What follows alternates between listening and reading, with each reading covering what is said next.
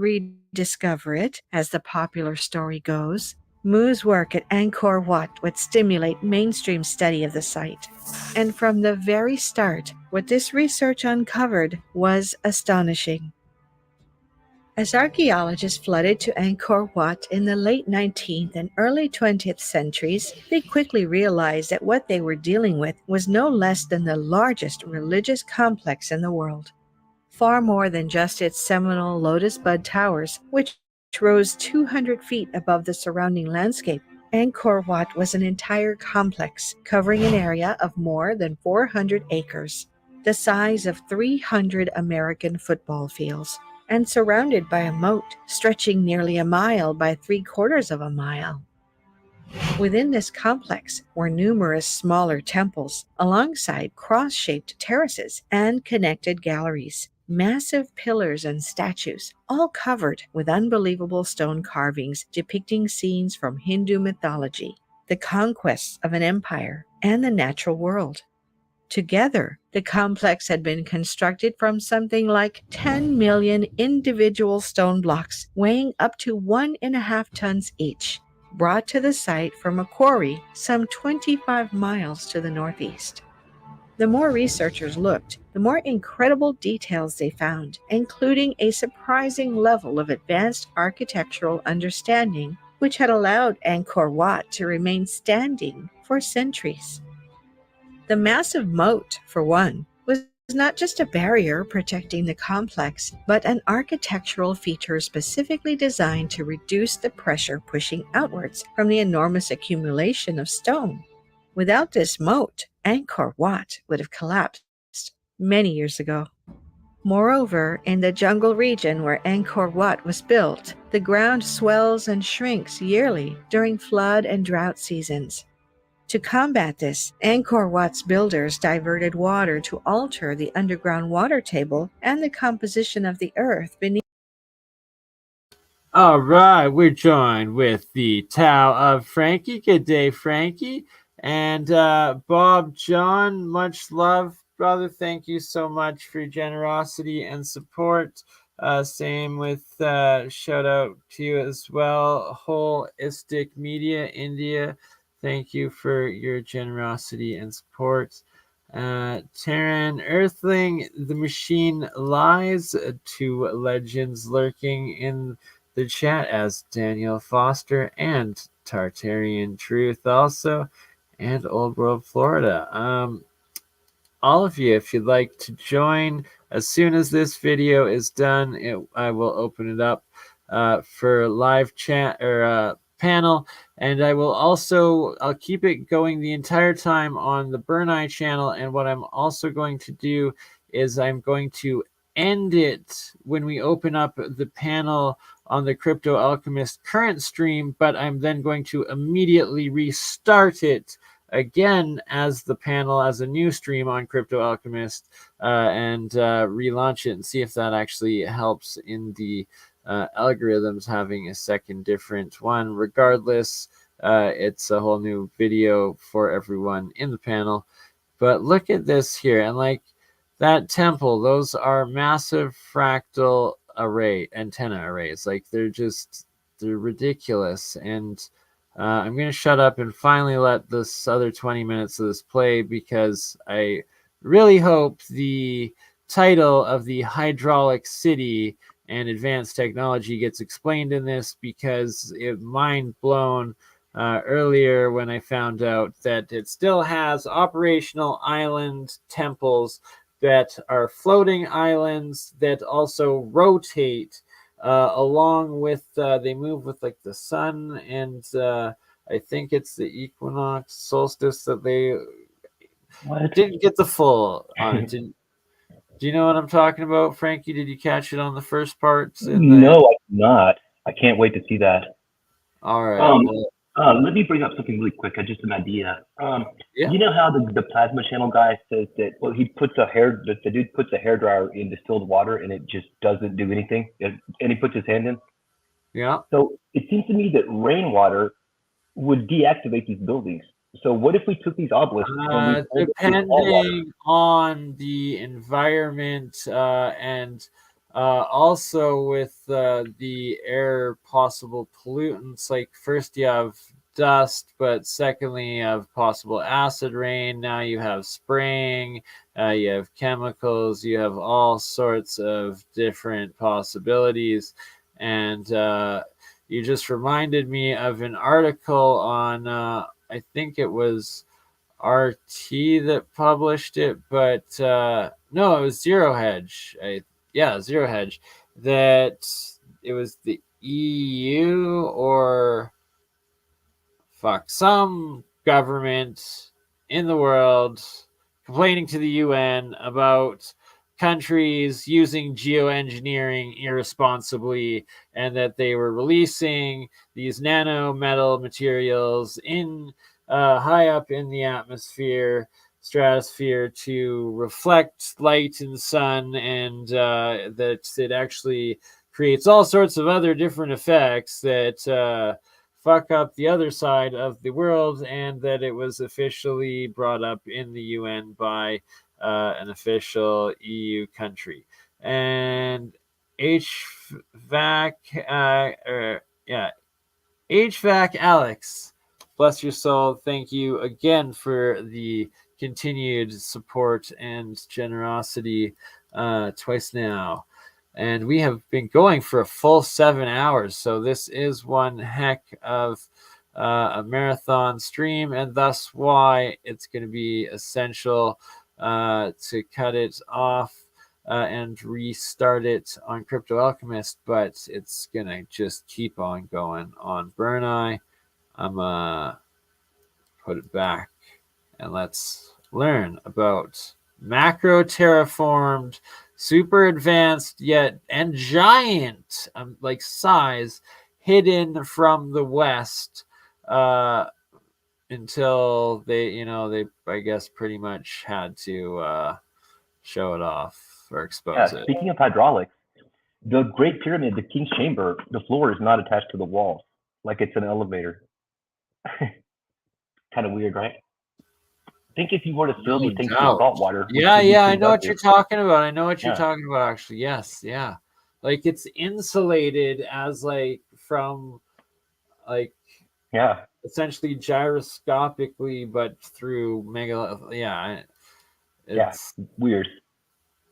I just think these obelisks, if you fill them with salt water, it's conductive. It's gonna become a real antenna like metal. Well, and salt water especially. And if you have half salt and half fresh going, then that's an even bigger dielectric between the two.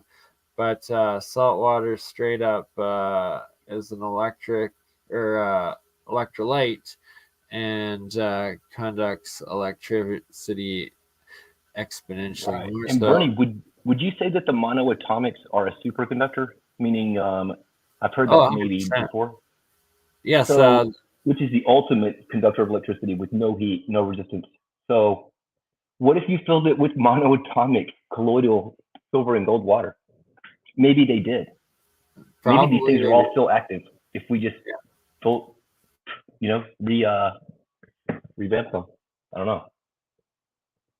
We could do it. There's an obelisk where I live in Savannah. You're right on the mark with that, brother. And continue that thought here. I'm just going to pull up some corresponding pictures, examples of some sites that could potentially still be active doing exactly that. Let's see. It's OOP Art or OOP Art, the out of place architecture. This thing, hold on, is it, here we go, wrong one. We've got to go to,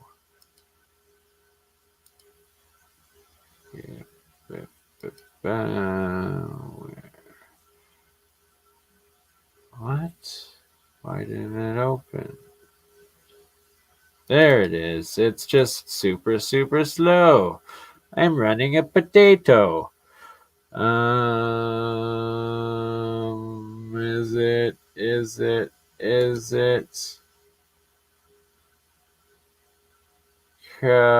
Pow! We have power. Look at this baby. And look at these ridiculous, oh my god, it was just a thumbnail. My apologies. How about this one? Actually still covered in gold. Probably still has mercury up in top here. And that is a fractal ray antenna waveguide going into the dome generators. Look at that thing, and it's still pure gold.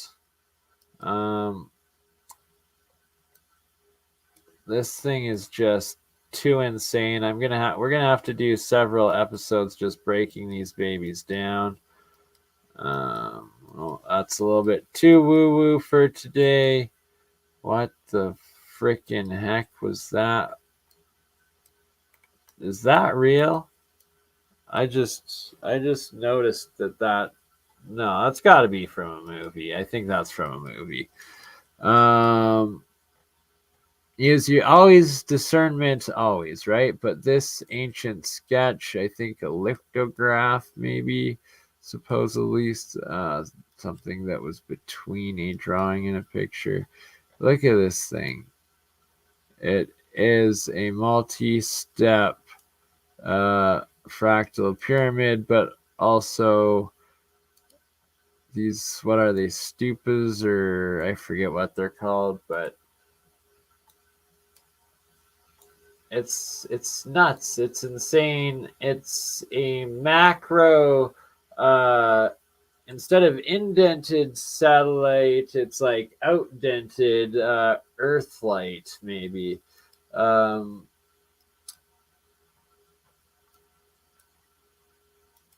My apologies for the ones that are sadly thumbnails and not the full high-res pictures.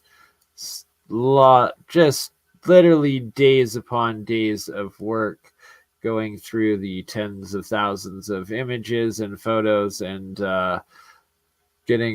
organizing them and trying to find the high qualities and getting rid of the low ones. Look at so 1, 2, 3, 4 megalithic, and the size of the people to those elephants that carved. Those well documented. Oh, that's going woo woo.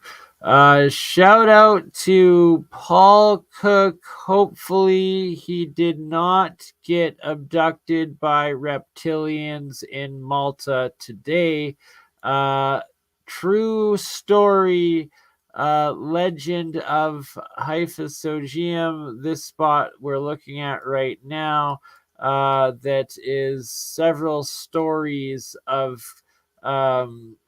carved out underground caves that somehow amplify exponentially sound from one room to another to another to another as it carries on, and then has underground tunnels below them that were sealed off in, I believe, 1928 when 50 missing school children and their teachers and their guides were down exploring the caves below this, and were the worst legend of it was that the rope was cut, like just clean cut, that was like the safety rope, and that for a week or weeks that apparently the kids' screams were being heard throughout the city or town of Malta. It said, is Malta an actual town on the island of Malta?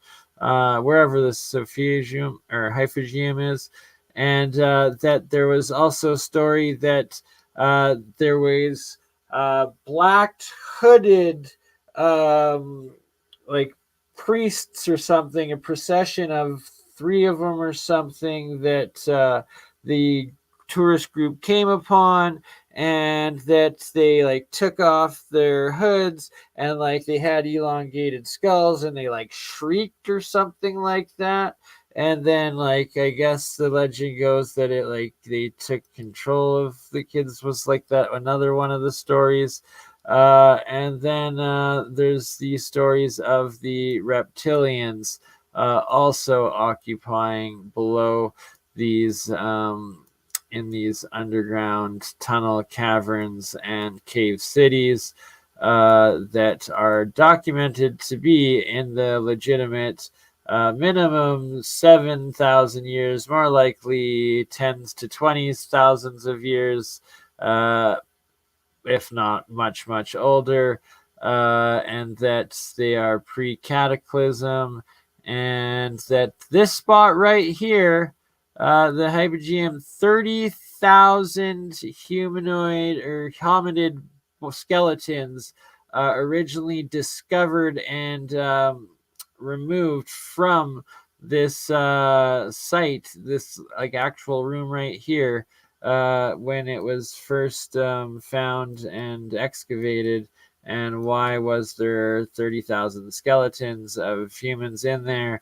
And was that where the elongated reptilian people dispose of some of their human victims? All just conjecture in your next RPG metaverse video game, of course.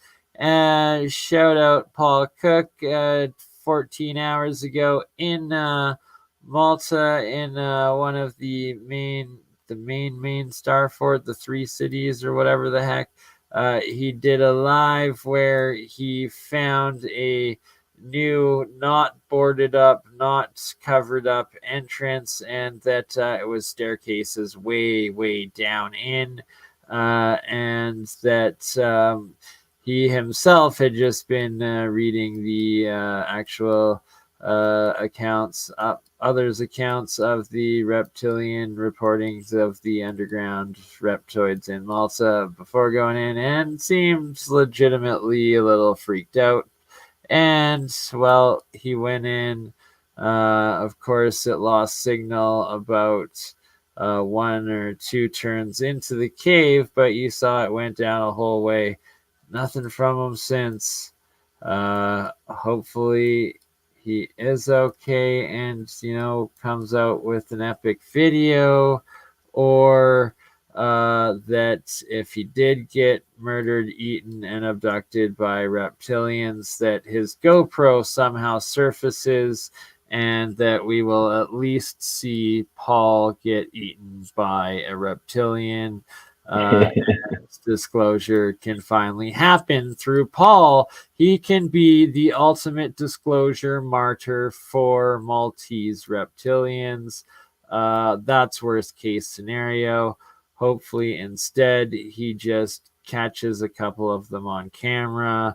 They rough him up a bit. He escapes. We get the footage. I don't know. Let's continue.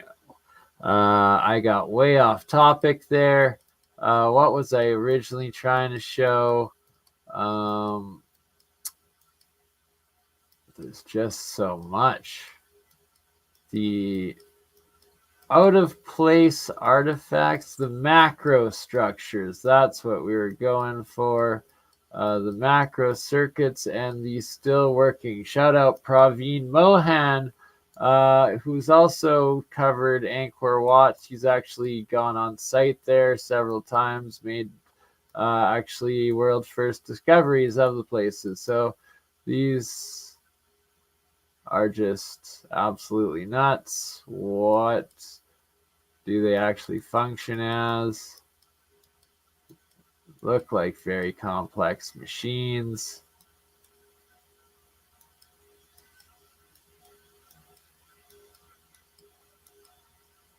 As does this. As does this. And these are the ones that could still be working and being run today by the royal families, and maybe still true knowledge, esoteric occult wisdoms of the ascended masters and of spiritually pure bloodlines, and in Burma, aka Myanmar, I believe is where this one exists. Maybe it was Laos, but I'm pretty sure it's Burma. Most of Myanmar / Burma's have like the craziest of all of the still covered functioning gold temples and cathedral ruins. As does actually Russia. Ukraine did up until the war starting in 2014. Like, oh, is this Egypt? No, that's Tibet. Looks pretty similar. Also looks very similar to Bolivia, Peru. I love this. So, for those that say mountains and mounds aren't pyramids, this is the 1900 photo of Mexico City, Teotihuacan, Pyramid of the Sun. Here it is, 2022, dug out. And yes, it is a full-on pyramid, like the vast majority of them. Here's Iran, another. So this one in Iran, also this old world looking like these macro processor circuit board computer style layout builds. And that is what I was trying to talk about, tying it all back to ain't volcanoes cool. Wow. Bernie, do you have any news on Dutch? Did the lizard people get him? No, they definitely did not. We're going to be talking again very soon. Don't you worry about that. It shall happen when it happens, and when it goes live, it will be amazing. Look at this. Just these things here, like I could just imagine the plasma, and during misty lightning storms, possibly they have functions.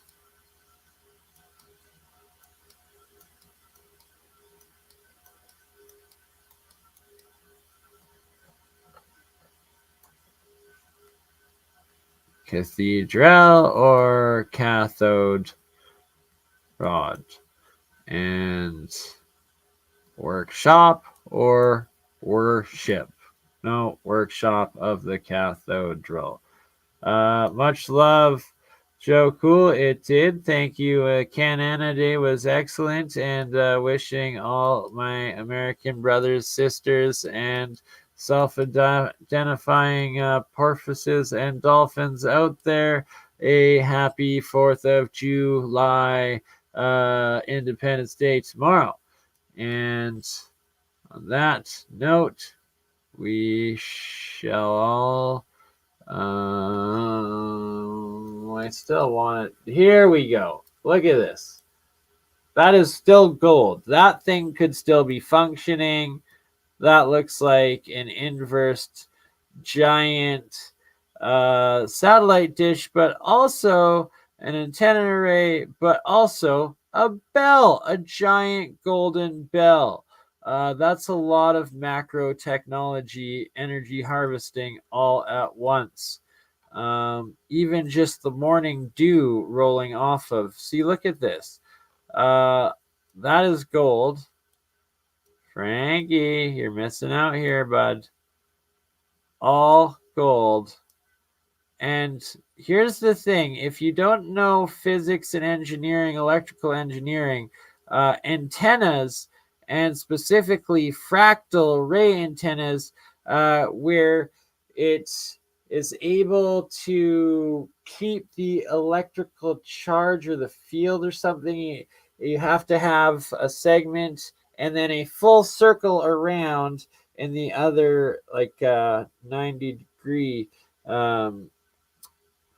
angle to it, and then another rod up connecting, and then the other circle and another. So basically each one of these rings is that, and it's multiplying the energy and the electrical differential that it is harvesting going up into the atmosphere, pulling that electrical energy and differential down into the ground, while also exponentially increasing it through the giant bell resonator dome.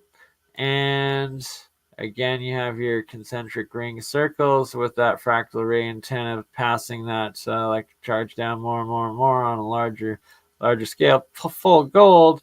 And I even would speculate that in misty, rainy, dew-driven mornings, or the ocean, especially ocean sea breezes with some salt, the dew coming up, collecting on this and running down would create even more of electrical differential and charge going in and out of these things. And if you were to play a pipe organ or some instrument inside of there, could become a transmitting antenna. Oh, yeah. Good point. Very good point. There's some famous alchemist who said that the secrets are hidden right in the cathedrals. Maybe there's the windows. When you play these organs, especially a bunch of different notes, well, these windows are gonna act as an antenna. So like maybe even a light antenna. They are fractal way beyond my realm, but as well. You are correct on that. Yeah. I'd like to hear what the other guys think about that. I don't even understand how you would measure light frequencies. It's sound frequencies through the cymatics, and it's a 2D image of a 3-dimensional sound wave cymatic that are in those cathedral waves. As for the sound, how you measure sound or light, is through color and the color spectrums, and that is what fiber optics essentially is, and fiber optic data transfer is through and deciphering color and light waves. But yes, I would absolutely love to hear Jeremiah and Jeremy's takes on that. And now that I have gotten way off of course here, let's finally... Yeah, just as much mine. See, still gold. Look at these Orthodox cathedrals, too. All right, that was super woo. We're finishing off with this one. Look at all that gold still on there. Gold being the ultimate electrical conductor, and just wow. And these are the ones that there's some videos of them like being all charged up and like some plasma arcing at the tops of them. I've seen a couple legit videos of. Okay, so we stop that, and then we get back to Cambodia, which is right next to all of those, and everything I was just showing also exists. Meet the complex to prevent it from sinking under its own weight, so it would effectively float on a changing foundation and stay standing for centuries.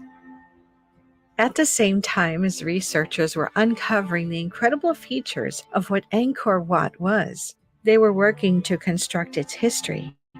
Using carbon dating, archaeological analysis, and a review of the area's rare surviving historical documents, they pointed to the Khmer Empire, which had arisen in the 9th century CE in Cambodia and grown over the course of centuries into the most powerful empire in the region. According to researchers, Angkor Wat was built by the Khmer King Suryodvarman II between 1113 and 1150 CE as a Hindu temple dedicated to Vishnu. From that point forward, Angkor Wat served as the physical and spiritual capital for the Khmers, the heart of a mighty empire, until gradually the empire declined for a variety of reasons and the site was abandoned, leaving Angkor Wat to be slowly swallowed by the jungle until Henri Mou's visit brought the archaeologists of the world to its doorstep. As this official explanation was put together, there were many who expressed skepticism.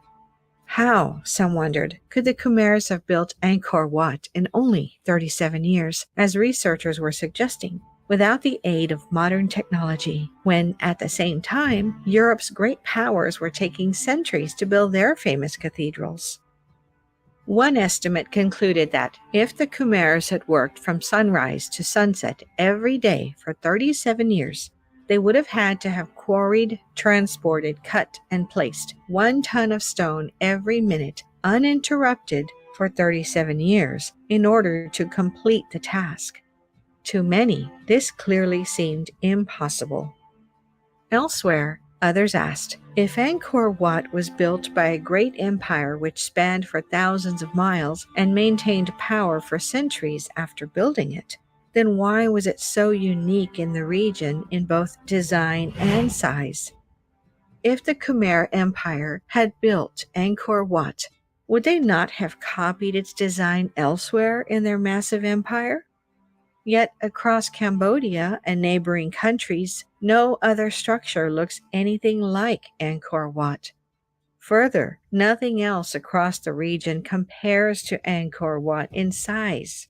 Would future Khmer rulers after Suryavarman II not have built bigger, greater complexes to establish their own power?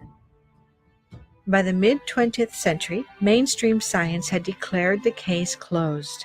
Angkor Wat was a magnificent temple complex built by the Khmer Empire over the course of 37 years, some 900 years in the past. But for others, the mystery was just beginning.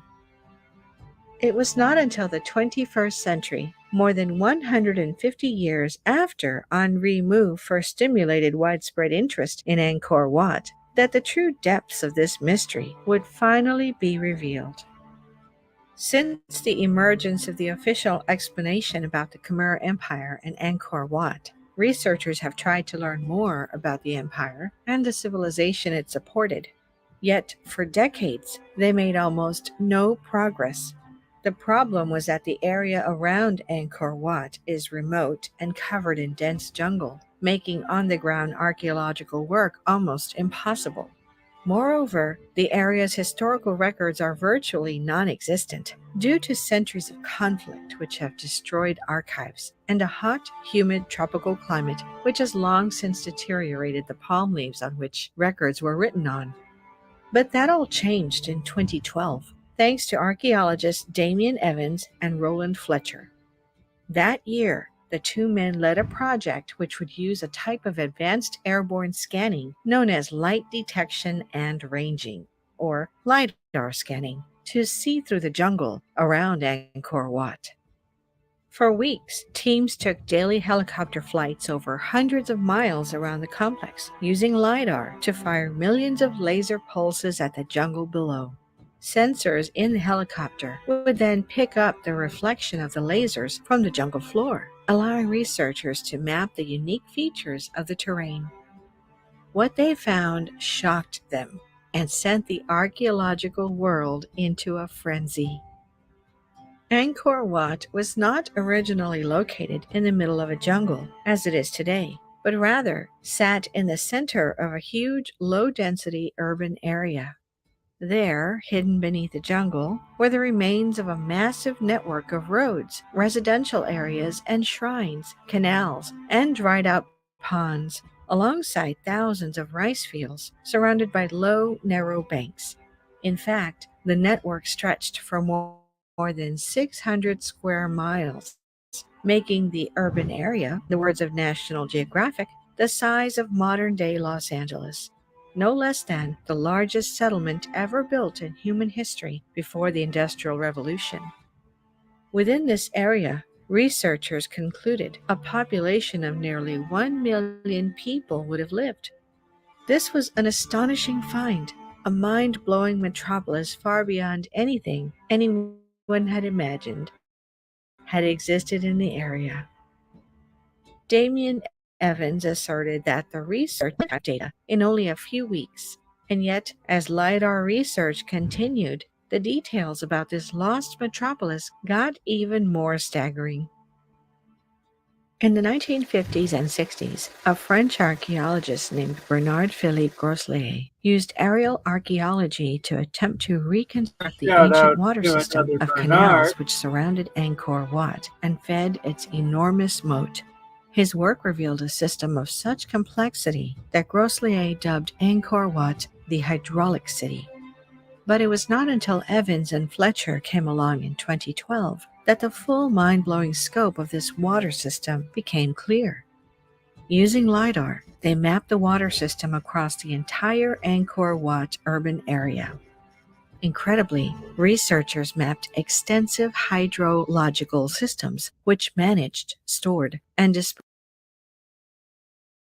Temporary paused it. Just look at the amount of terraforming, macro terraforming, and that this was all under the ground, that they're just like recreating and starting to dig out. And Angkor Wat is only 1% of this overall site, and the 98% of it is reclaimed and covered by jungle and dirt and needs to be excavated.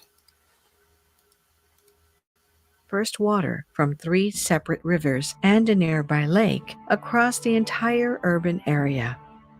It was a system of unfathomable magnitude and ability. Rivers and creeks had been dredged and straightened into canals and channels more than 10 miles in length and 130 to 200 feet wide, while a vast system of dikes spanning hundreds of miles diverted water where it was needed. Huge reservoirs called BurnEyes, the largest of which was 5 miles long, were created to store water, and a vast network of walled fields was constructed for flooded rice agriculture. With this water system, a landscape of sloping rice terraces was created with an independent water supply, which would have insulated the urban area from droughts. But it was more than that. The water system had clearly been built to provide a transport system across the urban area, as well as a domestic water supply for sanitation. Additionally, the water system included numerous ponds and channels filled with fish, a further source of food for the population within the city. Truly, Angkor Wat was an advanced ancient hydraulic city, one which went far beyond anything Grosslier had originally imagined, a water system totally unique anywhere on Earth.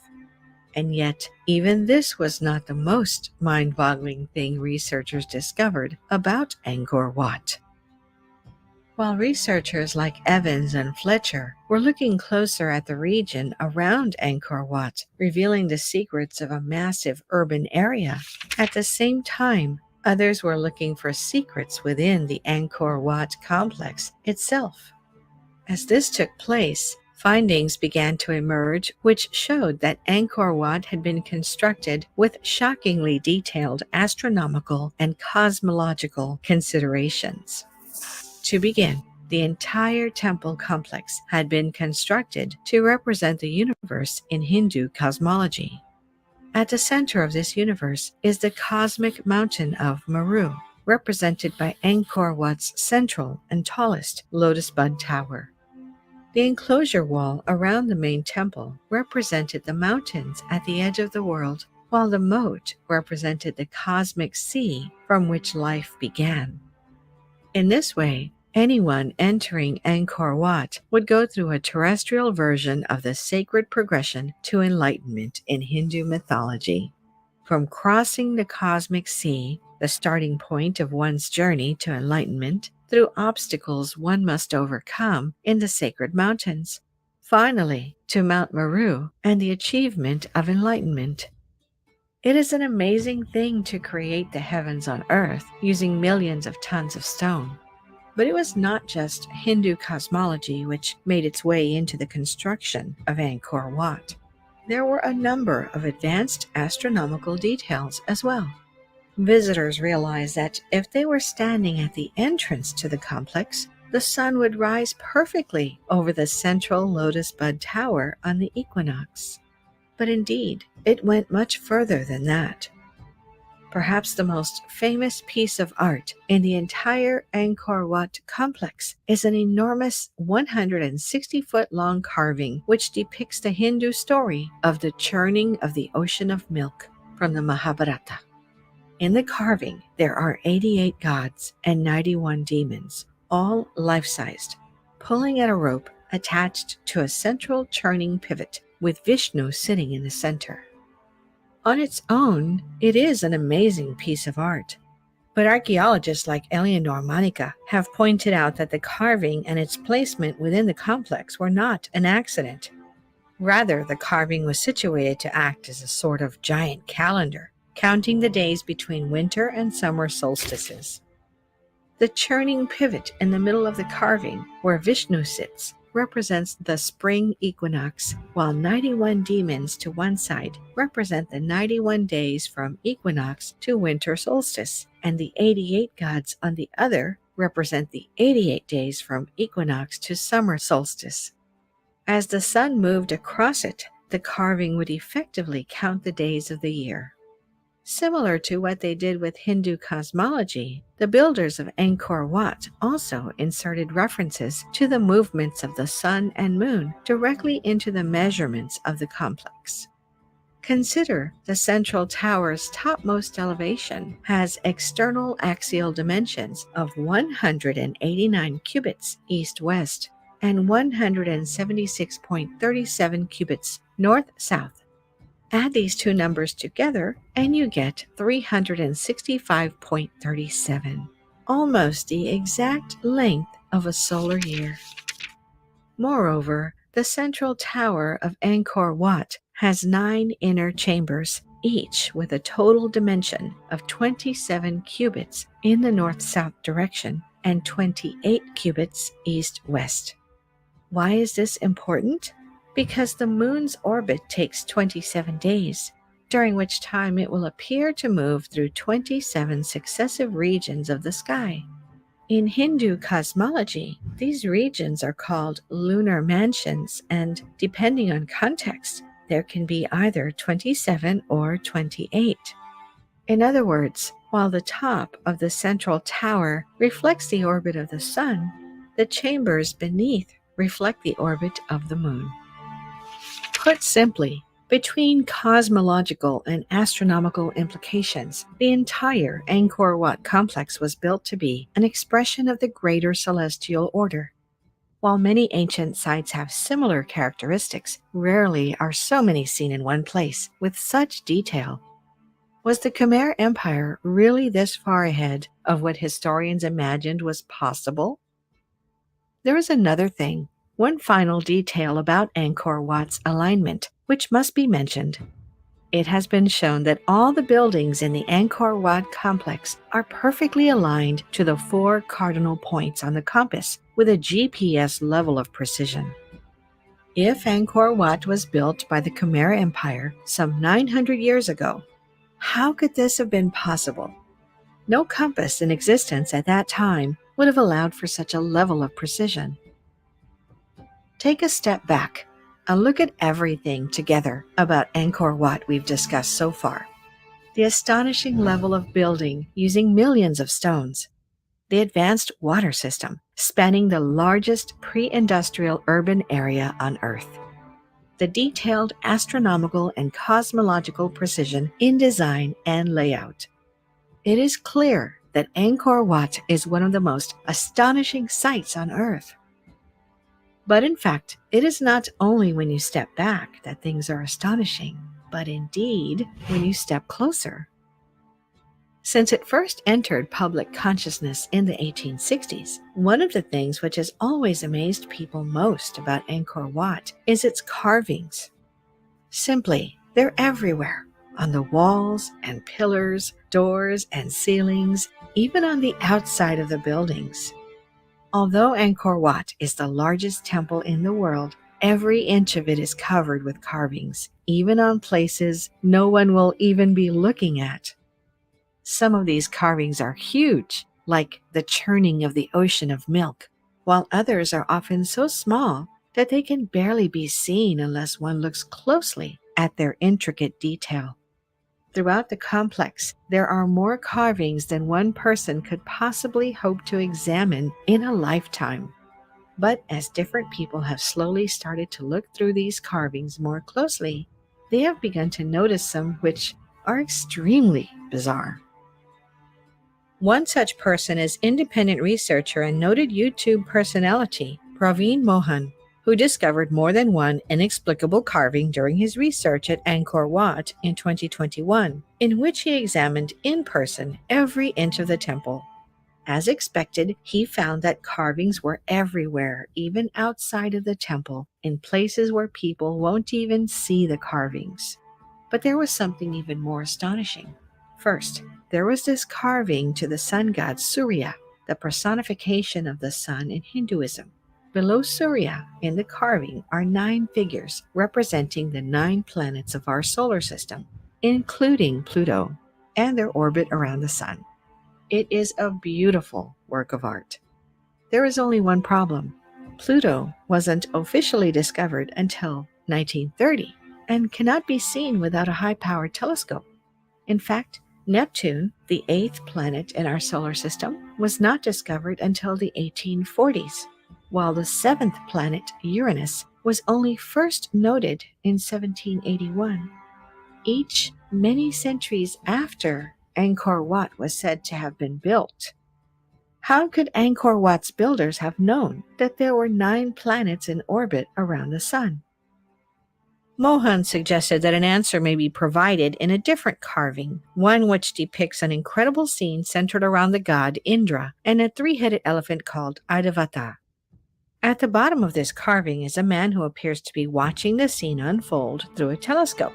He stands with a cylindrical device held to one eye, pressing his nose out of shape while the other eye is closed. Did the builders of Angkor Wat know there were 9 planets because they saw them through a telescope?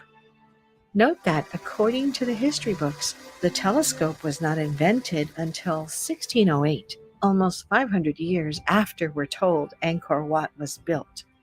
So how could this be possible? This was not all, though. Elsewhere, Mohan noted a carving which showed a figure riding an elephant with 4 tusks.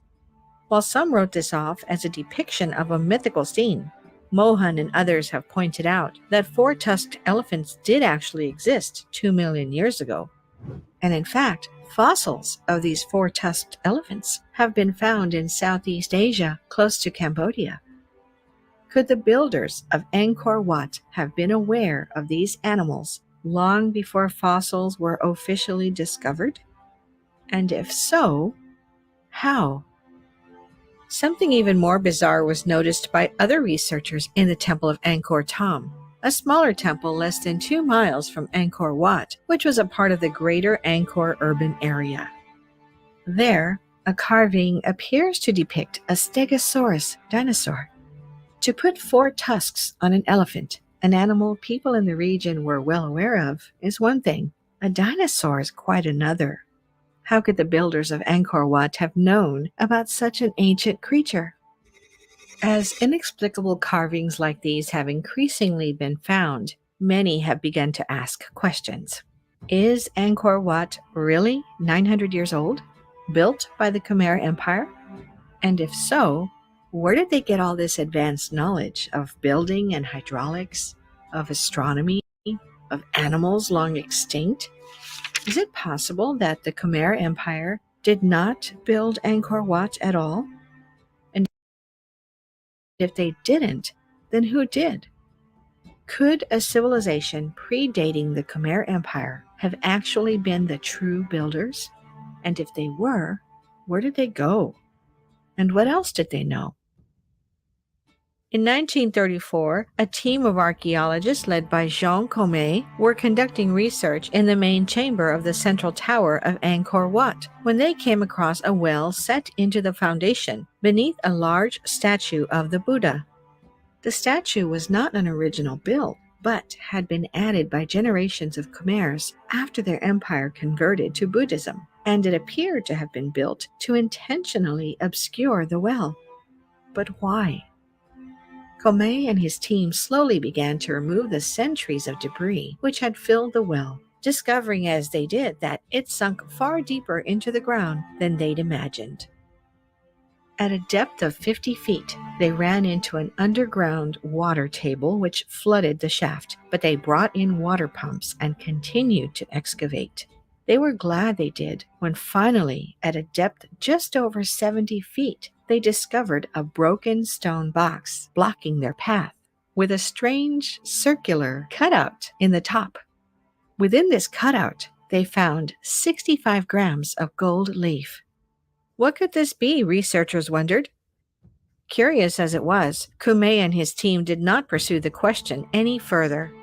Instead, they completed their work and returned to Europe without recording any further details, while the box itself was mysteriously lost.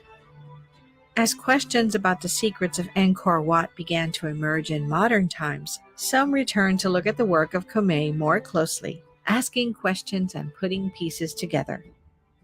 At the top of the central tower of Angkor Wat, there is a hole which lets the sun shine through. Some have suggested that the process of the sun shining through the hole, down the shaft, and onto the box could have been part of some sort of solar energy device, the sun's rays interacting with the mysterious box to create and store energy.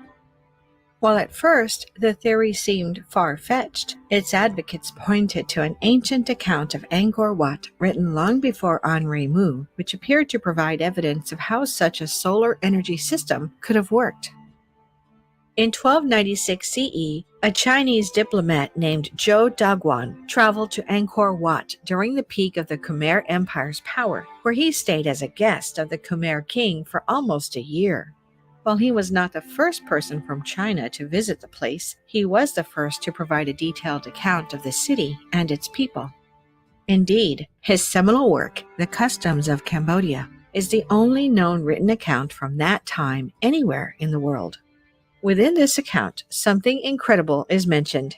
As Zhou wrote, in the center of the capital is a gold tower, flanked by 20 or so stone towers and 100 or so stone chambers. According to Zhou, the central lotus bud tower of Angkor Wat was made of or covered in gold. This jumped out to those speculating about a solar energy device at ancient Angkor.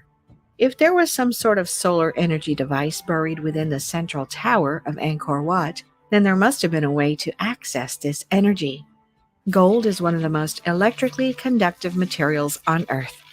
If, as Zhou suggests, the central tower was originally covered in gold, could this have to do with a projection of energy?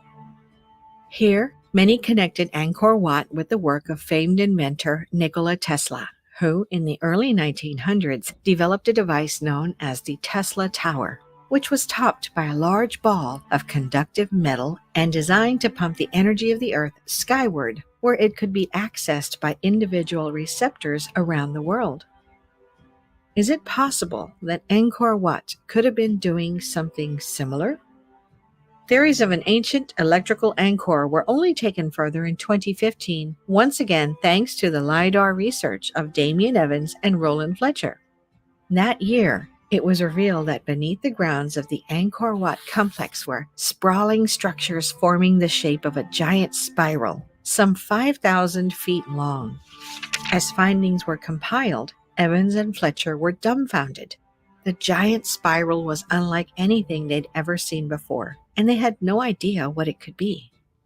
Fletcher called it the most striking discovery associated with Angkor Wat to date. While in their report, the two men wrote, "The huge, unique, and problematic structure of the rectilinear spirals has never previously been recognized or even predicted or supposed, and still defies explanation." Look closely at these spirals. Do they not look strangely electrical?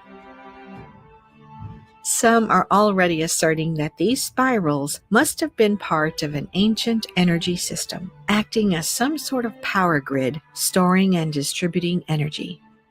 As more becomes known about the spirals in coming years, might they provide the proof of an ancient electrical Angkor?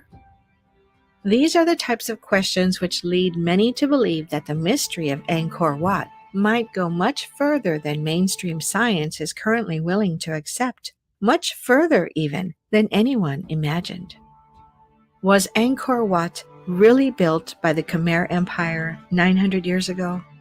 Or is it possible that the Khmers only discovered and used it? That in fact it was built long before them by some other advanced ancient builders?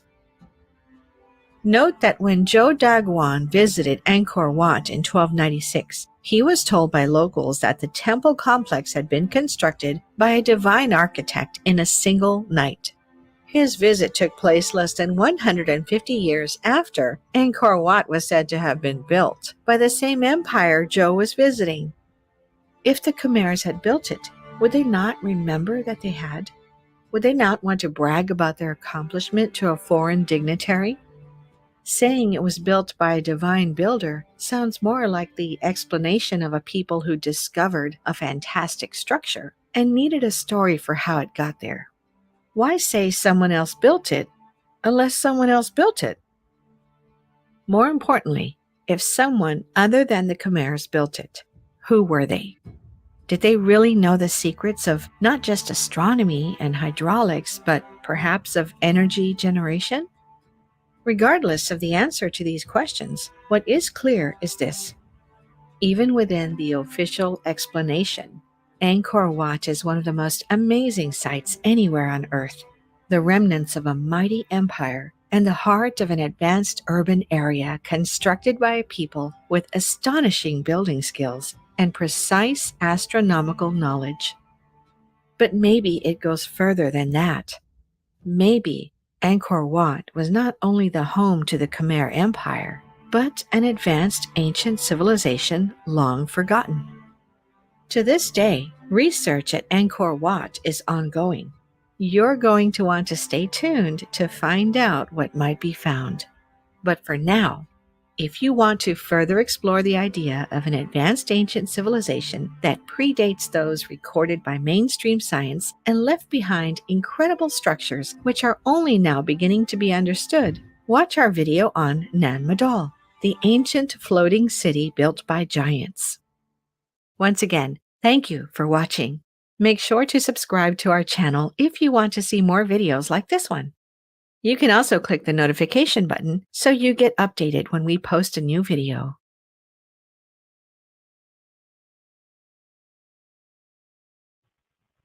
Epic. And that is a reminder for everybody to hit that bell for notifications.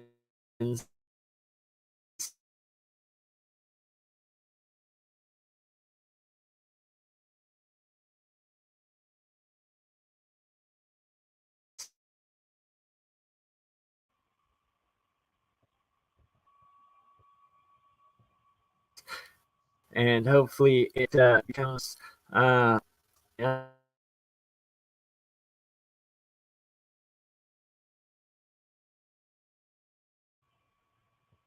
Bernie, your audio, excuse me, your audio might be fading out. Oh, can you hear me now? Is it way better? Okay, way it's better. Reloaded. It cut out there. One computer crashed. The other froze for a minute. And now the we're Angkor back. Wat. Oh, Angkor Wat's on a ley line, of course. I just checked it. A huge spot of them, right? Yeah. Yes. It's like 100 feet away from a huge intersection of them. Yeah. Probably they move around like the magnetic North Pole, you know? Oh, we got an echo. We got an echo. And now it is done. Sorry about that. It wasn't me. Esoteric Knight of Malta, welcome, brother. My Sherry Aunt Nolani, welcome. Brother, you might have to go digging for Paul if you got, well, actually, maybe just send in a drone for the GoPro if he did get taken by the reptilians. Hopefully he is alive. I say this jokingly, but with like the conspiracy paranoia in my heart that prays it is not true. And I don't know, it's creepy as F. There's lots of legends of reptilians in these underground caves of the world, and especially They're Malta. not there. They were probably, right? Exactly.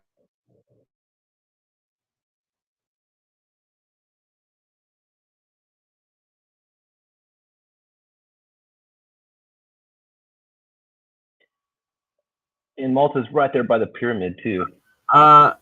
My Sherry, I noticed a few days ago that both of my accounts had been, and then I messaged Ben, and he was like, "Oh, I had no idea. Sorry," and fixed it and promptly put them both back. And yes, so it seemed to only be in effect for a couple of days. Someone shadow banned me, blocked me, but Ben restored it, and I've been able to comment again and participate, as he does absolutely epic work. Shout out to the archivist analog, Ben, whose birthday it was yesterday. And July 3rd today, July 4th tomorrow. July 17th is my birthday, so exactly 14 days from today, I am turning 38, 39, 39. Oh my God. How old am I? Jesus. That's a good number. No. 38. I think 38. Am I the same age as Paul? 85. Whatever 85 is. And posted the StreamYard link if anybody would like to join in the live. I posted on Crypto Alchemist channel in the live right now, and I will what we're gonna have to do, as we are at 8 hours, this marathon stream, 8 hours long right now, so I'm gonna end it on Crypto Alchemist, but I'm gonna continue it on the BurnEye channel. But also we are posting the link to join, so anyone that wants to join the panel can join in. Oh, happy birthday, Humble Be Wonderful, July 19th. Stacy Sunshine is Friday on 7/7. Happy birthday. We have a whole bunch of crabs in the house. It is a community of cancers. Mine's the 16th. Right? And happy super moon, by the way. It's just crabs. The cancers are everywhere today in this chat, in this community. Okay, so I also am doing real alchemy. Yes, this one. You can see the aluminum zinc in the middle there starting to condense down. The one on the far left that Bender is staring straight through, it's completely collapsed down. What I'm going to do next is disconnect this giant jar from the 5-volt plug-in, that's power supply that I have going to it, and then remove this pure aluminum beam. Shout out to Ted, who donated me the scrap aluminum. Anyone with scrap copper, aluminum, stuff of the sorts, especially in Alberta or Western Canada in general, you want to ship some scraps, donate it. It's perfect for alchemy and building coils, or make them yourselves. That's why we're teaching it. So I'm going to set up a couple new reactions to make colloidal silver, because it is currently a full moon, or very close to the full moon. I think it's full moon right now. Is that correct? Yes, and it's a super moon. Super moon and full moon. All right, it's so a little bit closer to the Earth, they say, and bigger. Boom! Look at that. So let's test it. We're doing real science and alchemy in the house right now. That we will set it back up for when we come back on the live on Crypto Alchemist. So it's going to be ending on Crypto Alchemist in 5 minutes here, but I've posted the link to join. The StreamYard link is in the Crypto Alchemist live chat right now. If anyone wants to join the panel before I restart it, because I will be restarting it, and we're going to keep this marathon stream to 11 hours on BurnEye. So there's 3 more hours of a panel to come. And yes, one more time. So continue watching on the BurnEye right now so it doesn't cut out for you at all. Posted in the live chat. So, head on over, give an extra like and sub, and continue watching live, or on the Tao of Frankie. Also, Frankie's channel now streaming. And Thanks. Oops, did I freeze again? I froze. And yes, here we go. Invite again. Anyone who would like to join the panel.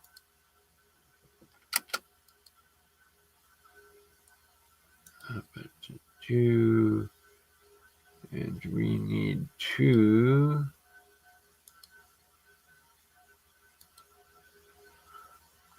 Very good. Getting there. Aha.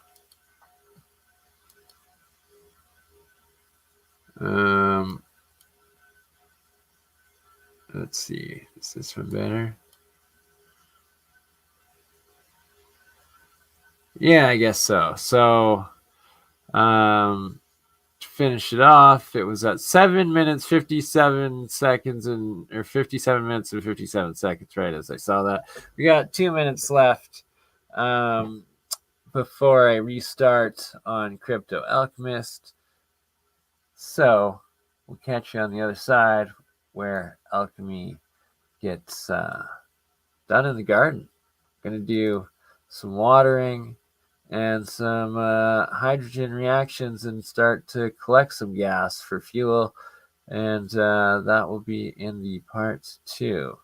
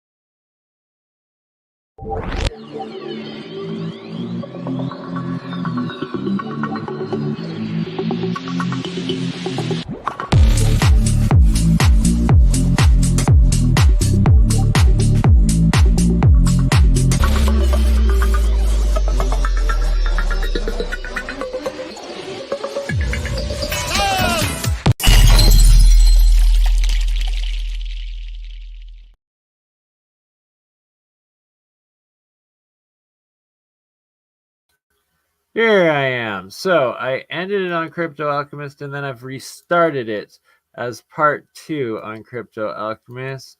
Oh, is it live? It is. Says it's live. Very good. So it is live. I think so. Yes, we are. Very good. In part 2, we are actually going to go out into the garden and cover electroculture here. And Frankie, what are your thoughts? And have you been doing anything with electroculture yourself, or with the monatomic colloidal waters and agriculture? Are you doing any agriculture? Do you grow any of your food at all? Both. I'm not very good at gardening. I'm kind of excited about it. So I got 3 different jars with sprouts. One of them has got the coiled copper in it. The other one is under a pyramidal shape, and then the other one is just a control. The pyramid, the one under the pyramid sprouted 9 days before the other one, and was almost 3 inches tall. I actually have a video, but I can show it later. It's pretty profound, actually. Now, it could be that the light's reflecting up, yeah. And I'm also making some silver water right now, too. I was thinking the same thing as you about the moon. I'm not very good at it. And I don't know if it's sea level, but I can only put 1.5 volts in before it fries the cathode. Or just like burns the surface. But it does work with just 1D battery. Yeah, I recommend that, actually. That's a good way to start, is the 1D. Yeah, I wonder if it matters that you're up at where it's cold or way above the sea level.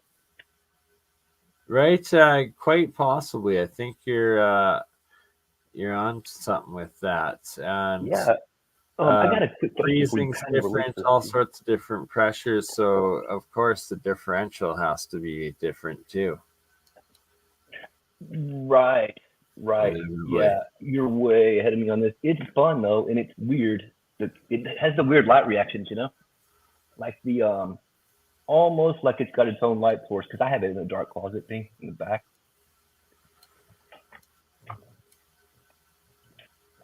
Let me ask you this, Bernie. So this thing is basically, it's copper inside of a copper thing, and these are magnets inside of a donut. So this thing. Show that again. So please explain in detail what you've got up there. Great, Okay. Sarah. Okay. A couple of coppers within donuts. Yeah. So inside of one of these are magnets aiming at each other, opposing. These are on wires, separate. This is also magnets. So this is a hydrodynamic drive. This should spin the water with some current, like I think just DC, into a tornado. It's sort of like it was kind of like what the dude was talking about, I think. And the question is, when I do this, it's going to create hydrogen and oxygen gas? And is it going to create monoatomics too, if it's spinning like a tornado? Because I think it's going to. I kind of want to try this live, but I don't have the jug for it yet. What are your thoughts yes, on that? I believe 100% it will create the monoatomics. That's part of the wind hex technology and design of Bob Greenier and Martin Fleischmann Memorial Project there. And Cosmic Dave has been experimenting getting some over unity, what I suspect is over unity, in that out of the vortex he's putting the cold water mist in and getting hot water, like steam out, sort of thing, or something like that, charged ionized with the monatomic metals combined. So I have one of these dudes. It's like basically a stun gun. Yeah. Should I? This is 8,000 volts, about, I think, or between 4 and 8. Should I try that too? I don't know. I mean, it couldn't hurt much, but I would like to see what it does. Yeah, exactly. Right, records as a control and then as like an alteration, and each experiment. Yeah, the magnets are supposed to make it way gnarlier.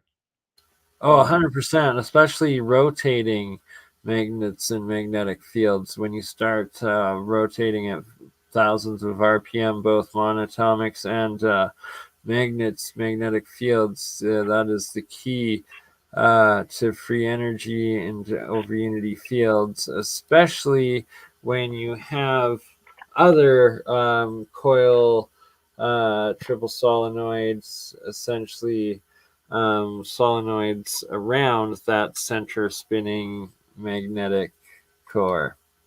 I was thinking about going to 40 positive. volts or something. Just, Also, I don't know what the guys are going to think about this. Maybe it's stupid. Maybe and happy birthday to Frankie. Frankie's birthday is July 16th. Mine's the 17th, right? Look at that. Yeah, pretty cool. Bunch of Cancerians here. So this is my version of this is a rodent coil made of hose. Inside Very of it is nice. that, it's got bagelled silver too. and gold colloidal water inside of it. So is the field like Dan Winter was saying, the field of these MonoAtomics are so big. The dude from the plasma channel, once again, he basically took a water hose and replaced it with the top of a Tesla coil. He got rid of the toroid and put a water hose, and it works 8 feet away. So what will this do? I don't have a proper power supply to do this yet, and I would like somebody's advice on which one to get, because I can't find one that gets above 40 volts that gives me control of the frequency, But I wonder, is this going to make a difference? Will it have no resistance compared to copper? It's just a single wrap. I believe it will. It definitely worth testing and setting up. I love the idea. Yeah, why not, right? I don't know how you could test it, except for just, will it spin a magnet on less power or more? I don't know. I'd sure like to hear people's thoughts on it, especially Gerald too, of course, especially everybody. But I think he already been thinking about this, pretty sure.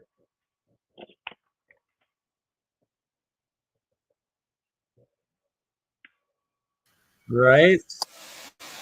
I should actually everybody the email of the link to join at this point instead of just posting it in the live chat a couple times, as I just restarted the stream on Crypto Alchemist.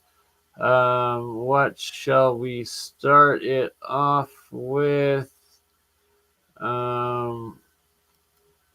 Let's start it out with shout out to Lucius Aurelius, Darren Kuyu, the underground city of Turkey.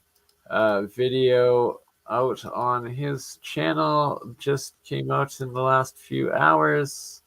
Let's take a little look-see at Darren Kuyu while I send the emails for the team to get the panel going. Okie Oh, do you got something you want to share? Or? Oh, I could really quick. This is a theory. Of course. Let's see here. I'm not gonna play this. I'm just gonna show you. Actually, you can't even play it. Okay.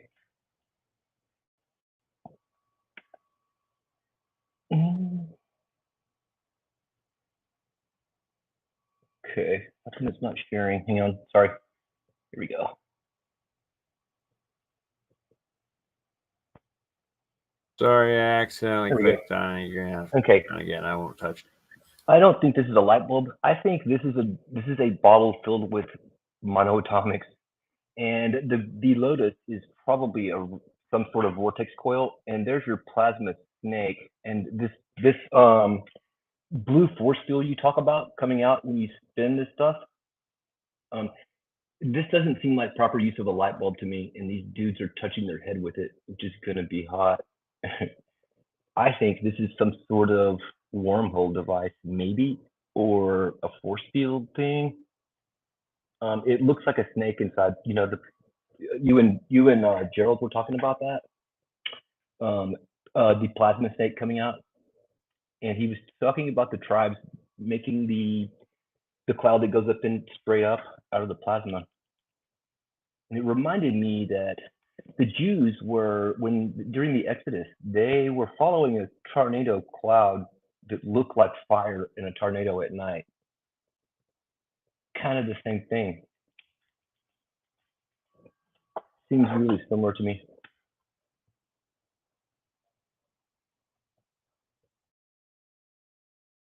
Yeah, and that it could be always like the arc I see coming out of it, and plasma potentially. Have you seen the reconstructions of the people that have put? I forget. I think maybe it's argon gas, and then the gold. I think it's like a solid gold swerving snake replicating the center of the dendrolite, hooked it up to a couple of Baghdad batteries, and got it powering a bright UV purple blue glow. That's awesome. Yeah, we Pretty should cool. Makes me wonder.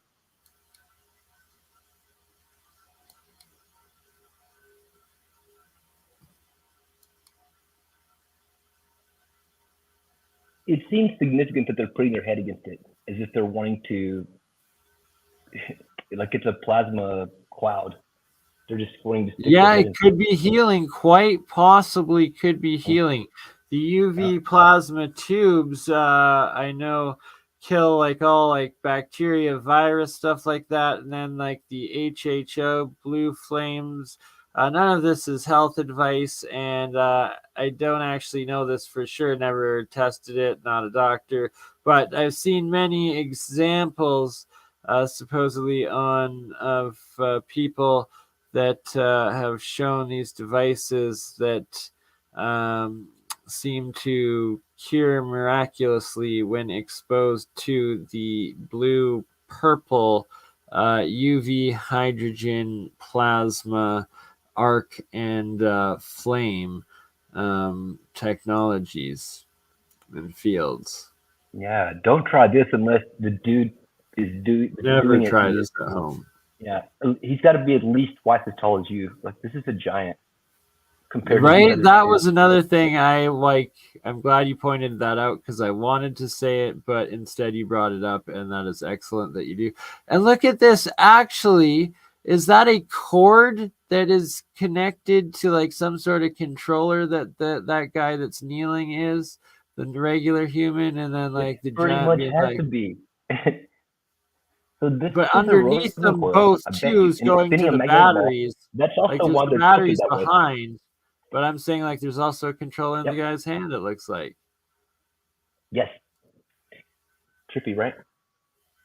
Very trippy. And Malta is right around the corner from there. Shout out. Oh, exactly. There's legends as well that the underground caves of and tunnels of Malta actually connect under the or the Mediterranean Sea directly to Giza pyramid tunnels themselves. So that is actually a modern day conspiracy of ancient legends and possibilities. And yeah, fascinating stuff. Glad you made and connected that sync and that dot right there. Shambhala, right? Exactly. Oh, see, I don't. Maybe we'll play it at the very end. I've got a bonus of video that I don't know if it will copyright strike, but so we'll play it at the very end. But it's like 40 different well documented story places of access to the underground tunnels around the world, and then different people's experiences with such locations. Yeah, 1,800 feet down, he says. And I wonder how deep the Mediterranean is. Good question. Are you able to pull up Google Earth by chance? Yes, absolutely. Excellent. In fact, I already have it up. Or no, I don't. I did a little bit ago. So what I would like to do right now is if you could find this spot right here. Shout out to Jim Dillinger channel, and Jim made this video last week, and we went over it the other night. But this being off in New Jersey, I believe, on Long Island, and there's these petroglyphs here, and what essentially he's suspecting in the argument is that if this is old and ancient harbors and landscape just being like newly maybe uncovered and brushed away by the hurricanes or some shit, flooding, something like that, and that all of this what would be claimed as new marina and stuff was actually old, or is it new and they had lag on my side, Bernie, with the audio. It should buffer itself out soon. Okay. Close up of these geoglyph petroglyphs, you can see like a seahorse, a stork, another like seabird or turtle, like a shark, and then these different symbols and stuff. Frozen up, or I am. Let's see here.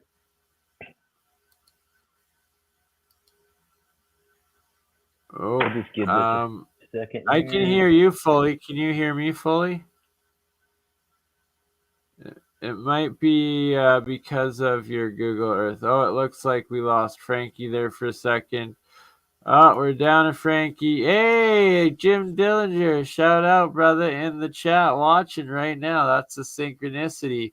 So while we wait to get Frankie back, and while we have Jim in the live chat, everybody needs to go to watch on the bottom here these specific coordinates, enter them in to your Google Earth, and those.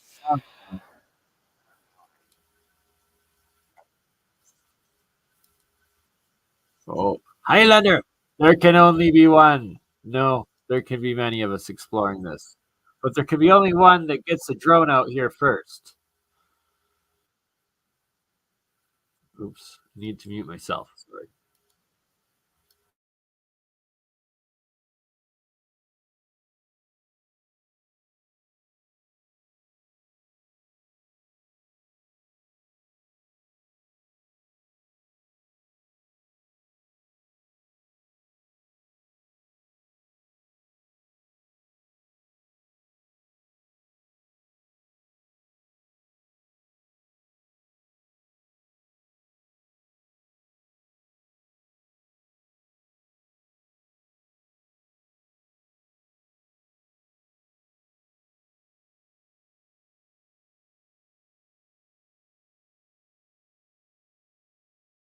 I do have to pause momentarily. Sorry to interrupt your excellent episode once again, Jim, but give credence where credence is due. And it is true that Tartarian Truth, Shem Jacobs, 2 or 3 weeks ago, maybe even a month or two now, I don't know how fast time flies, but it was definitely on Tartarian Truth Instagram.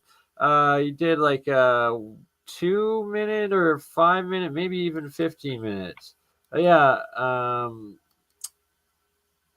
to 10 minutes.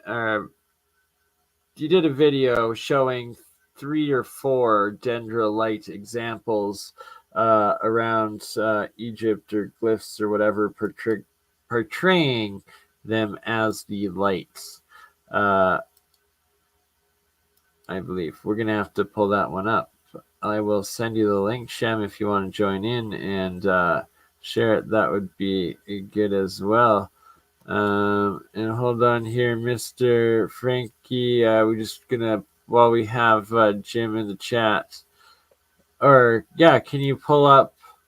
Do you see this location here in the bottom right corner? And can you pull up this spot on the Google Earth that you have in the 39, 43, and 44, and 74, 07, 49 west?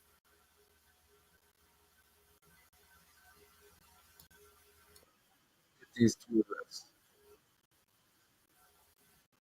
Bernie, can you give me that again?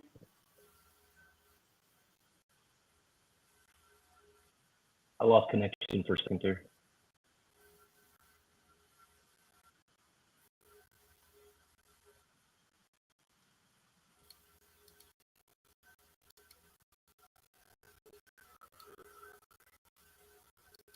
Right. Oops. So I do have sound. Okay, sorry about that. All right, so it is. We need a 39 degrees, 43 feet, 52 inches, symbol N, 74 degrees, 07 foot, 35-inch west. If that is correct, or if that makes sense. How am I supposed to read it? Like in minutes and stuff? I honestly took geology and geography and passed. Yet I can't remember. You're in Malta right now. Did you need those numbers one more time? You're muted, Frankie.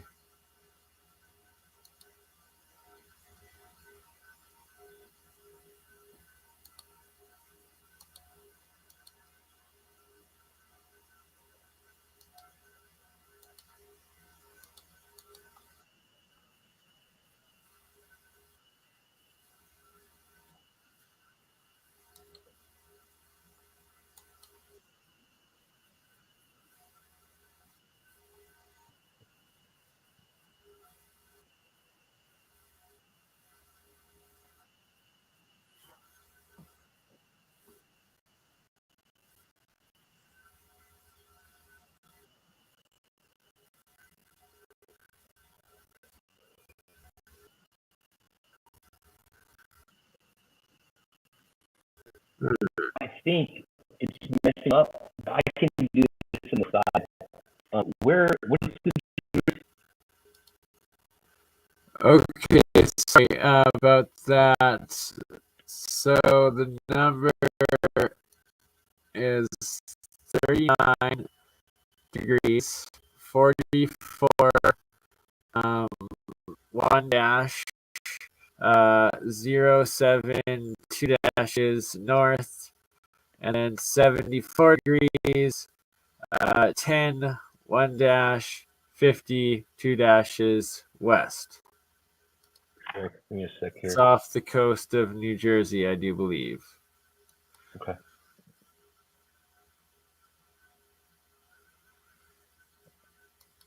All the internets. I don't think they want this one getting out. Like it. Oh, it was playing the wrong one. I was sharing the wrong tab, wasn't I? There we go. Now it's playing.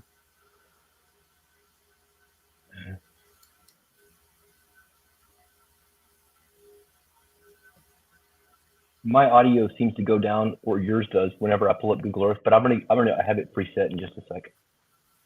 So you can see at the very bottom there, it's written in the right corner finally, instead of me trying to read it off to you.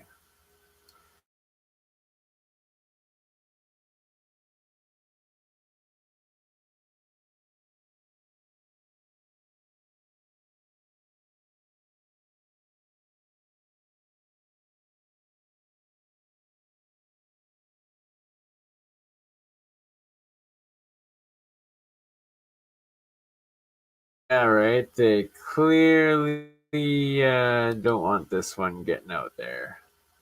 And shout out Jim Dillinger in the chat. Oh, we got 2 Frankies. We got New West Reset also in the chat today.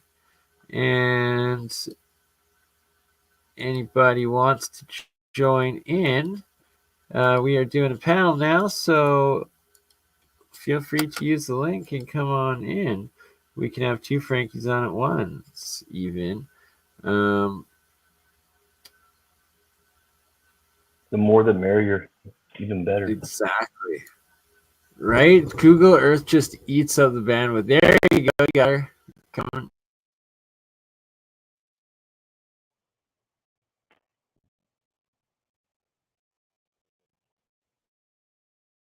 Okay.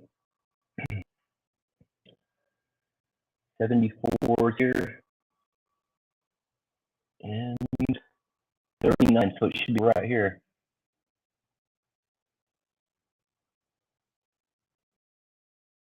No.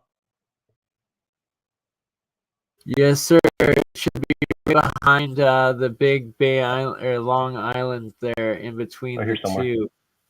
Yeah, between the underwater?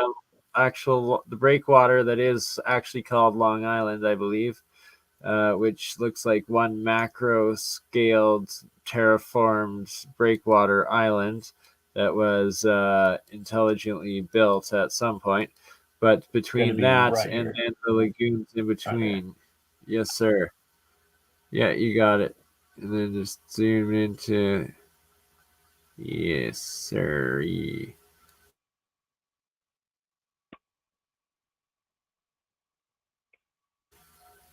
Marcel Ploger, welcome, good sir. To everybody in the EU joining in from Europe, prayers are with you, especially if you're in France. Do not fall for Albert Pike's morals and dogmas, World War III, by turning the Islam and Hebrew and Christians against one another to bring in a Luciferian reign. We got a Frankie and we got a Frankie. My other fellow Frankie fingers, Tartarian, Calgarian, Targaryen, and the Tao of Frankie. I'm not sure, have you two met before, but if not, hey, how are you guys doing? Frankie squared. Nice to meet you. Nice to meet you, Frankie. How you doing? Good, man. Good. Good. I feel like a guy feels like he's talking to himself. I know, right? Which wouldn't be the first time. Let's face it. No, he's good at it. I'm terrible. How you doing, Bernie? So good, brother. Good. How are you? Oh, not too bad. Yeah, just kind of chilling today. Got the day off, so. Perfect, right? Yeah, I guess it's just Canadian holiday, statutory holiday. Is it a holiday in America too, or is it just tomorrow? Is it a regular work day in America today? They're like, screw you, Canada, with your holiday. I don't know. Yeah, that's a good question. I think they probably have Saturday, yesterday, today, and then probably tomorrow. They probably would try to make it a 4-day weekend. I mean, that's what I would do. Why not, right? Right. Well, France, they're trying to make it like if they celebrated for Canada and for the U.S., it'll be 10 days of fireworks and fire. Just... Yeah, because officially yesterday was Canada Day, but because it fell on a Sunday, today's the holiday, I guess, is how it works. That is correct. That weird, strange government bureaucracy. Frank Tao, good sir, were you able to get that specific one, or are we seeing it? Yep. Yep, I have it here. I'm adding it to the screen, but every time I do, it seems to pull up the BurnEye picture instead. Well, yeah, that's just while it loads. You just gotta let it. Okay. Load while it does that, and it's just because it's eating up a whole lot of bandwidth. I could kill the other windows. I have like 4 or 5 open on the other screen. Let me do that. It might help. Oh yeah, no, we're good. We're good. There you go. We got it. Oh yeah. So this appears to be right about here, right? There's a lighthouse. I believe so. Let's just zoom in and take a look, see at all the sandbanks, maybe up to the right as well. 39. Like, undeniable that this is all man-made. 3946. 3944 is right about here. So, and then 74 is right. So 74.10. 39.44 and 74.10. Bring it back.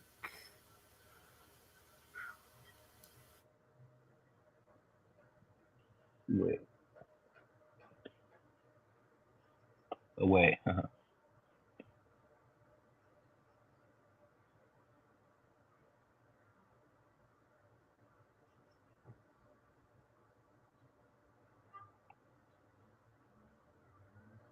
I would tend to agree, by the way, Bernie, what you said about the terraformed coastline or man-made or man-manipulated coastline. I mean, it's no matter how close or how far you pull back from it, it definitely looks to be too straight, or even if it is slightly curved, You got it. It looks too uniform. Frankie, yeah, you got it. No, zoom back in, Frankie. Bernie? Stay where you were. It's in the bottom corner, right or left corner of where you just were. You were bang on, brother. And New West Reset, I fully agree. Oh, I was. Okay. With that, and that the only question is what was remnants and the foundation that was like found and then like either built upon and reclaimed as new, or that's been like trying to be covered up and destroyed to hide this history. Well, we all pretty much know or suspect anyways that the sea levels at one time were a lot lower. I mean, that's even mainstream science pretty much agrees on that.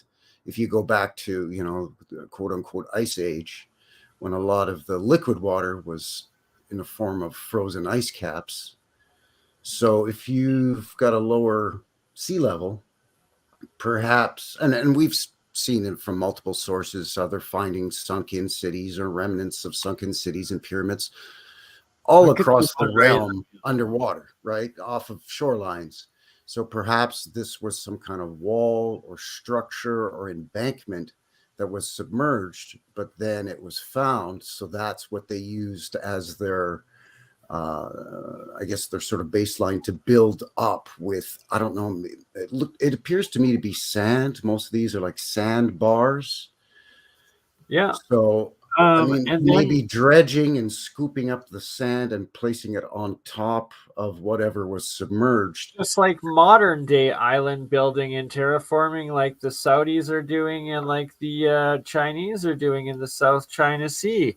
But it's the fact, though, that it's like they're these starfort bastion ones that seem to be man-made islands, supposedly made either by the Spanish, the British, or the French or Dutch, depending on what colonization area they give credit to over here, where we're seeing on a lot of the most oldest maps now coming out that contain them with different names or the similar names, just different spellings, existing a lot older.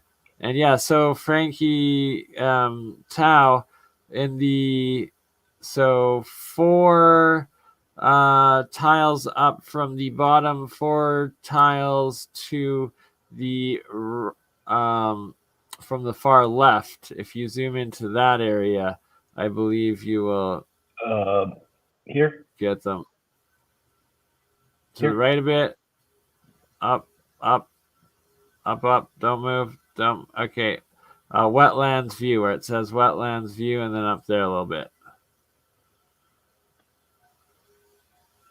Oh yeah, where that blue, the little blue icon is, it says wetlands view. Yeah, I see what you're saying. I don't see that. Well, the other thing too is even in modern times, Bernie was mentioning, Saudi Arabia or some of the United Arab Emirates 7410. Building out more land offshore. Japan did the same thing for an airport. And even here in Canada, they did that when they had Expo 67. They actually built an island, supposedly we're told that when they were putting the subway system in Montreal, or sorry, expanding the already existing subway system, in modern times, they dug out to newer tunnels to expand the Montreal subway called the Metro, that all the earth that they dug out from underneath to expand the subway system, they used to build the island in the St. Lawrence, which eventually became the grounds for the Expo 67. Now, whether that island was already there and they just expanded upon it, I don't know. And I think some of the old world tech involved old underground subways or rail systems or transportation systems of some kind, so what we today call subways. And maybe that was rediscovered and they put it back into use. And then in the 50s and 60s, dug out new tunnels to expand on the already existing sort of refound and reclaimed old world underground rail system. Frankie, are you in the East Coast? Sorry, come again? Are you in the Toronto area, East Coast?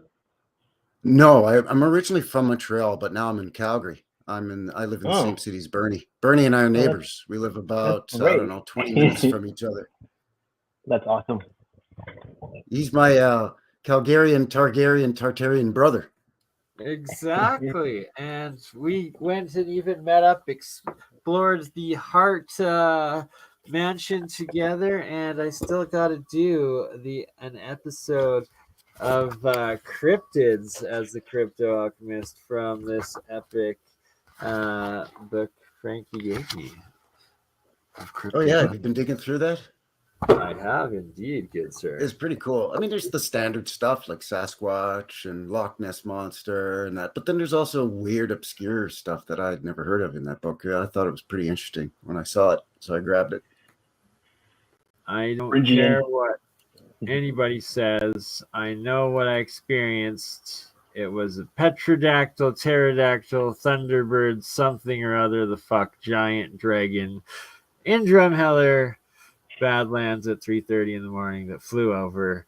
I actually shone my laser pointer at it that I just had on me, and it gets creeps every time. Because when you pray, you get like there's that instinct. Your hair stands up and you shiver, and say you remember it every time because your hair stands up and you shiver.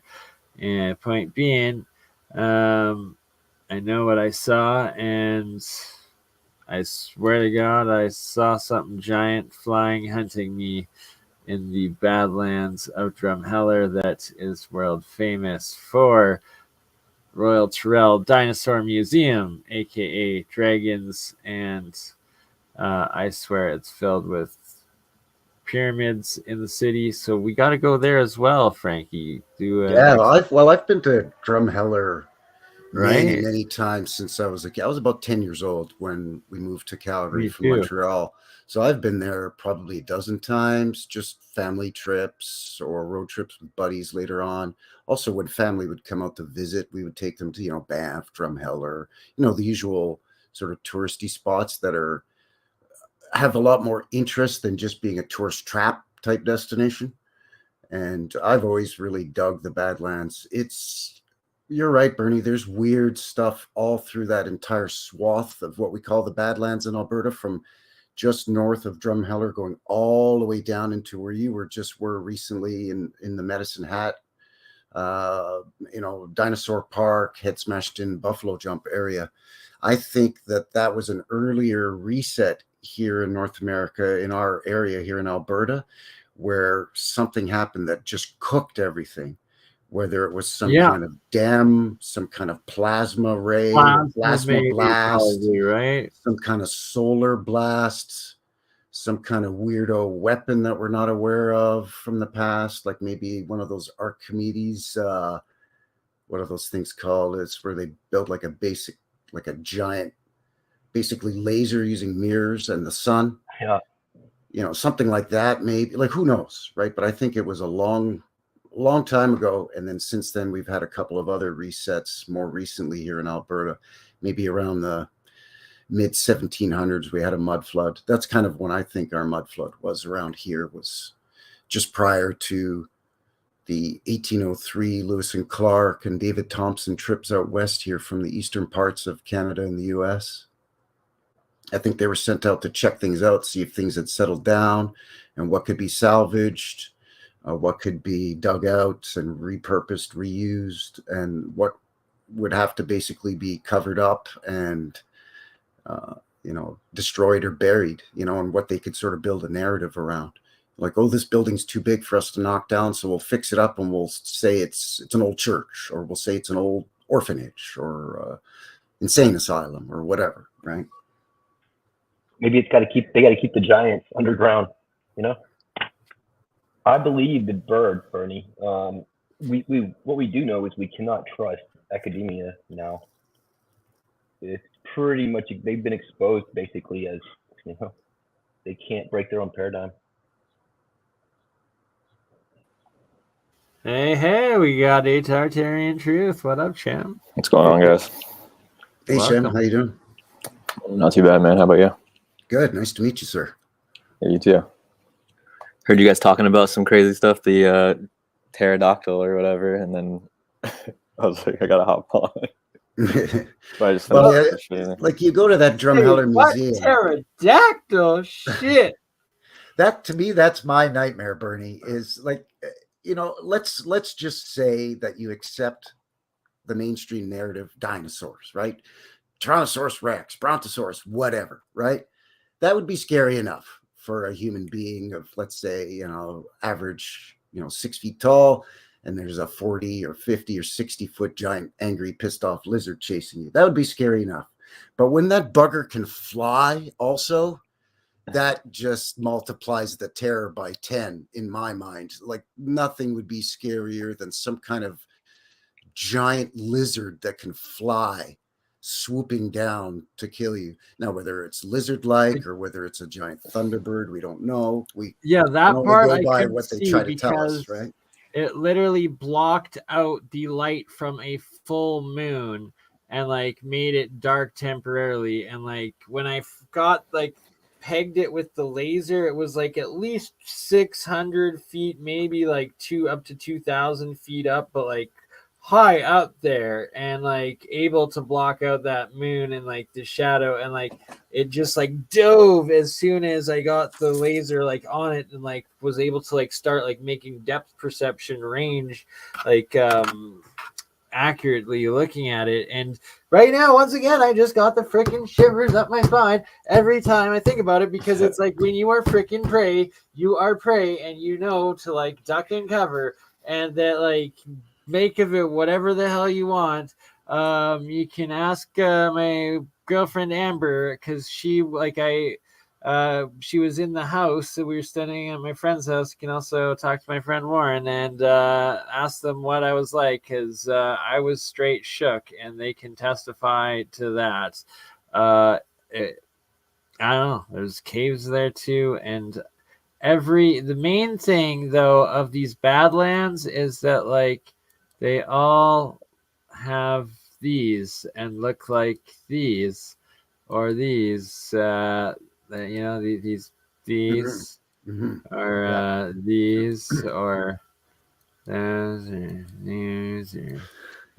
Bernie, there's the all them monsters too. All them shits is out there.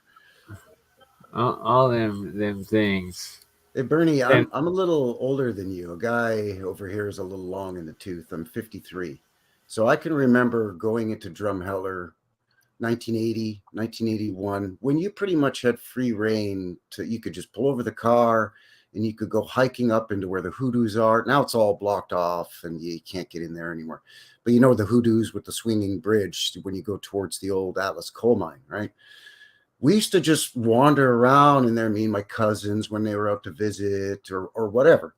And there's so many caves up in there, Bernie. We would explore these caves and keep going in deeper and deeper until we weren't getting enough light shining in from the opening of the cave anymore. And it was getting too dark and we were getting too freaked out as kids where we would have to turn around and go back out again. But there's so many caves up and around where those hoodoos are, dude. It's mind bending. I'm terrified to go in caves by myself, at least. Well, when you're a kid, Yo, you don't think, oh, I better straight bring a up, flashlight. I hope Paul Cook did not get taken by reptilians, because legitimately every time in Malta he finds a carved staircase descending down, and it's like you can see that it's clearly several stories down, and that it went both ways, and that it's one that hasn't been blocked off or recognized, and that apparently there was also the reptilian, David Icke's claimed reptilian freaking triangle symbol right at the front of the door of it too, or something. I don't know. It was like this 20-minute live he did 14 hours ago, and then haven't heard from him since. And I give it, like a 20% chance every time he goes into one of those. He's gonna have the same. What one murdered that pterodactyl in a cave? Did it end abruptly or something? Did the stream end abruptly, or did he actually? Oh yeah, the stream ended abruptly. It did. 100% it did. It ended abruptly, and there's been nothing from him since. Oh, yikes. Well, I haven't had a chance to see that one yet, but I did watch the Jim Dillinger video that you were kind of showing little bits and pieces of earlier. I watched that video when Jim put it up on his channel. I think that's a pretty neat find. Yeah, that. Right. So then, Frankie, right over the spot, if you scroll it west across the bay, but at that same latitude there, you'll get a whole bunch more of the petroglyphs and these sunken canals. Just scroll across the bay to the left if possible.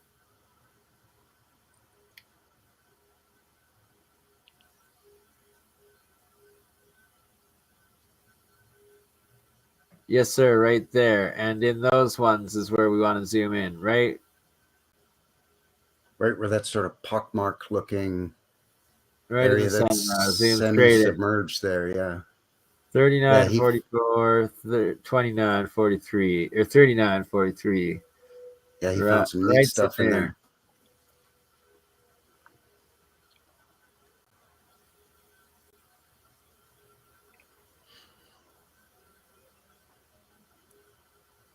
Yeah, there's all these weird petroglyphs all in and around there that Jim zoomed in on, and I mean, just like all the other petroglyphs that we see, or the majority of, they're quite large and they can only be seen from above. Frank, you went way too far, brother. Now you're into the city. Oh, give me a sec here, Bernie. Okay, to the right, where it says 7412, maybe.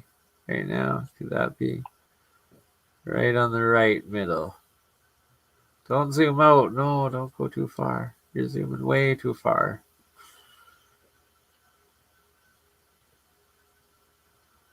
In general, the lag is frustrating, but the lag is really exceptional today. Today, the lag is every time anyone uses Google Earth Live, it just kills it all. It's like, Google, come on, you're already hijacking 60-70% of my CPU, running God knows what advertising spyware shit on me constantly. Like, the least you can do is provide a proper working Google fucking Maps for my stream. Like, shit. Yeah. Come on now. Step up your game. We're still live on 10 different channels, and feel free to restream this to your guys' channels, New West Resets and Tartarian Truth if you wish, or wish not. Don't worry about it. Either or, it's all good. So yeah, speculating that those giant sandbars called Long Island are terraformed, but from the ancients. I have seen videos of somewhere along the East Coast in the few places that there's these giant boulder dikes sticking out from these sandbar islands, and that people went there. You got it. Zoom straight in there, straight in where it says 7411 or 7412, straight into that spot. 7412, and then straight in a little bit further, and that bottom right corner right now, if you could go into that one specifically. You know what this whole area looks like to me, Bernie, is it looks a lot like northern Alberta, where the eye of Alberta is, and also as you cross from Alberta up into the Northwest Territories. Zoom in there, zoom in. I'm having trouble seeing it. I don't know why. I can't really see what's going on with it. That's why I'm not really saying anything. Just zoom in all the way. And let it load. Here we go. Now zoom in a little bit further and let it load. It's just taking forever for the buffering. There we go. Now we found it. And we can look at that. Slowly go through all of this now. Like those are all definitely canals, all definitely geoglyphs. And the one right there under 741209 kind of looks like one of those troll faces that we have nowadays, right? Like, hey, we repeating patterns of 741209. Are these fishing baits? Is that a mouse? Are these like fishing lures? I don't know. Just throwing ideas out there. We got bushes. Look, it keeps going forever. Keep following all of it, my friends. There's thousands of those in there. Yeah. This is New York. What is that? Keep following them. You say this is in New York? New Jersey, I believe. Oh, it's New Jersey. Yeah, this is New Jersey. If I remember correctly. We should get rid of the Don't zoom out too far. Just keep following all these channels, and there's literally thousands of them in here. And this isn't like some far off region of the realm. This is New Jersey. I mean, it's pretty heavily populated part of North America. I mean, New Jersey, New York. I mean, there's so many heavily populated areas around here. That's why we need to highlight. It looks like the Angkor Wat water system, sort of. It's right. Like, if you can zoom in a bit more on that, let's see if you can get a person down there perspective. Highly doubt it, but you never know.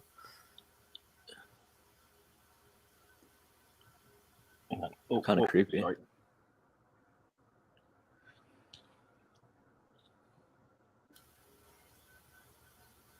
Yeah, look at that. It's just so weird. That's as far as it goes in. Some of these hieroglyphs, the shape of them, or geoglyphs, sorry, the shape of them reminds me of the serpent mound. Yeah, 100%, right? And like, look at how this is all clearly canals dug out. Like, there's no doubt about it that this is straight canals. And then don't seem like accidental shapes. They don't seem natural at all. No, not at all. And especially the waters. And that zoom in as close as we can get on some more and explore them. And it looks like it even shows some of them like drying out and stuff. Like, but that they're obviously old and ancient.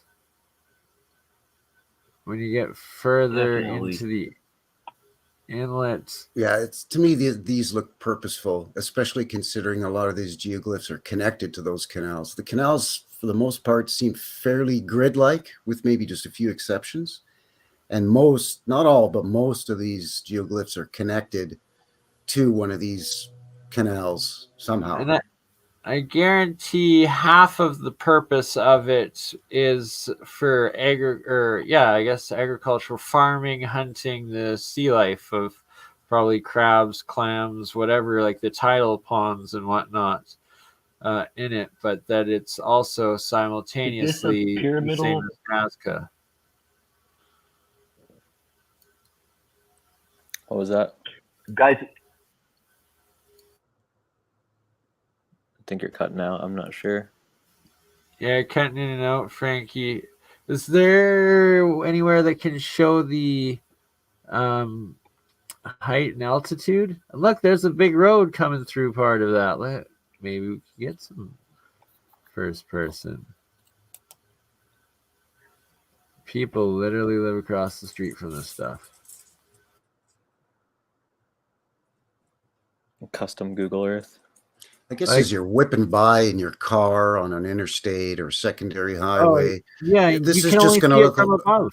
yeah, this is just going to look like random swamps with some, foliage, bushes, marshes, wetlands and grassy areas and some high spots and low spots. And, the average Joe Blow just going about his daily business, cruising along that road, isn't even going to really notice this or pay attention to it. I mean, in Jim Dillinger's video, he even mentioned like there's mansions and millionaires living like right next door to this stuff, and they probably don't even know that it's there.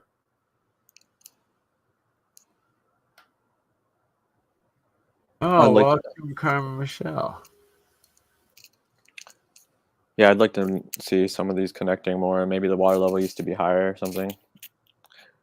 Because if they were used for trapping fish or wildlife to, capture fish or whatever you guys are speculating, that would make sense. Some of it kind of reminds me of over in Siberia too, how a lot of the land is destroyed because you have these random holes all over the place. Yeah, like this section here. Yeah, that's sort of northeastern portion of Siberia, which again looks exactly like northern Alberta. It's that same sort of pockmarked. My speculation is. Sorry, go ahead.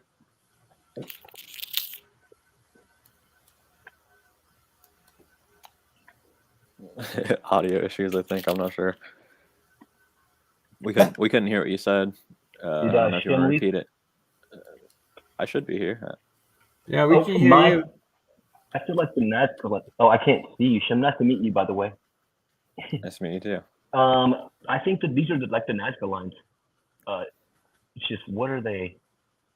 Yeah, they look very similar in a lot of ways. It's a communication with someone from the air. You wouldn't be able to see these on the ground, even now. Yeah, exactly. There's no doubt. Every time I move to Google Earth, my audio, I can't hear you guys, and I'm not sure if I'm even connected. Yeah, we've lost your point was a couple of You times. cut it out every time you move it 100%. We lose your audio for like 10 or 15 seconds. Yeah, look at this.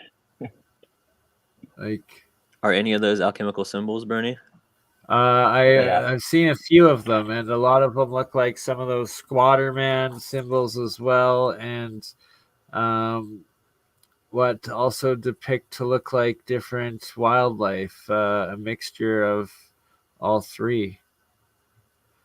And to be honest, some of this stuff actually looks like Inuit written language from the Northwest Territories and such, possibly, and could be that the Mayan Aztec written language as well. Their pictographic symbologies, hieroglyphs, a lot of that.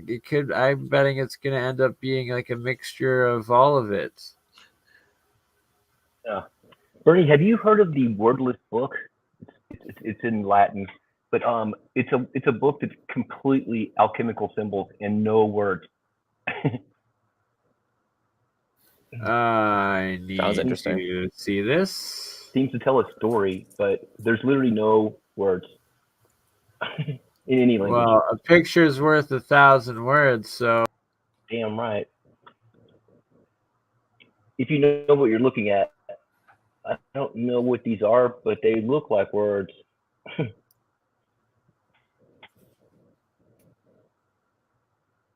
See, to me, it looks like we're looking at three different things here. We're looking at a canal system. We're looking at some kind of geoglyph, like Nazca lines sort of a thing. And then we're also looking at big pockmarks. So I think the pockmarks came in later on as whatever bombarded this thing was trying to destroy the canal system and the geoglyphs.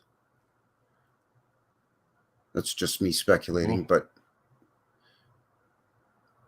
Likely. I suspect you're correct. It doesn't look erosion, right? Like the quickest way to get rid of some kind of message system or pictographic system on solid ground like this that can only be seen from up high would be to just drop all kinds of, I don't know, munitions or incendiary or explosive or whatever device, and just to blast it and bombard it with tons of pock marks that eventually fill up with water. And then they could just say, oh, those are just lakes, eh? Those are just lots of lakes there, bud. No worries, eh? It's just like Minnesota, eh? Lots of lakes. Mine Unveiled was doing some speculation in one of their videos that there was a volcano in, I think either North or South Carolina that erupted and maybe caused some of these bays in North America, because you have some of these in the Carolinas as well. The things we're talking about in Siberia and Canada, and also here.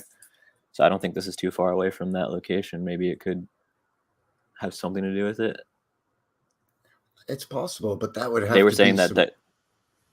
I'm sorry. Go ahead. There has to be some pretty large debris thrown up by a volcano to create some of these huge pockmarks that eventually become. I'm talking lakes. I'm talking about the smaller ones, the small circles that are around some of these, because it seems like these bigger ones were intentionally made, like kind of how these canals are. But I'm talking about the small little bay areas. But yeah, like I guess the volcano they were. Sorry, go ahead. The volcano that they're referring to is called Kings Mountain National Park. So I think it's a massive volcano that's active still to this day, but for some reason is not talked about on the East Coast of America. But I think it was their Charleston Unveiled video where they kind of give their theory about that. I could be wrong on that. It's been a while since I've seen it. Frankie, do you want to keep scrolling a bit through the marshes here and go up a little bit higher so we can try to make out some more of these and just follow the canals around what seems like all of this straight carved, and that they have, like, that is terraformed, like there's no doubt about it. And this is essentially what was rumored to be in all of Florida and accredited to Roman canals back in the day or something. I'm guessing could be a similar sort of story.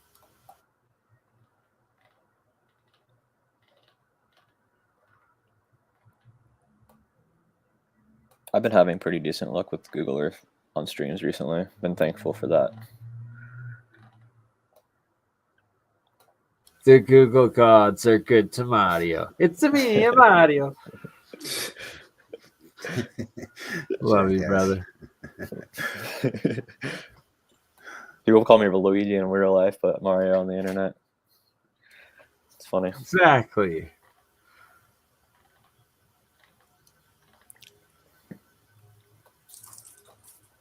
I mean, come on, look at right there, right in the center of the screen. Yeah. I mean, come on, those are intentional shapes. Those are, a couple of those look like constellations, actually. Even the Big Dipper, Little Dipper. That looks like one of the dippers right there. Yeah. Can you go a little bit south of those dippers real quick? I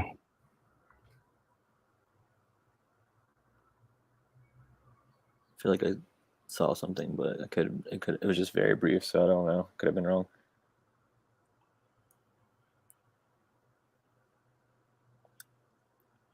Yeah, Jim in the chat's got a good point too. Some look like musical notes.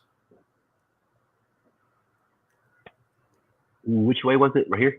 It was right under the dipper area, but I don't know. It's so laggy. It skipped really hard for me just now, so I don't even know where we're at anymore. Yeah, this area up here. Okay. Yeah, that's hard.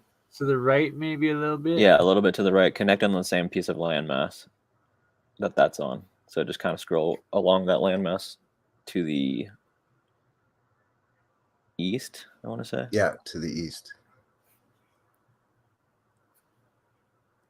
There's just no way these are accidents.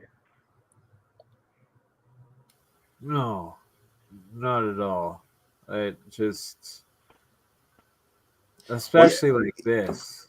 Like a guy might be able to logically dismiss some of this by saying, well, okay, you know, all the straight stuff, that's canals. Okay.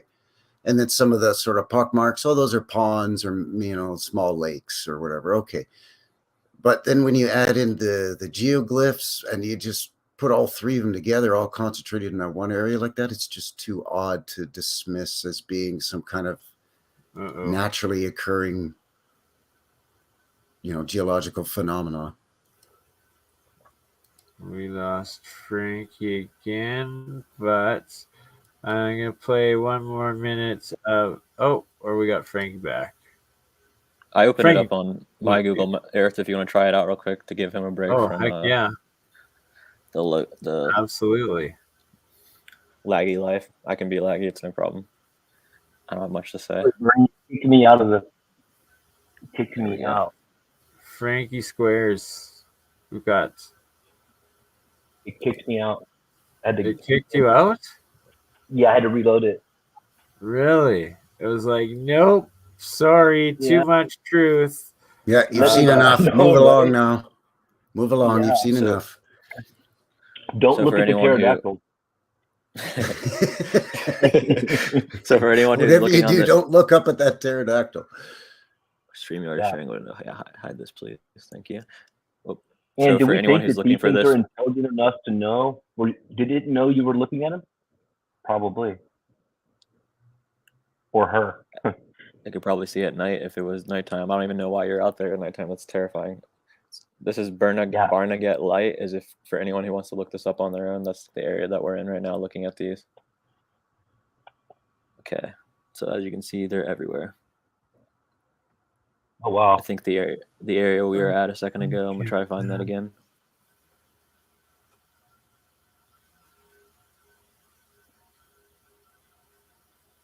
Yeah, this is a weird. They're almost like hieroglyphs.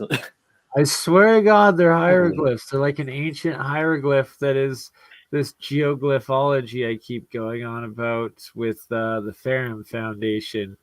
And they look almost identical, some of them, to the new geoglyphs that Dutch Since found several months ago. And then since then, Rex Bear over at Leak Project, him and Diamond of Oppenheimer Ranch went out to the site themselves and verified them, and that they were like exactly these animal figures you could only see from above in like a swampy area in the middle, I think, of Idaho, Shem. I think they're in Idaho. Wow. Trying to turn it so we can see it. Look at this. Look at that. I'm going to check out Idaho real quick here. So the way that they have these canals dug in between each of these geoglyphs or hieroglyphs, whatever you want to call them, it does look a lot like something you would see on the walls in a temple of Egypt, because they usually have these lines separating the hieroglyphs in those temples. Not all of them, but a lot of the ones I've seen. Like, I agree, right? And like, it's like a mixture of some of these ancient hieroglyphic languages with some alchemy symbols mixed with animals depictions, just like in Nazca. You know what we could be looking at here is some kind of really, really large version of a sort of a Rosetta Stone type of thing, where these are multiple languages. Yeah, like scrolls. Yeah, quite possible. That's a good idea. I like that. I'm gonna measure and see how big this is real quick, because it seems to start down here and at least goes up to here. I think it's bigger than this though, because it looks like even to the northeast of what I'm showing right now. So we're looking at 3.96 miles just from this part, and it looks like it might even start down here and go up to here, at least. Let's see if I can zoom out. And there's the portion on the other side. Oh, and look down there. Let's check out this other half that is a wildlife preserve, national wildlife. We got to check that now. Just this northeast section is 7.36 miles worth of this stuff. All right, yeah, so let's move into that. That means you can't go there. Are these buildings right here? Yes. Yeah, I wonder if we can look at the canals appear to be at least 2 car width, maybe even 3. I want to see what the street view looks like real quick before we go over there. Interesting. So it's like the marshlands or something. Just swamps. Right, just swamps, but like, oh, it's these perfect canals. that your house backs onto. Actually, those are perfect canals that have been terraformed on a large scale. And your trailer home, well, you weren't the developer of that. Perfect. Look at them down there too, right across the street from the man-made. So they've just reclaimed them essentially and built over them. Yeah, they probably dredged out some of the This is the existing national park. canals, and then to hide the geoglyphs, they just some land developer came in, divided them up into lots, and sold them off as Just keeps going. here, build your This is mansion national here. park here. Wow. Yeah, look Shem, at that. can you Dude, zoom in more on that, please? Like, yeah, I was just seeing how big it was real quick because I was shocked about wow. how far it's going down. Wow, holy smokes. Looks like they missed a spot down here. It goes across the street here. Oh, we might be able to get a better street view right here. Let's see, what's a cool spot? Try right here. I bet you they're gonna not let you have drones in this area because it's a national bird sanctuary. The drone's gonna interfere with the birds, so you can't fly there. Yeah, because you can't fly drones at the Inglewood Bird Sanctuary here in Calgary. Wow, so it's just grass. It's grass either in the water that's growing through the water, or there's land in between. I can't really tell because you have that electrical above when looking down. If you're just driving by or even just walking by or taking your dog for a walk, it doesn't look unusual at all. It just looks like marshlands with some grassy areas. Like, nah, whatever. But from above, it tells a totally different story. It's so crazy. Again, shout out to Jim Dillinger for great find. This interesting. And before this is done, we're gonna play Jim's Siberian one too, the best evidence so far, because I think it's also these same things, which if it is, gets me really excited. Because that's the exact opposite side of their planet. Bernie, I may have to leave for about 20 minutes. Yeah, no worries, brother. Okay. I'd like to keep back in if you guys are still going to be around. Yeah, all good for sure, Frankie. Okay. More I than may not just yet, but yeah. Cool. Thanks for having me, by the way, guys. Always a pleasure. Frankie and Frankie. We still got my Calgarian Tartarian with us, and Tartarian Truth. So I'm just trying to figure out how far this goes down. Does it go all the way to the end of this? Because you see these sandbars are more than likely made as well. Right? So does it go the whole way down? I think that would basically dictate that they confirm that they are of the ancient culture if they're pretty much all the way down. Seems like you get less of the glyphs down here. Yeah, there's some in there. But some up there still, yeah. Yeah, there's still the canals. Further up you go, you can see the canals and the ruins. There's some glyphs in there too, yeah. Is this giving us a night view? Not sure. The sun doesn't look like it's out. Real quick, I'm just going to measure this, and then we can zoom into whatever part. I just want to see how large this is real quick, because I'll probably forget about it in the future, maybe. Like, look at that perfect inlay of, like, oh, that's the star fort. Is she? No, not quite. Dutch might do the measurements. Certain angles probably are in that bay. Okay, so it's at least 68.98 miles. 100 kilometers. Over 100 kilometers of glyph. Oh, I'm sorry. It actually does go up further. I was second guessing myself. I didn't want to over speculate too much. So let's see one more time.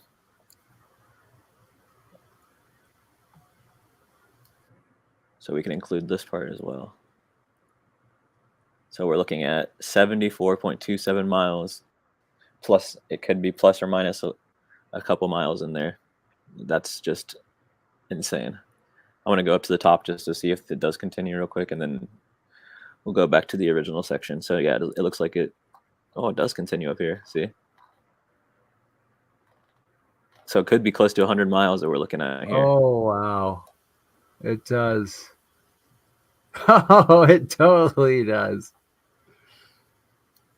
That is so large that it would take you about 2 hours just to drive through that if there was a road that went straight through. You know what I mean? Exactly. That's how big that is. And 2 hours. It's even up here, so we're looking at over 100 miles now. Yeah, this is fascinating. All right, so let's get back to the original area and see if there's anything else you want to look at.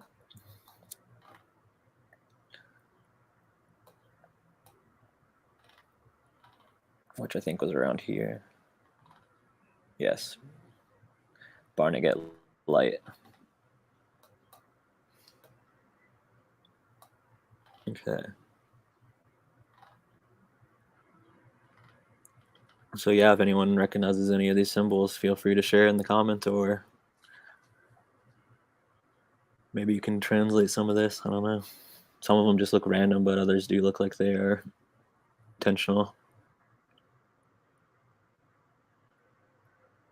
Let me know if there's anything you want me to zoom in on. Oh, by the way, guys, this is right by Wardenclyffe Tower. And here's a ley line. And we are right there. Wow, it literally is. Wardenclyffe Tower is in that same area. Well, Tesla built these things because he knew where these spots. Here's the New Yorker, where they think the CIA paid to do another Wardenclyffe. Have you heard that theory? I have not. The New Yorker has its own generator. It's the biggest building. Oh, yeah. So they think that because Hitler was taking over the CIA, which was a different entity back then, and was actually fighting for a good cause, they think that they were like, hey, let's build your Wardenclyffe Tower 10 times bigger, and it makes sense they would do that. And that this was the state of the art epic hotel. It's like Trump Tower, you know what I mean? Except for it has its own power plant underneath, which wasn't necessary. But yeah, there's a Tesla file on the History Channel about this. If so, he actually didn't die penniless and alone, and he fulfilled his dream. We'll never know. I'd like to think so, though. That he didn't. I didn't mean to get off subject. I feel like it's pretty on subject. I mean, if it's close by. Yeah, it is, right? Right there. Yeah, like literally goes in the middle of it. So. Yeah, and they found giant. There's aquifers underneath it, and there's at Wardenclyffe, and there's giant granite things. He drilled giant copper things into granite. They did ground penetrating radar.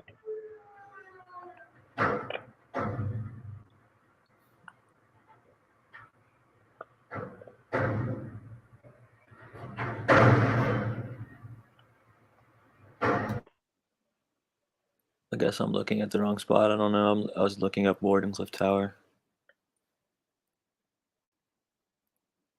Yeah, see, it's just on the east side of Long Island, where if you go, or the west side of it, you need to go to the east side of the island to get back to the glyphs. See, it's right there, same spot, I believe. Or is it that? It's pretty close. This is. Oh, sorry, it's one up. My bad. So if this is the tower, then what we were looking at earlier is down here. So it's about 100 miles away. Gotcha.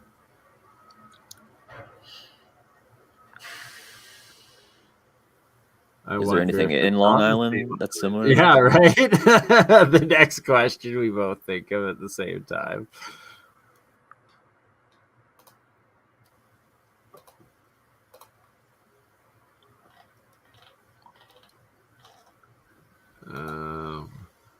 Doesn't look like yep. This isn't. I'm not seeing any of the glyphs really, though. But still the same canals. Zoom in a little bit more, see if we can get a closer look. Yeah, these are mossy canals too. They're looking pretty green. Let's take a trip through time real quick.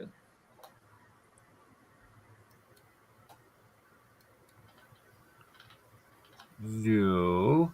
Oh, we got a full pentagon and triangle in there? Like, what? Just connected by the canals. And then, what are those big rectangles in the forest, like, or the swamp area? Up to the left a bit. Right here, yeah. Right there. Yeah, what are those? Let's go to the What future. are these?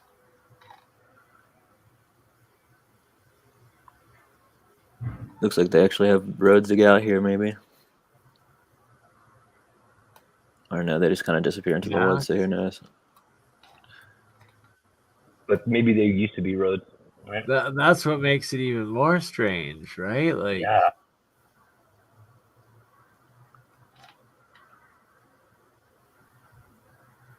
I wonder if the Historical Society of New York City or maybe Long Island has their own, would know anything about these, or if there's any records about what these are. best chance would be in that wild national wildlife or bird place or whatever the heck it was on the Jersey side there. Yeah. See if the Smithsonian has those records. Sorry. oh, right. The Vatican as well. Another resource might be Dustin from Berserker Bear. He does a lot of work on New York, so he might have some information about this stuff. All right, we can get back to New Jersey. It doesn't look like it's exactly the same, but they still at least have the canals and the man-made looking land bar or sandbar with. It looks like they have a road on it now. Right. Technically, I could travel there fairly easily. Does it look like something? Oh boy. Do you have to have a boat to get to them? Maybe. Yeah, you probably want a boat or a the freaking little hover thingy. Yeah, airboat maybe. Yeah, airboat, Zodiac probably, but that you'd want the Zodiac and a drone to be able to launch up and down from, or I guess start from the sandbar droning. Mm-hmm. Did you guys have want to racing check drones out? too, which don't apply to the the things where they won't let you fly. Mine will take off anywhere. Nice. You got a crack drone. Yeah, it's a racer. It doesn't hover at all. I can hover it though, but they'll still shoot it down in 2 seconds if I were to go near that pyramid complex in the Grand Canyon. That's for sure. Yep. Oh yeah. And they wouldn't even need it. They could just do it electrically. Exactly. Those places have the EW protection and countermeasures. Like what happened to Rex's drone? And I think with the DJI, team up with it.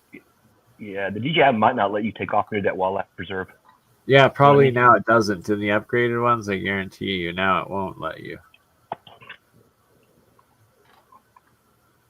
Makes me think when I was in the Outer Banks, there was a wildlife preserve with a kind of sandbar type thing like this as well. I wonder if there's something there. But did you guys want to check out the Siberia video now, or is there anything else you want to look at? Here? Might as well. That was a hell of an exploration on this topic for today, and I do want to check out the Siberian one because I see that Jim has found this exact same site that another channel I saw that did a video on it like 6 or 7 years ago that I recently just stumbled upon, and it's the exact same spot in Siberia, although I think Jim actually goes into many more sites, not just that. So let's get her done, and thank you for reminding me that I need to post the link in Twitter to play it without the ads. Because despite the fact that you tried to invite me into your family with the family plan, Shem, Google would not allow it because we're in different countries. Same continent. They won't allow it. All right, well, I'm gonna grab some coffee real quick. I'll be right back. Okay, yeah, good call, and we'll play this video here, and then be back with more live Jim Dillinger's Siberia Mudflood Tartaria. And this is the real Tartaria. This is Tartarian Truth, aka research in Siberia, the areas of the maps that were labeled Tartaria with Chem, Tartarian Truth.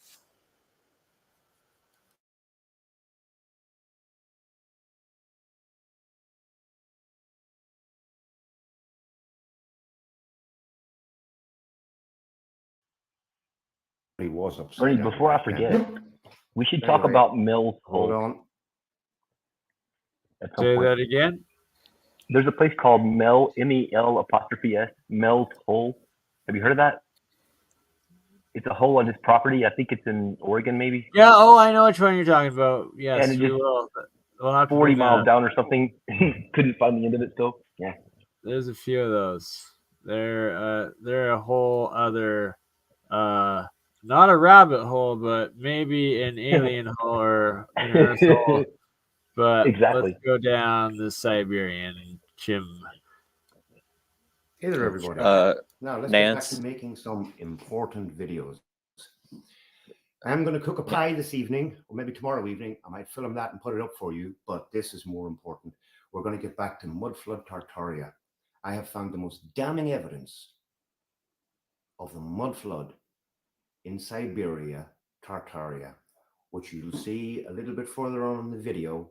So just hang loose until we get to this. Okay, this is the map of Monday that we're looking at. 1451, apparently.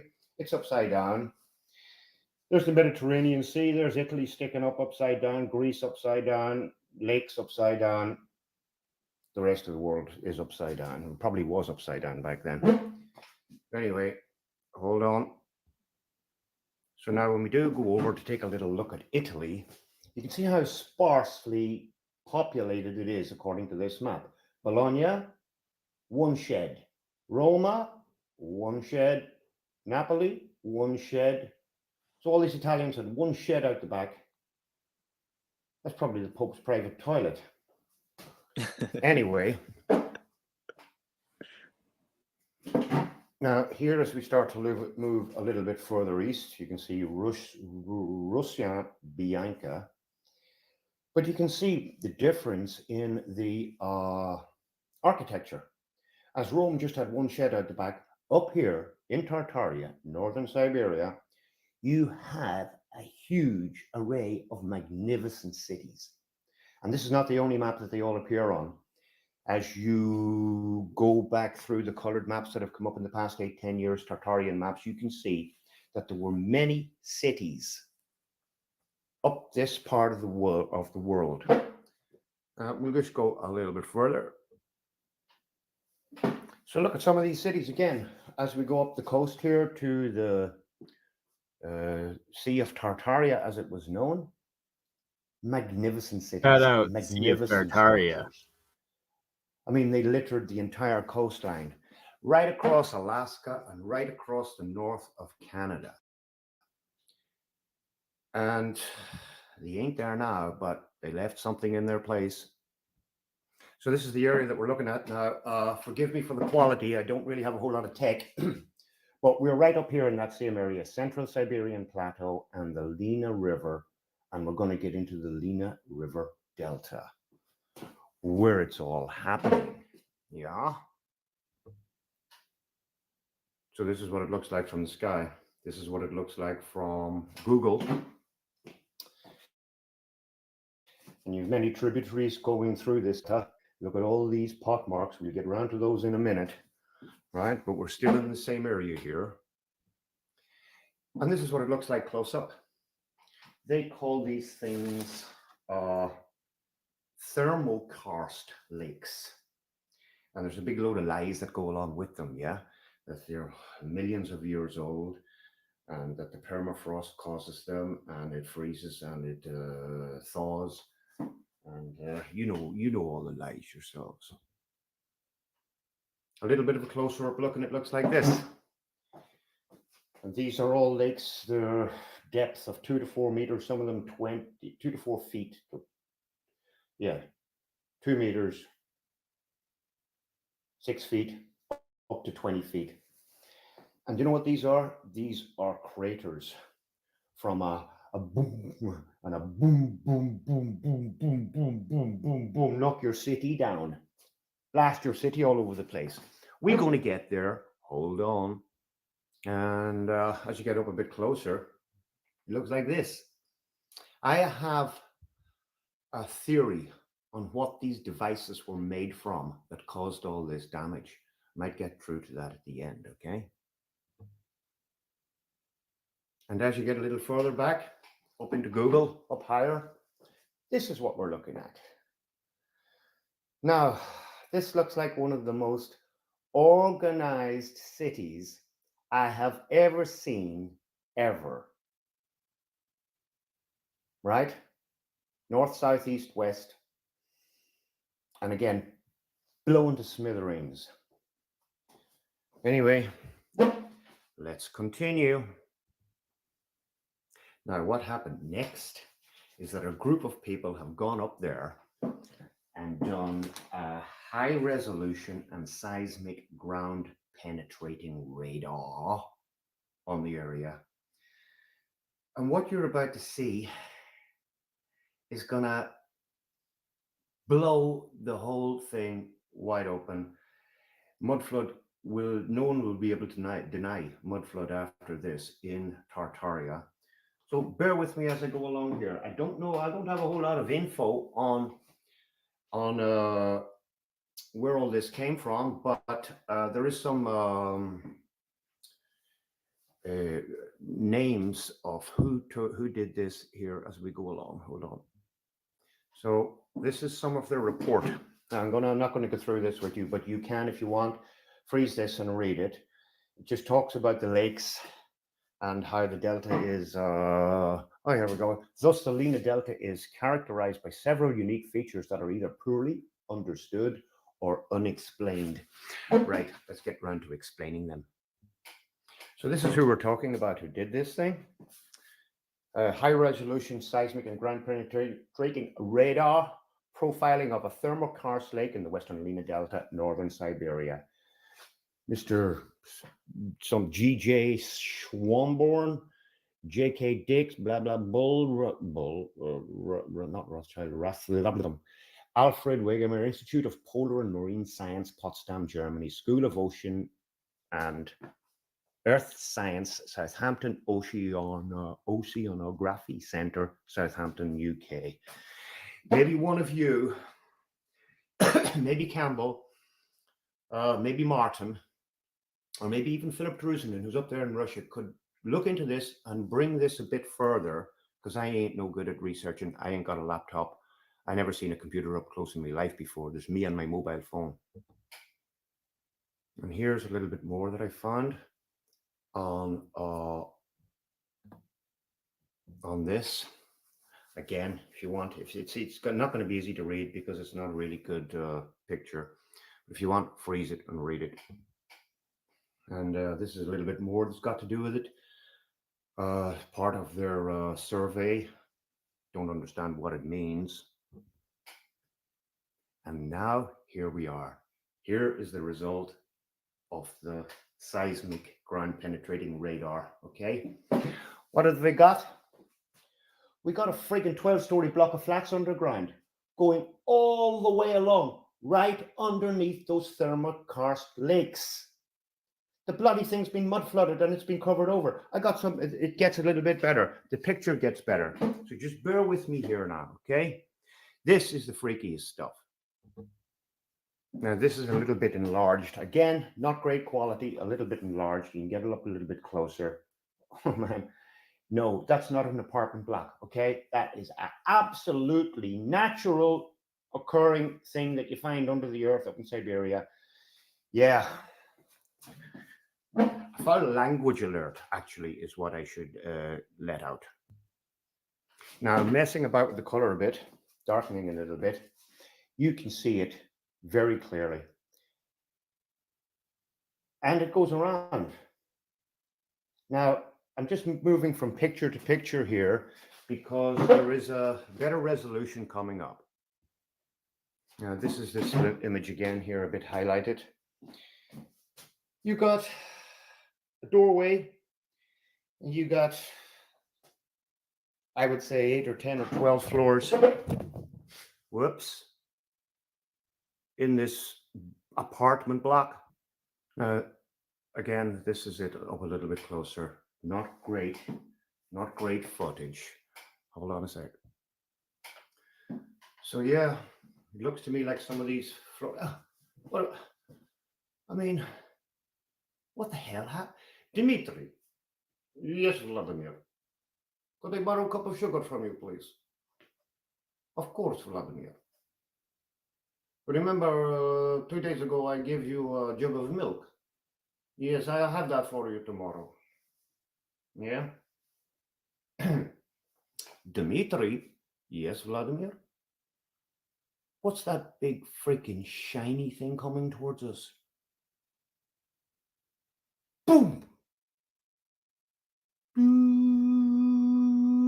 Let me tell you, Dimitri never got his fucking jug of sugar back. Let me tell you that, right? And Vladimir and Dimitri are still in there, in that friggin' apartment. Nuked, zapped, frozen, and an entire civilization wiped off the face of the earth. You know? I mean, a fucking goddamn 15-story block of flats everywhere. Everywhere. How you're talking billions killed, billions dead. Right? Now, let me get back over here to a little bit of Google Earth for a minute, okay? So here we are. This is the Lena River Delta, and this is what the surface of the Earth looks like. So this is what happened to all those wonderful people who lived in these wonderful cities. And I mean, these craters run all the way across northern Russia, all the way across Siberia. There's the Lena River. All the way across Alaska. So you can ask what happened. Oh, it was an absolute accident.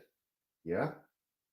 I mean, it was blitzkrieg on a massive scale with weapons of mass destruction that we have no clue what they are or where they came from. Yeah? But yet we know that they were there because it couldn't have been done. Now, who's the culprit that they say that attacked Russia and blew the shit out of it, right? We are told it is Napoleon, right? I live in France. Napoleon is everywhere. He's everywhere. Everywhere you look, there's statues, there's horses, there's this, that, the other, around here anyway, right? Now, I have doubts about all that because apparently he only went to Moscow. He didn't make it all the way to northern Siberia. Okay? And yet we have a lot of information which tells us that the Russians and the French, or the Holy Roman Army is what Napoleon was, they joined forces to wipe out Tartaria. Yeah? Somebody did. Somebody wiped the whole place out. Now, how could this guy, Napoleon, have made it to Russia? All right. Now, again, this isn't a great picture, okay?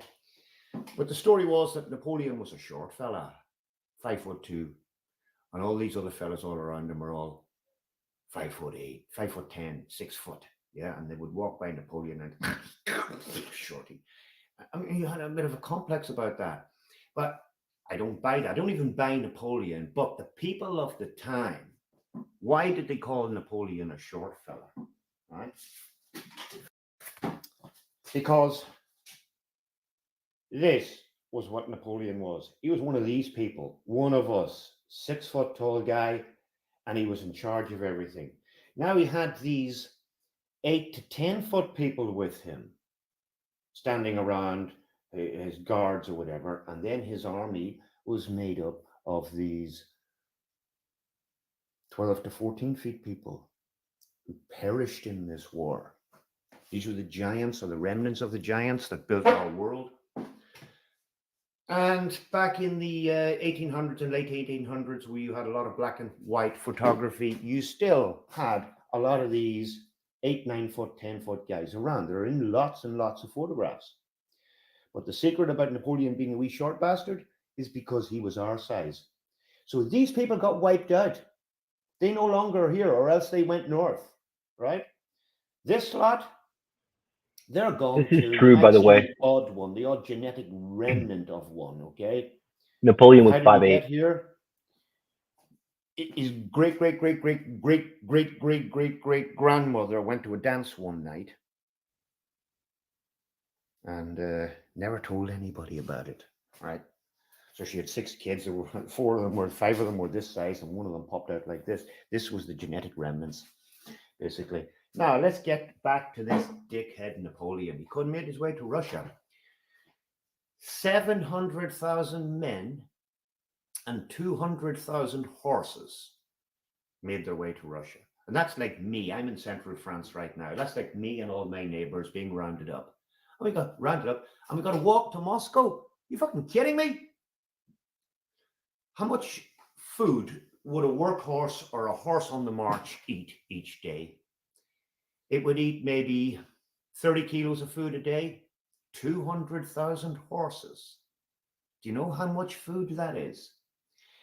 That's 6,000 tons of food per day for the horses and the animals, marching all the way to Moscow. And a man on the march, 700,000 men on the march. And what would a man on the march eat in a day? He would eat 3 kilos of food. So if 200,000 men are eating 3 kilos of food, you're into 2,000 tons of food for the men and 6,000 tons of food for the horses each day, while you walk to Moscow with no roads and no bridges and forests everywhere. It's all a load of shit. We've all been lied to. Napoleon's a fake character from history. Something much, much worse than what they tell us happened. And it's the same all over the whole world. But here is a painting or a drawing from the time when these people were apparently on the march. And this march was the Holy Roman Army on its way with tech, with very high tech, to Siberia, to Tartaria, to wipe out the Tartarians. And they succeeded in wiping them out. They made their way back. And of course, you can have Napoleon come along and say, history is a set of lies agreed upon. Yeah. The Holy Roman Empire is still trying to take down Russia today. And I have heard bishops from Rome speaking recently, even through this whole Ukrainian shit. We want to consecrate Russia under the Virgin Mary. Yeah. Well, the Orthodox Christians and the traditional Islam that exists in Russia can tell you to go fuck yourselves, because you ain't getting it. In fact, the tables are turning on you. Rome has been defeated in the past.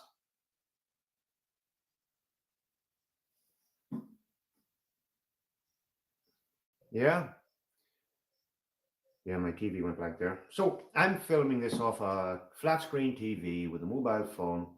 Anybody out there who can bring this Siberia Tartaria mud flood up with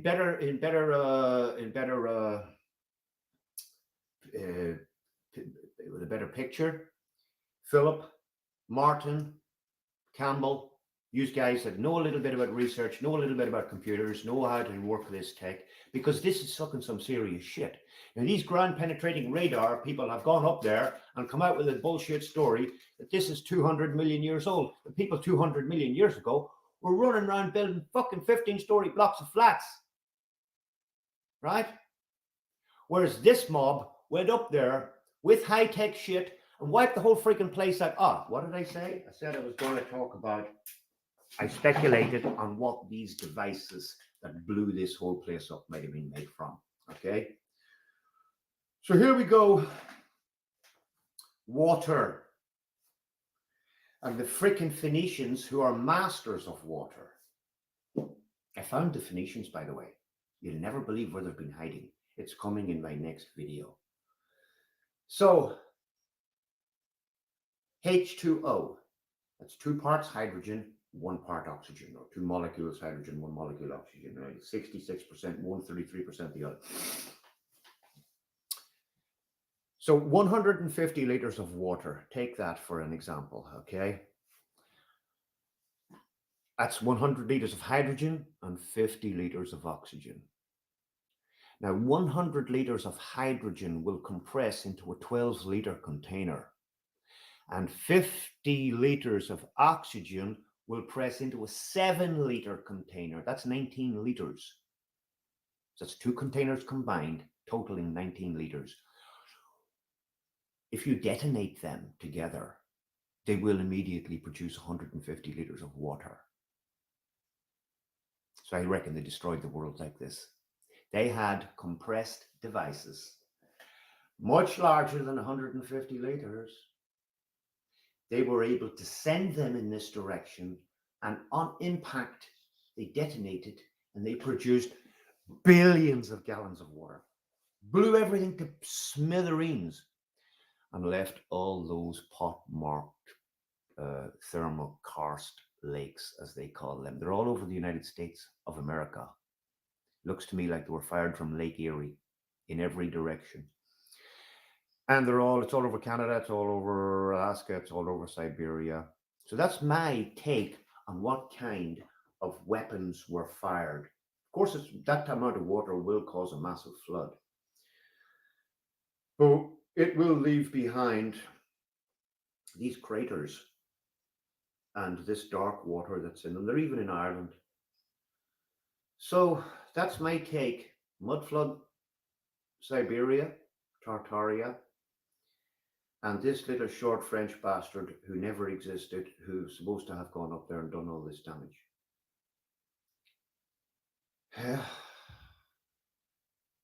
I've been sitting on this information for quite some time, waiting to get a laptop, waiting. It's not that I can't afford a laptop. I just never freaking seen one up close in my life before, and I wouldn't know where to start with it.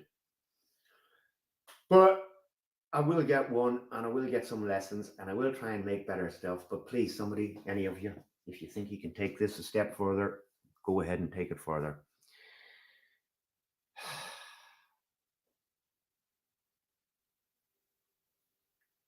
Dmitry and Vladimir were about to have a cup of freaking tea, and somebody fired a big shiny thing at them, and they just caught it at the last minute.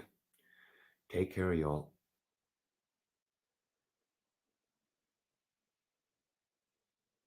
So when was that video from?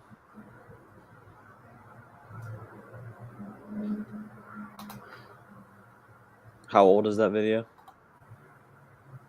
I'm just going to check on Jim's 6 channel right months, now. I believe. 6 months. Sorry about that. I was just setting up the monatomic monatomic silver production on the side there.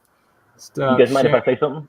Else wants to share and take over, but showing. Oh yeah, that was 11 months ago, that video, by the way. 11 months. My bad. Sorry. Yeah. No, that's cool.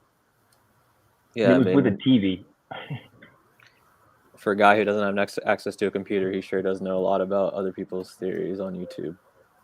That's all I'll say about that. Shout out Jim Dilly. And does a pretty darn good job for each, but puts out about one video a month, and there's some epic ones, like important topics. Did I get the right? Oh, it's down. Now I got to put it up. The silver I just got set up. This is a colloidal silver jars rehooked up. Now see if it starts. Juby, yes, that was him playing someone else's video.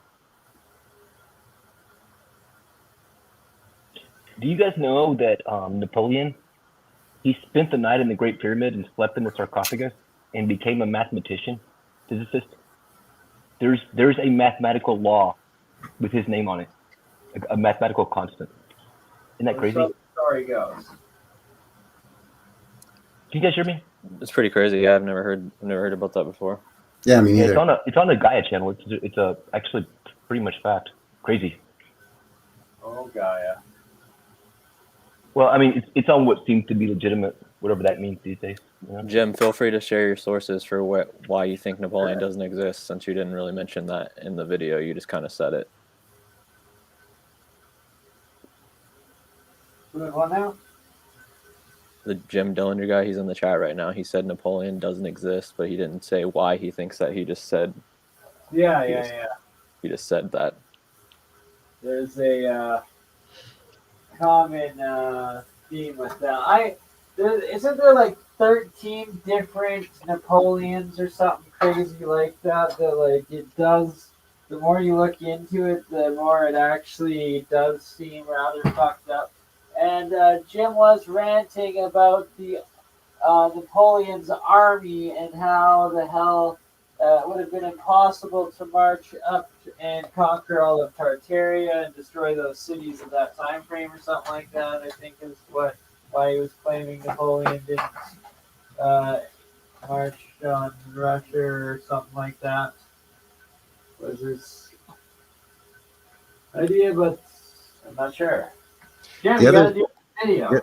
The other thing that's dodgy about the whole Napoleon marching into Russia narrative is that according to the timeline, he started in his invasion of Russia in June, but he didn't really get that far into Russia until September, October, coming into November. And the thing is, as a Canadian, I can tell you the weather in Russia is very similar to the weather here in Canada, and you don't want to be marching that time of year at any great distances. You don't want to even be outside for any prolonged period of time. We're talking minus 30 degrees Celsius, minus 40 degrees Celsius, wind, snow, ice. And they didn't have the high-tech winter gear that we have today, where you might be able to be outside for a couple hours in those severe conditions. We're talking, 1812 here by the story. So not exactly tiptoeing through the tulips up there that time of year. You know what I'm saying? Yeah, no, you're freezing and dying. Yeah, they're freezing to death, and they're going to have to eat their horses. Well, Is this the year 400,000. where that blast happened? It took out all the trees. Tunguska. Is this near that, or I know that that's way later, but That's a very good question. yeah, Very good question. I'll probably look it up. But I'm changing my batteries as well. So we got one new silver, 2-ounce silver anode, 2-ounce silver cathode, hooked up and going in this reaction. But this reaction ran once before and is what made the MonoAtomics that I just harvested from silver from this guy. But I'm running it a second time now that it's a full moon. And if we can play something for 20 minutes. Oh, sorry, Shem. There we go. Got you back. I think there. I have to just go crack the plastic off of these, break the seal. Shem, you got anything you want to share, go over here for 10 minutes while I get stuff going outside? Yeah, sure. It probably won't take 10 minutes though, but I guess I could talk about there's these UFOs in Ohio recently, and they say that they're fake, but I actually saw them myself probably like a month before this video came out. I even messaged my buddy Elkman on Instagram when it happened and said I just saw some UFO or something, and I wish I took a video of it. So I found this video that shows the same thing that I saw. I could share that, I guess. Yeah. By the way, they're to claiming answer Frankie's question earlier, it's the Tunguska with the blast event is almost directly due south from that area that Jim was showing in his video. It's quite far south, but almost directly due south. Sorry, I was in another room. Were you talking to me? Yes, you're Frank, asking you was about covering your Frank. Tunguska? Sorry, I was almost out of range. What was it? What was it?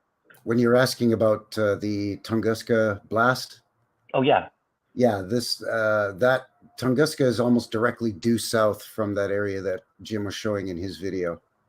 It's quite far south, like quite a couple hundred kilometers, a few hundred miles, but it's almost directly due south.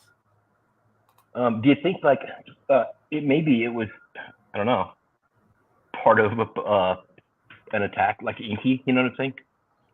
I don't know. Being due south is kind of significant, really. You know what I mean? I feel like. Yeah, like that whole area from Tunguska sort of northward, and then branching out slightly east and west as well. It sort of fans out as you move northward out of Tunguska. You get that whole pockmarked, blasted out looking area. Do you think it was a war of the aliens, or is it more modern? I mean, what's the most logical thing? I don't know. I'm kind of on the fence about the whole alien thing. Sometimes I think, yeah, maybe, and other times I think, that's a pile of bullshit. So I don't know. I'm with you actually. I think that we're not interesting enough. You ever heard of the ants in the jungle theory? We don't go to the jungle to mess with ants, so they've never even seen us. You know, they probably do exist, but I don't know. There's the whole the Sumerian texts that say that there was a war between our creators and another race, whatever, eons ago. Yeah, this is all perfect stuff to discuss in the next episode, doing with Walter Bosley and hopefully Joseph Farrell, as well as alien scientist and most likely Zertis, to go deep into that specific stuff. I think I didn't mean to go down that hole. All good. It's like Swiss cheese here with the gravy for making that Canadian poutine with the taste of 4th of July for our American fam-dam. We lost Shem when he started to share. I don't know what happened. Maybe he'll be back. But let's finally finish, because the link is in the description, and I've been trying to finish this the rest of Angkor Wat. Has external axial dimensions of 189 cubits east-west and 176.37 cubits north-south. Add these two numbers together and you get 365.37, almost the exact length of a solar year. Moreover, the central tower of Angkor Wat has 9 inner chambers, each with a total dimension of 27 cubits in the north-south direction and 28 cubits east-west. Why is this important? Because the moon's orbit takes 27 days, during which time it will appear to move through 27 successive regions of the sky.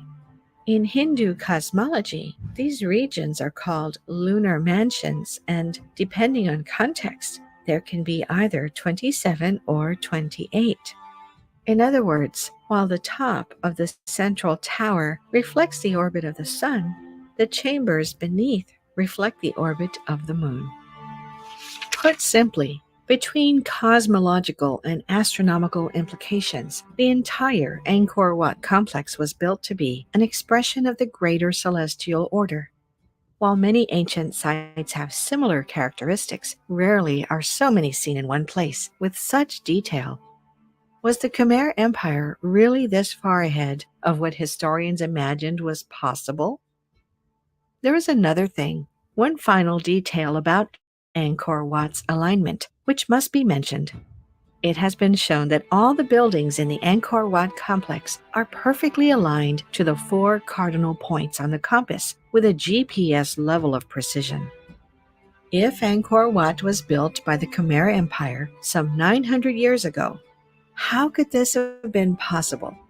No compass in existence at that time would have allowed for such a level of precision.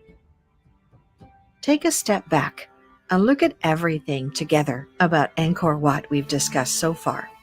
The astonishing level of building using millions of stones, the advanced water system spanning the largest pre-industrial urban area on Earth, the detailed astronomical and cosmological precision in design and layout. It is clear that Angkor Wat is one of the most astonishing sights on Earth. But in fact, it is not only when you step back that things are astonishing, but indeed when you step closer. Since it first entered public consciousness in the 1860s, one of the things which has always amazed people most about Angkor Wat is its carvings. Simply, they're everywhere, on the walls and pillars, doors and ceilings, even on the outside of the buildings. Although Angkor Wat is the largest temple in the world, every inch of it is covered with carvings, even on places no one will even be looking at. Some of these carvings are huge, like the churning of the ocean of milk, while others are often so small that they can barely be seen unless one looks closely at their intricate detail. Throughout the complex, there are more carvings than one person could possibly hope to examine in a lifetime. But as different people have slowly started to look through these carvings more closely, they have begun to notice some which are extremely bizarre. One such person is independent researcher and noted YouTube personality, Praveen Mohan, who discovered more than one inexplicable carving during his research at Angkor Wat in 2021, in which he examined in person every inch of the temple. As expected, he found that carvings were everywhere, even outside of the temple, in places where people won't even see the carvings. But there was something even more astonishing.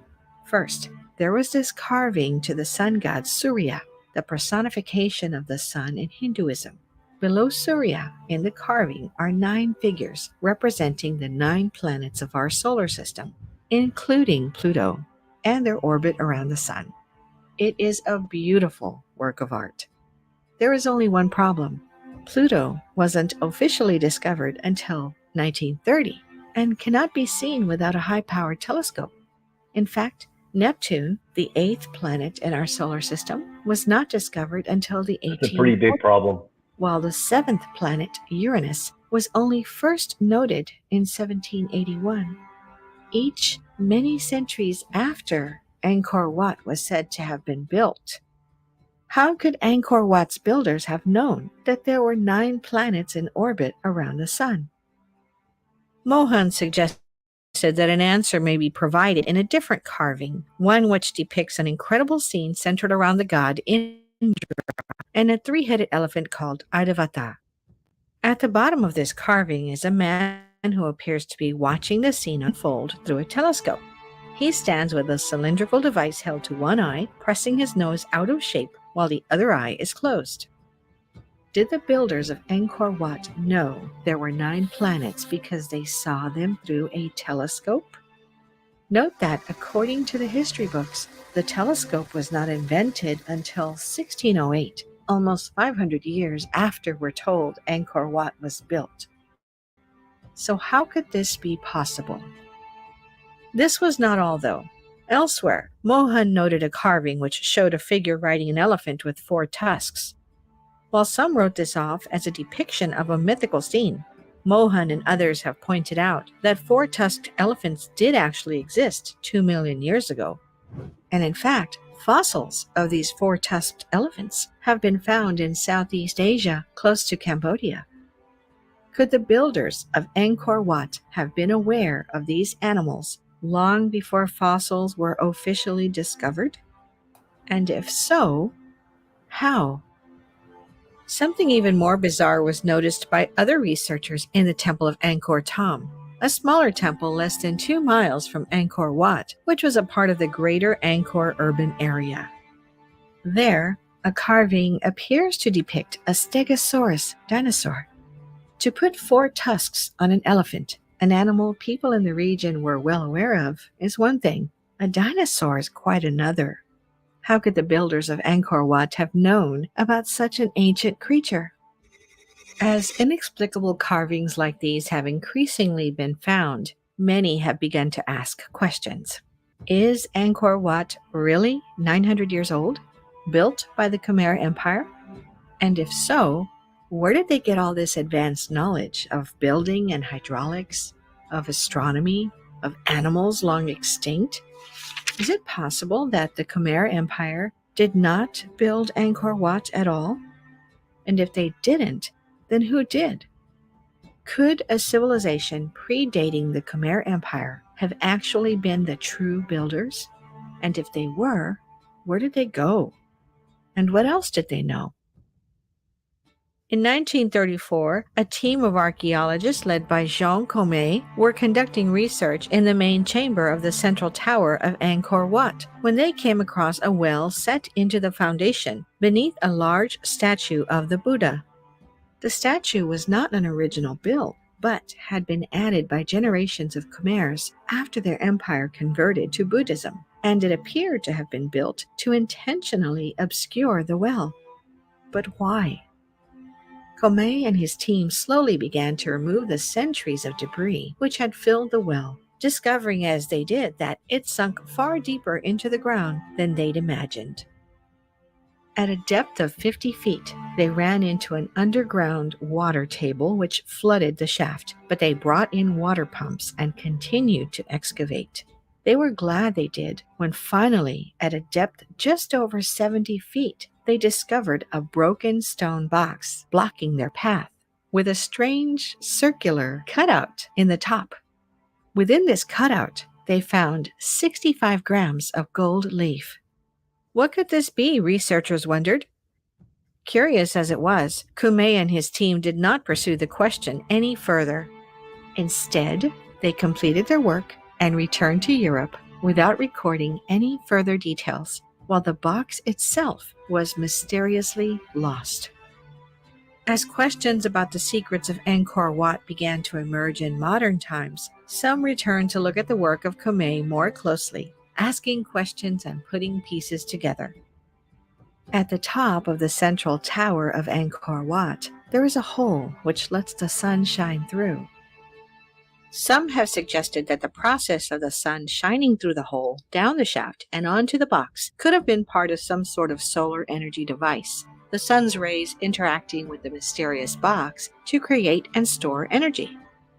While at first the theory seemed far-fetched, its advocates pointed to an ancient account of Angkor Wat written long before Henri Mu, which appeared to provide evidence of how such a solar energy system could have worked. In 1296 CE, a Chinese diplomat named Zhou Daguan traveled to Angkor Wat during the peak of the Khmer Empire's power, where he stayed as a guest of the Khmer king for almost a year. While he was not the first person from China to visit the place, he was the first to provide a detailed account of the city and its people. Indeed, his seminal work, The Customs of Cambodia, is the only known written account from that time anywhere in the world. Within this account, something incredible is mentioned. As Joe wrote, in the center of the capital is a gold tower, flanked by 20 or so stone towers and 100 or so stone chambers. According to Joe, the central lotus bud tower of Angkor Wat was made of or covered in gold. This jumped out to those speculating about a solar energy device at ancient Angkor. If there was some sort of solar energy device buried within the central tower of Angkor Wat, then there must have been a way to access this energy. Gold is one of the most electrically conductive materials on Earth. If, as Joe suggests, the central tower was originally covered in gold, could this have to do with a projection of energy? Here, many connected Angkor Wat with the work of famed inventor Nikola Tesla, who, in the early 1900s, developed a device known as the Tesla Tower, which was topped by a large ball of conductive metal and designed to pump the energy of the Earth skyward, where it could be accessed by individual receptors around the world. Is it possible that Angkor Wat could have been doing something similar? Theories of an ancient electrical Angkor were only taken further in 2015, once again thanks to the LiDAR research of Damien Evans and Roland Fletcher.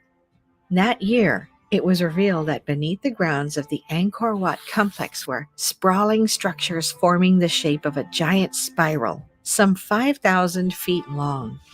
As findings were compiled, Evans and Fletcher were dumbfounded.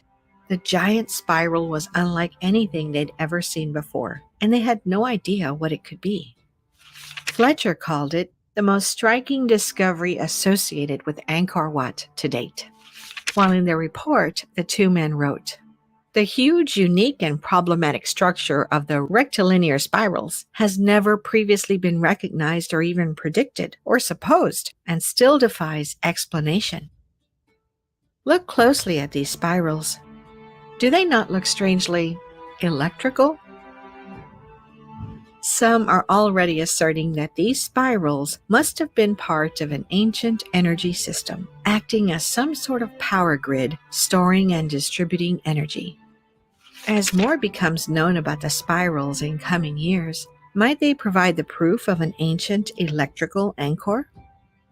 These are the types of questions which lead many to believe that the mystery of Angkor Wat might go much further than mainstream science is currently willing to accept. Much further even than anyone imagined.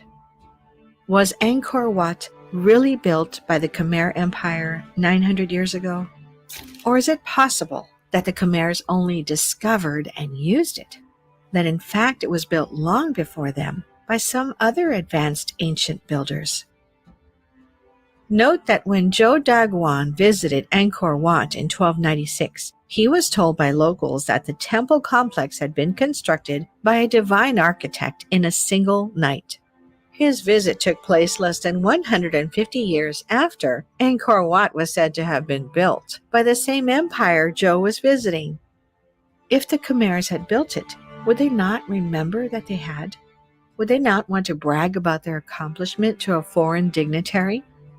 Saying it was built by a divine builder sounds more like the explanation of a people who discovered a fantastic structure and needed a story for how it got there.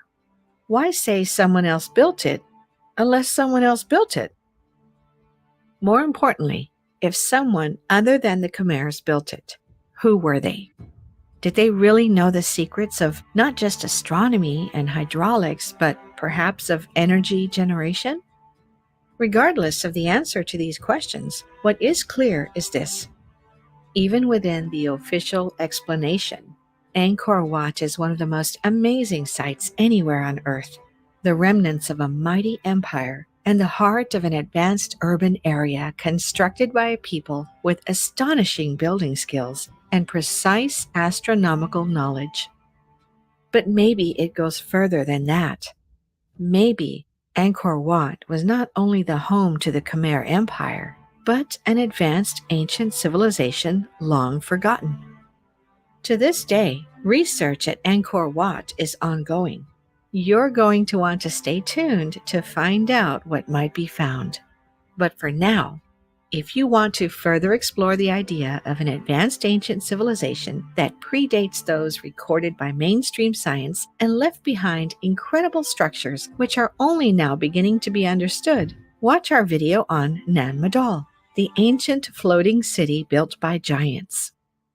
Once again, thank you for watching. Make sure to subscribe to our channel if you want to see more videos like Fascinating.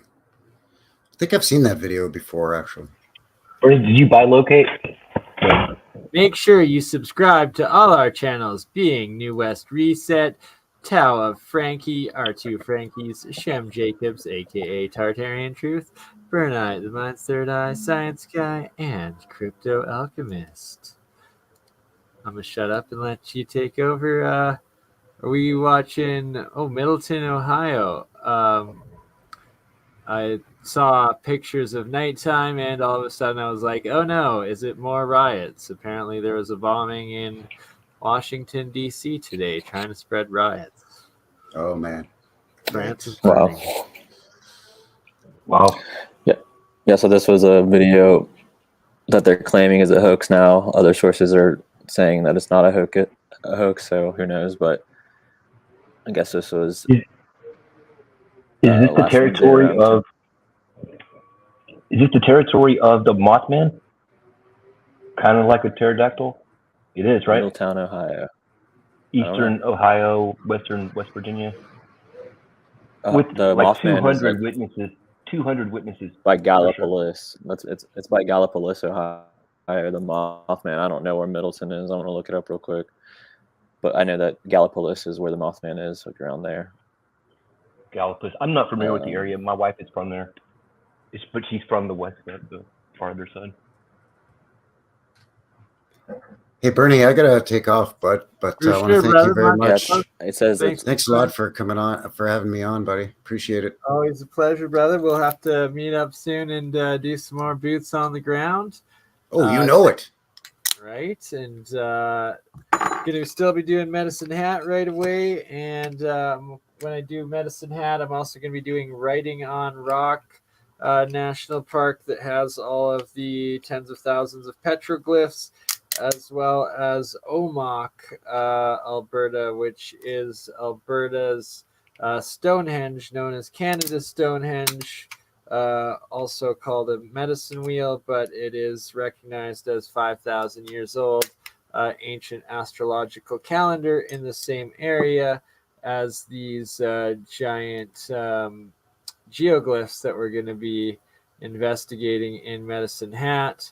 And right around these Medicine Hat Badlands valleys here, where all of these guys are located, just a couple valleys up is Orion, Alberta, that gotta love Orion, the name, but has those giant ball stones in its Badlands.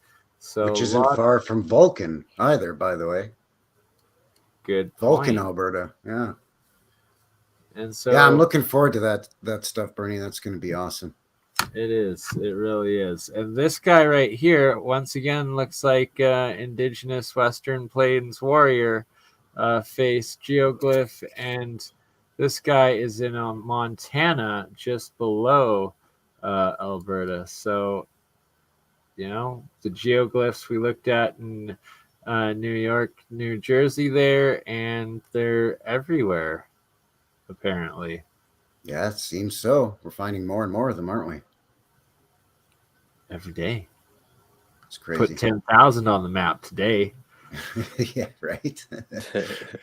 All right, guys. It was great chatting with all of you. Nice to meet you. Thanks a lot again. Yeah, Bernie, have a for good having one, me on. man. Appreciate Good talking it. to you. Take care, Much guys. love, New West Reset.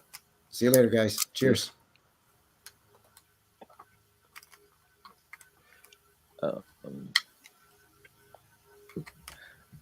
Yeah, so this was in Middleton, Ohio, which is, according to, I guess this is 35 miles north of Cincinnati, Ohio. So Suburbs I guess of I'll it. just play the video. Yeah, might as well.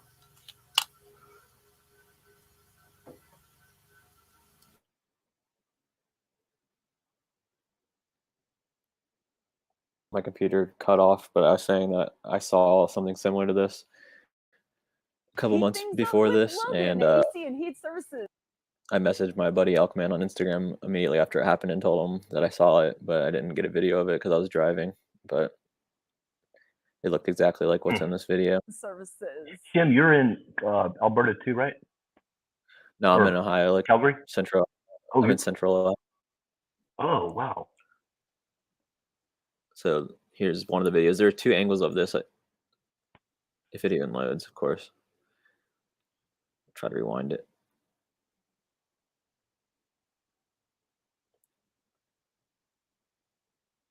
So right there in the middle of the screen, the spinning lights, and then it zooms off. There was another angle that someone else got. It was on, I found out about this from Russell Brand's video. He posted about this. It's like towards the end of one of his videos that says something about UFOs in Columbus.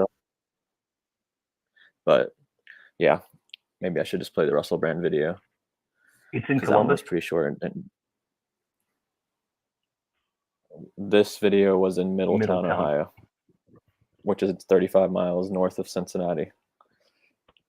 And I saw it in Hilliard, Ohio, which is a suburb of Columbus to the west of it. And shortly before that, like a month or two before that, in the middle of day, we were in downtown Columbus off of Hudson Avenue, and we were standing by these railroad tracks, and I was with 5 other people, and we looked up at the sky and we saw all these weird lights that looked like UFOs, and then we stared at them for about 5 minutes, and then one by one they started zipping off. So I have no idea what that was either. But it's like I've really never seen UFOs in my life, but those are 2 experiences I had within the same year. I've never seen one either. I share kind of similar experience about like 6 or 5 years ago, probably 6 years ago, at my old place, and a friend of mine, Victor, and I were both outside at the front steps at like 1 a.m, looked up, and it was like, looked like a cloud almost of like UFOs. And I was like, oh my God, am I fucking tripping? Like, do you see that? And like, I look over and Vic's jaw is dropped. He's like, you see this too? And then like all of a sudden they like start going like pew pew, like shooting off sort of thing. Like it just is fascinating as F. And then like others were like moving in, kind of like it almost looked like what you see as like a school of fish or something in the ocean, how they were like moving in and around and like the ball of whatever they were. It was very fascinating. These stories now are way different since this disclosure thing. You know what I mean? They've taken on a whole new meaning, I think. Yeah, I mean, the only time I ever saw one before then was when I was younger. I think I was in like No one's 6th gonna grade. call It was you during the crazy summer. now. I saw something. Crazy. But okay, Was here's this the a Russell different Brand day video. that you saw it? Yeah, the video that I'm showing was like a month and a half after I saw it originally, which it was like 3 a.m. or something, and I was just driving home from work, and I stopped at a light in the middle of the country, and I looked up and saw the spinning light, and I was like, oh, that's weird. I thought it was an airplane at first, but then it zoomed off pretty fast, and I was like, well, that was strange. Wish I recorded it, because I thought about whipping out my phone, but I was like, oh, it's probably just a plane. And then that happened, and I was like, well, I should have recorded that.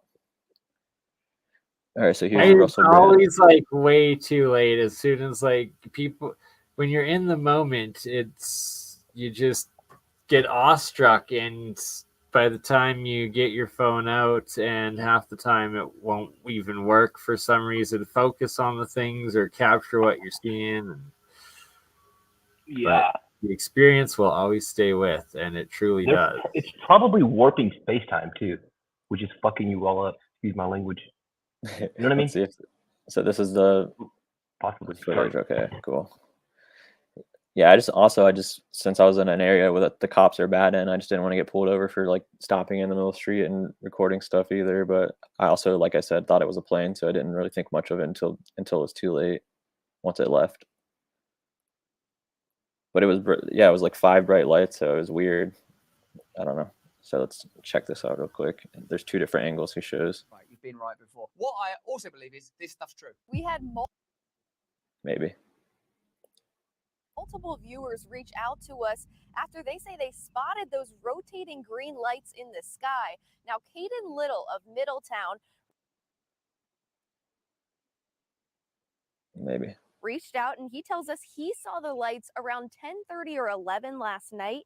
And take a look at this video he sent us. You can see a ring of bright green lights rotating in the sky, and another video taken by Bryce Garrick also shows those lights. And then all of a sudden, wow, and you can see the lights will quickly zoom off to the left of your screen, and then they just disappear. Now, maybe another reason we're not seeing more of these guys is they're under the sea. Let's play the first one real quick again.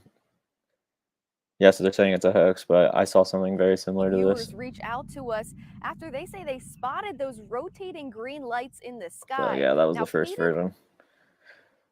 Pretty interesting. What was at the very bottom? It looked like a freaking reptoid dude, like walking on the street. Where? Right there. Hold on. Play it again. You're probably right. You've been right before. What I also believe is this stuff's true. We had multiple viewers reach Right, out to oh, us right after they there, say but they never spotted mind. those What the It's hell okay. is that? green lights in the Someone's sky. holding Now, something. I'm Caden Little retarded. of Middletown That's what reached out happens and when he you've been tells us awake he for saw 10 and the a half lights around hours 10. streaming. I thought I missed it, but yeah, just, I guess, Right. random thing to Have you share or guys- whatever. Have you guys seen the movie where he plays God and he tells Nicolas Cage to take a hang glider to Afghanistan and kill Osama bin Laden? It's What? the best thing ever. He plays God so well. Like, perfect. I haven't seen it. Just saying. Sorry. But yeah, Bernie, I got to get out of here too, man. Appreciate you having me on. For sure. Much Frankie, love. good to Much meet you. love. Thank you for being here. And awesome section. I'm most definitely going to edit this and, republish it in a little bit. We're going to continue for one more hour as we get the experiments with the monoatomic silver starting to produce set up on that reaction now. But I also got the cases off, and look at that, putting 4 more ounces, both 2-ounce pure silver, Grandma Green's silver. It's my inheritance from Grandma Green being put in to the experiments of real science, Adeptelkhemist 101 for all you beautiful souls tuning in. We're doing live tests to see, does this super moon, the full moon, affect the rate of monoatomic silver production? And that I have so far experienced and seem to prove, yes, it does. Full moon increases the amount it produces. New moon decreases the amount exponentially. The ancient alchemists claim that the moon is the element silver. Thus, I find that fascinating as all hell. Then I've now also found that when making monoatomic gold, that it will do the pure gold, break it down into the white monoatomic and also the gold nano gold colored crystal gold mixed in with that during the daytime. But as soon as the sun settles, it actually starts producing black, dark, almost like a black goo instead of the white, and that it taints it all, and that I never really associated it with the sun setting, and just thought that, hey, you can only run this reaction for 3 to 6 hours before it starts to oxidize, and you don't want to waste your expensive gold. When in fact, now that I've done it 4 or 5 times, I've noticed that it's literally as soon as the sun sets that the gold will no longer be making the monoatomic white, but instead turn into this black, goopy, corrupted powder that is definitely not what you want and costing you the physical weight of real 24 karat gold to be making it. Thus, it's an expensive mistake to try to make monoatomic gold at night. And why you also want to put your silver in on a full moon, and we're going to try it right now with these brand new ones, see how much we get out of it. And that is what, like another $100 of my family savings we are putting in to this experiment right now. That is cold, hard, physical silver cash coinage, everyone. So Bernie, let me ask you. Yes, sir. So I put mine in last night, well, probably midday yesterday, and I put a silver anode with the positive, and copper about the same size. So the copper coated the silver. So I just switched it to put the copper as the anode. Should I not do that?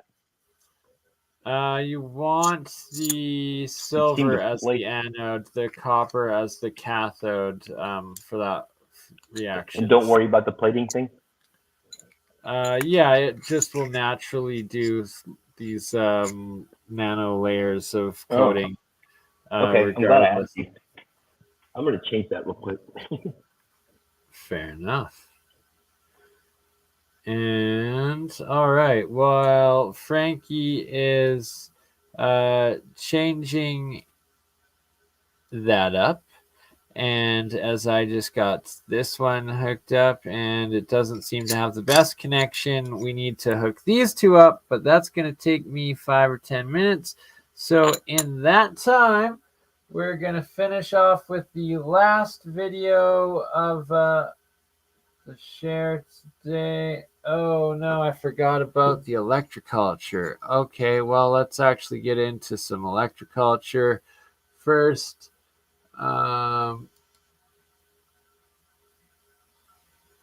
This is the channel Burnt Church, 1,701 subscribers. The video is let me see here, 4 weeks old, and it says electroculture gardening update, unexpected surprise. Let's see what we got. And let me know how the sound is once I have it up.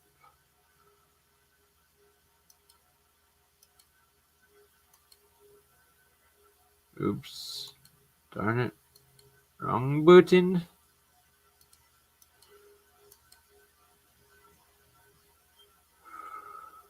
Oh, there's Finky. Yep. What were you just talking about? Electroculture. Let me know how the sound is. It's pretty good.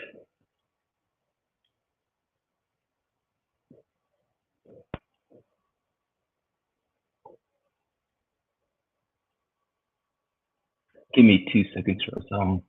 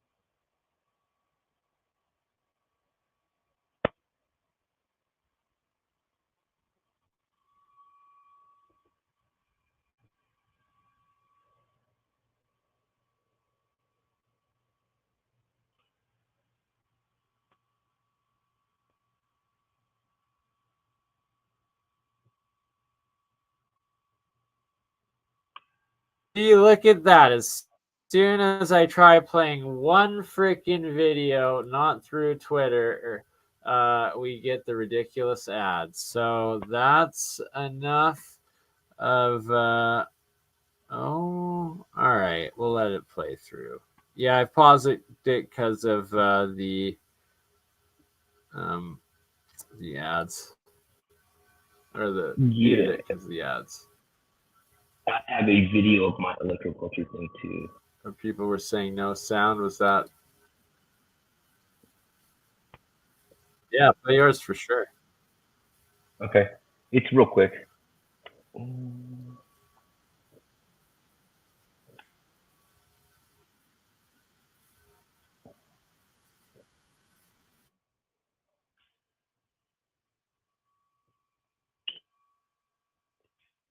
Oh man, come on. Sorry.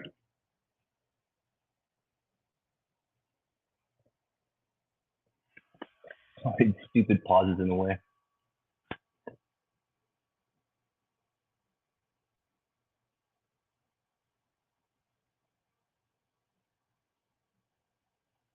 Yeah, and that's 9 days apart.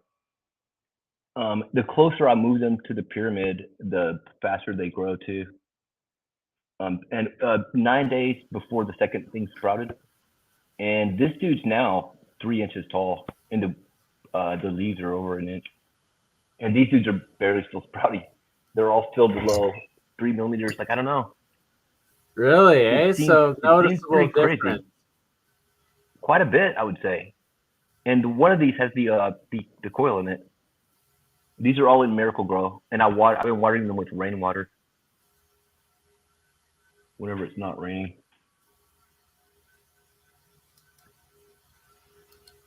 It seems pretty profound to me. That's awesome. I look forward to the continued experiments and upcoming results. I don't know if you can see this or not. Because of this, I put a pyramid above I did the same thing. I made a giant one, and I put it above where I'm sitting right now. I can't tell you the difference, but why not, right? I mean, this is pretty extreme. And it reminds me of what Dan Winter was saying. He said that these things grow inside of the compression chamber. You know, like, or not chamber. He used a different word, a compression field, right? He said that, and this is also, it's made of aluminum foil. They're mirrors, especially the big one I made. I took my time and used epoxy.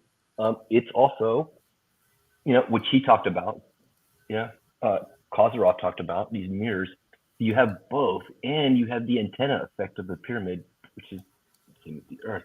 It's definitely doing something. This is almost.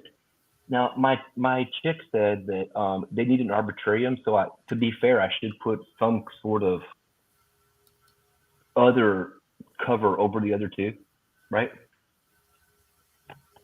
I don't know. Well, yeah, you gotta have.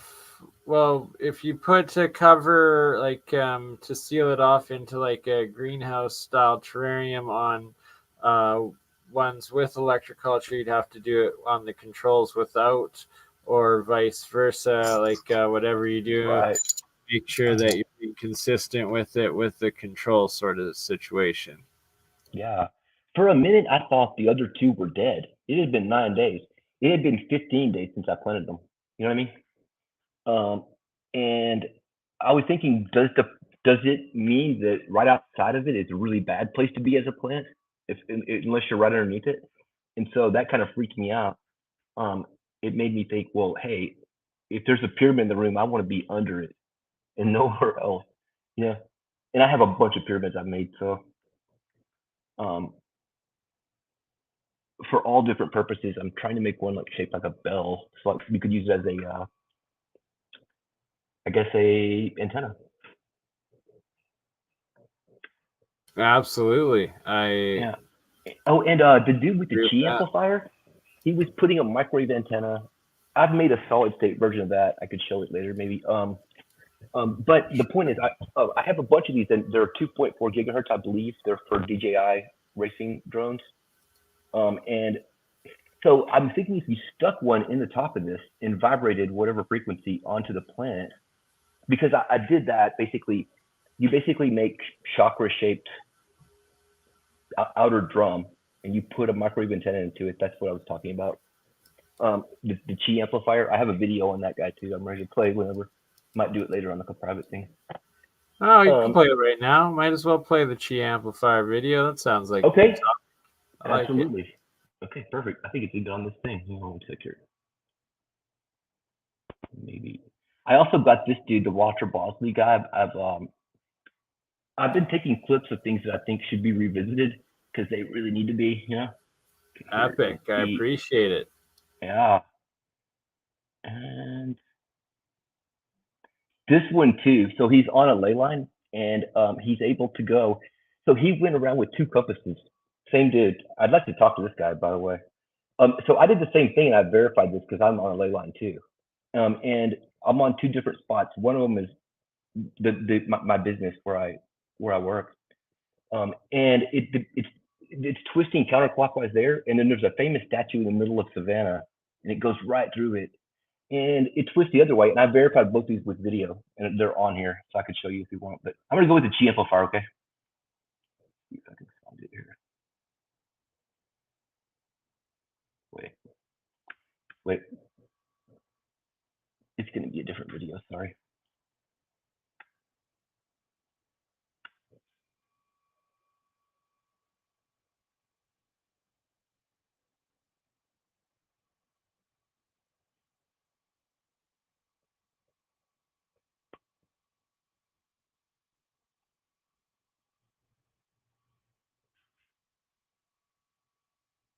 Did you have it loaded? Sorry, mine kind of crashed out. Sorry, I'm loading it right now. Sorry. The thing is, I have several folders, so it's a little more difficult it seems. I feel you. I know how it is. So in the meantime, I can share a couple more photos of some alchemy while you get it ready. Here we have the nano coating through caustic. And shout out Mindful Exposures. Thank you for the new logos. Sarah is awesome. Quartz crystal and lye caustic right here. Nano coating through caustic lye, this process. Crazy. You can also nano coat through plasma flame or through electrolysis in the anode cathode water. By the way, Bernie, the video you were playing first, it was talking about the implosion. He was cutting things with even the very first video you were playing. Yeah. Would that be similar to the twisting tornado thing we were talking about? Yeah, type of cavitation, essentially. Yeah, that's the word. Yeah, I have my video ready to play too whenever you want. Yeah, we'll just do a little actually, your video. first. Now look at this. Like, this is fascinating to me that you can see that it's being submerged into the caustic there, and then this is out. But, oops.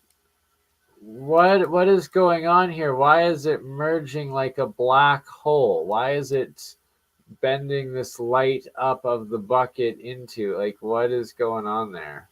Yeah, why does this stuff is so light? It's doing weird things with light, huh? Right? Like, look at this. This is how can we explain this? Like, that's no graphic design or Photoshop or altering that image, or this one not out of focus, but still showing the same thing. Another one, and another one.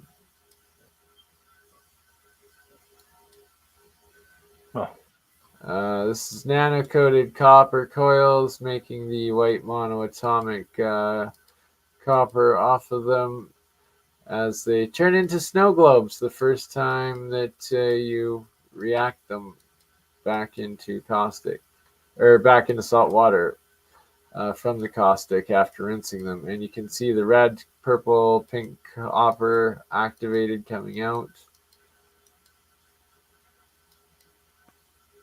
Yeah, it seems to be going the other way on that with the caustic. Oh, shout out to my brother One Leg Clay, my man One Leg Clay. And this was a t-shirt order of mine many years ago. Oh, I don't know. That's that for now. All right. Share away, Frankie. Share away. the Tao of Frankie, brother. Alrighty, here we go. I pre-recorded this too, so that I don't have to have bandwidth to do it. At least that's the theory, I think.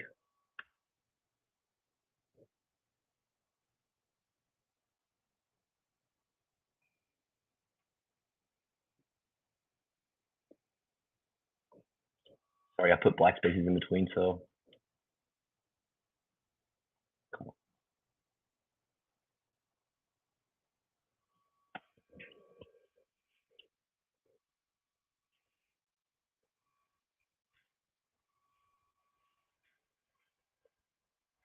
Is it not working? Hang on, sorry. Yeah, nothing yet.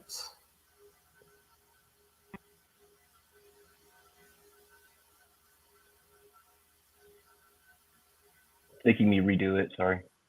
Man. One love, Jack Sherlock. Thank you for joining in, and glad to have you part of the community. Our newest Blue Wrench. Everybody gets Blue Wrench, so you can share links, so you don't have to worry about being censored, and so you can also click on everybody else in the live chat that's commenting and get the option to go to their channel and follow them, subscribe, and network with each other, because that's what it should be all about. Still loading that up, Frankie, or? Almost, sorry. Oh dear. Streamyard doesn't like me doing this. Hang on. Oh, here we go. Oh, come on. Come on. I'm sorry. I'm sorry. Okay, hopefully it'll work this time.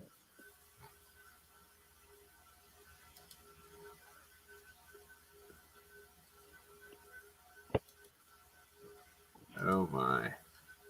I gotta start over, I guess. Yeah. Okay. Oh, No okay, worries. yeah, it's gonna work now. Okay. It's going to work now. Very good.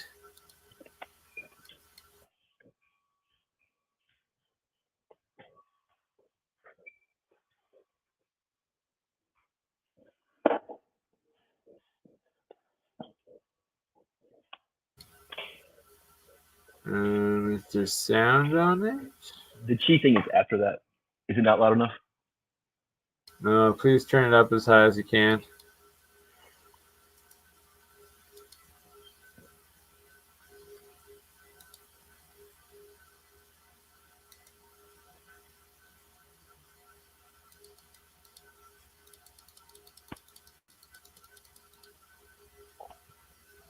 Is that better? Yes, sir. Okay. A little bit. Actually, still can't really hear it. Hang on one sec. Yeah, I think it's actually exponentially worse as the pre-loaded as opposed to the just real playing one through Chrome tab or whatever. By sharing screen, maybe try the present, and then where it says video file, upload it as the video file through the present share screen option, and really might give better sound. Okay.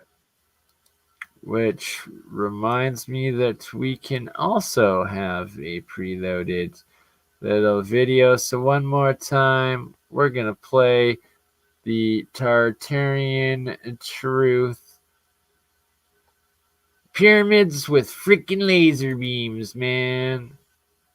Oh, I see what you mean. This is cool. Perfect. Okay. There's a bunch more. Wait. Power. It's at that time. We're 11 hours into the stream. Hello, good sir. What's going on? What's happening? Not too much. Just enjoying some tea. Look at this freaking battery. Looks like the Indian temples that are carved out of the freaking bedrock. 2 very boring minutes later. Yeah, I caught a little bit of this earlier. It's been pretty crazy. 1 nap later. But he didn't have time right then. So he said he'd be back. He said I would need 2 compasses and a way to bring the electricity, I don't remember what he said, I think it was bad grammar, but to bring it down, all the way down. And then he left, and I went and found a couple of his friends to ask them how he built this machine to alter reality. And the one guy stopped me, and he said, no, you got it all wrong. It's not a machine, it's a place.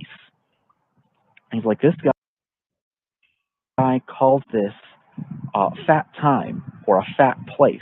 And I don't know what that means, but apparently he loved that word, so that's what he used. Not surprisingly, the next day after I had woken up, I walked around with 2 compasses at about 6 to 8 inches apart. And right here, they point about 10 degrees off. Now, as you can see, there's really nothing around here.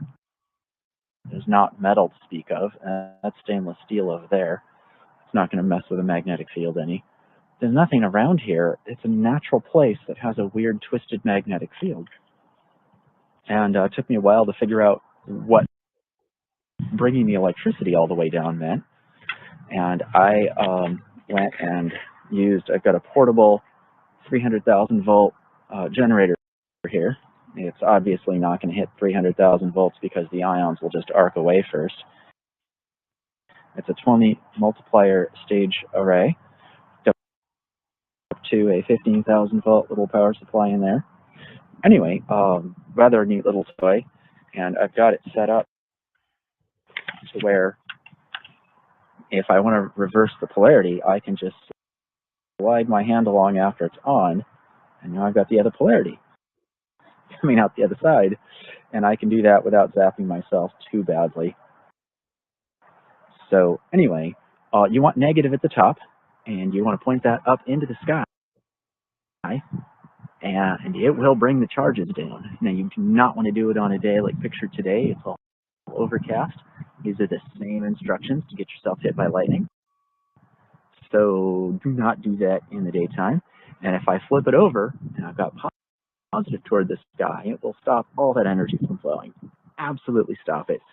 And I tried this on a clear day. I only had a couple of minutes to do it. But I've tried it now, even though it's probably not safe, and didn't get anything because the clouds are probably absorbing it all or something. Anyway, these little charge cluster things in the sky from the sun are getting drawn down by my electric device, and they are hitting the spot with a twisted magnetic field, and the energy from it is absolutely fantastic. And I don't know how many people have been playing with trying to alter reality, but these charge clusters appear to be that spiritual energy that people are using to mess with the world. Now remember, if you're going to be playing with this, aren't thoughts.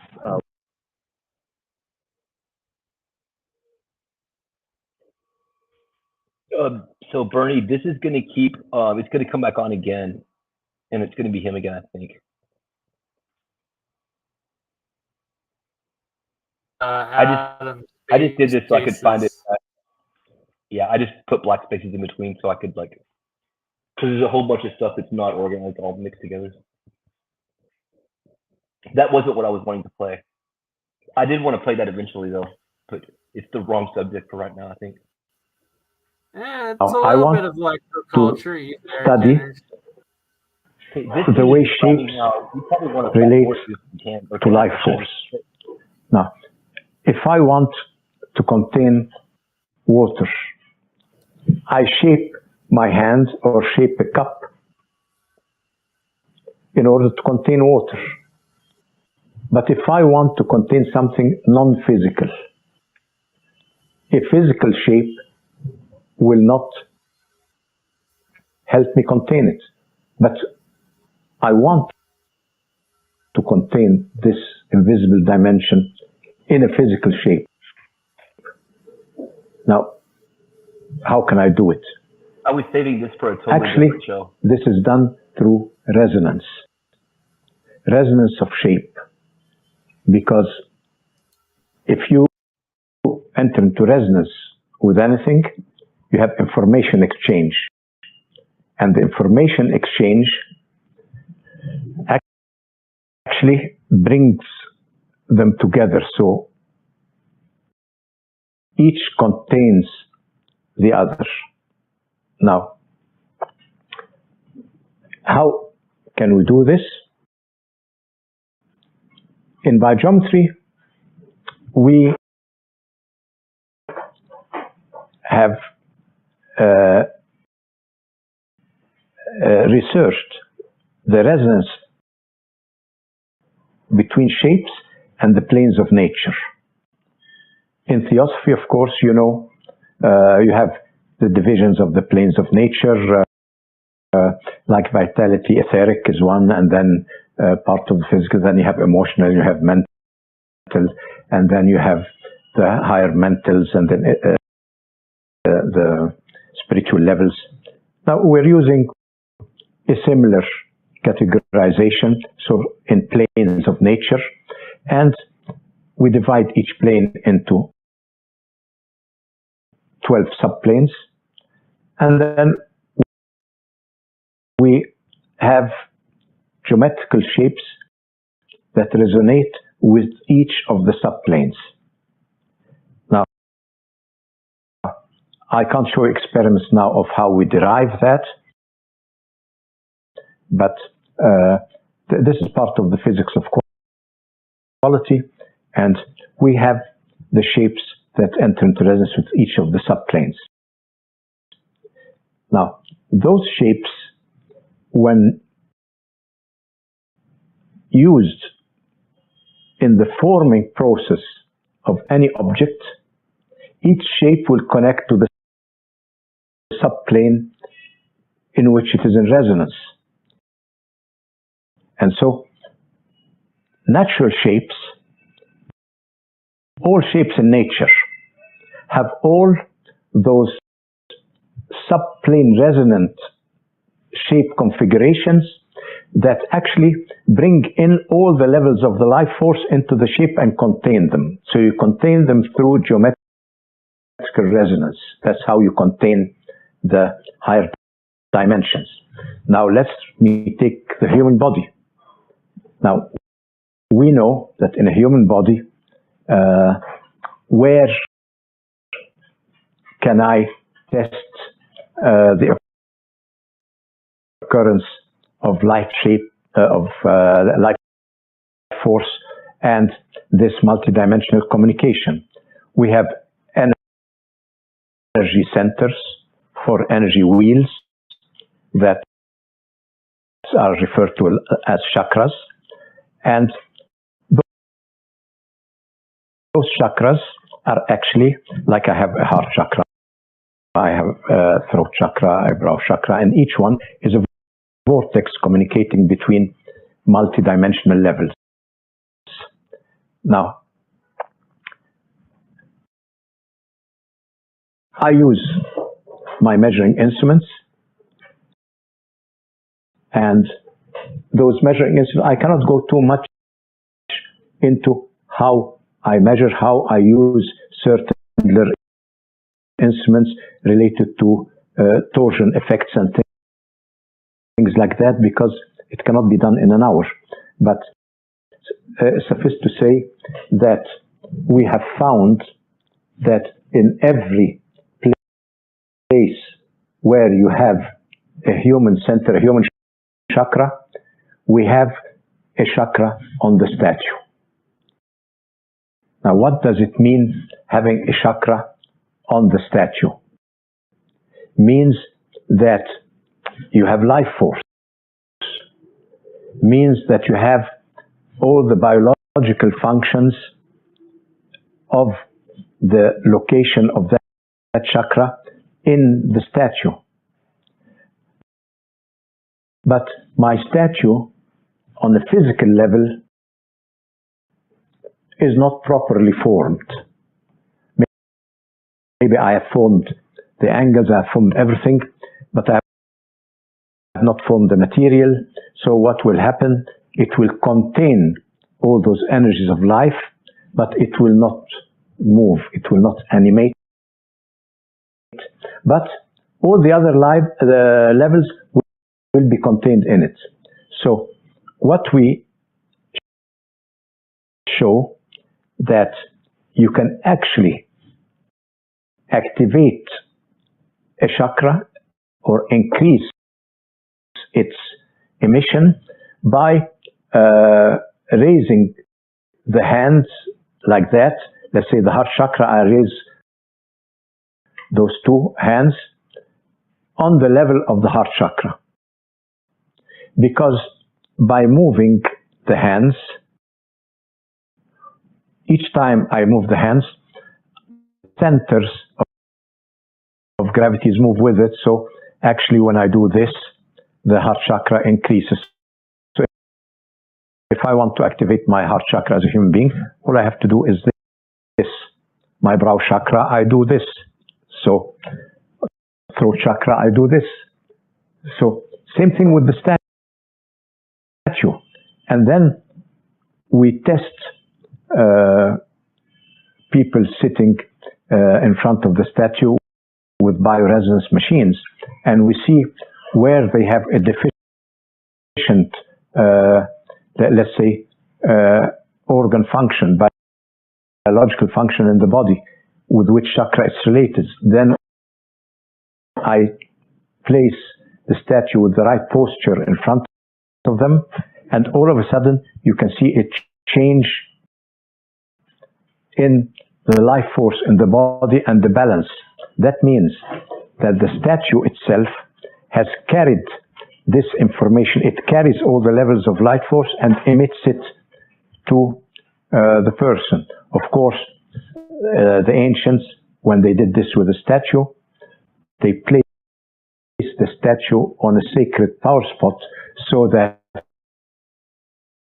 they have the extra connection, higher connection to the statue. Now,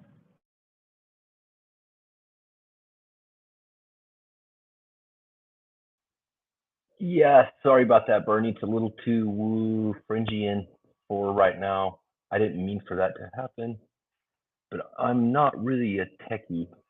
Getting better at it though. What I wanted to play is about to come on, I'm pretty sure.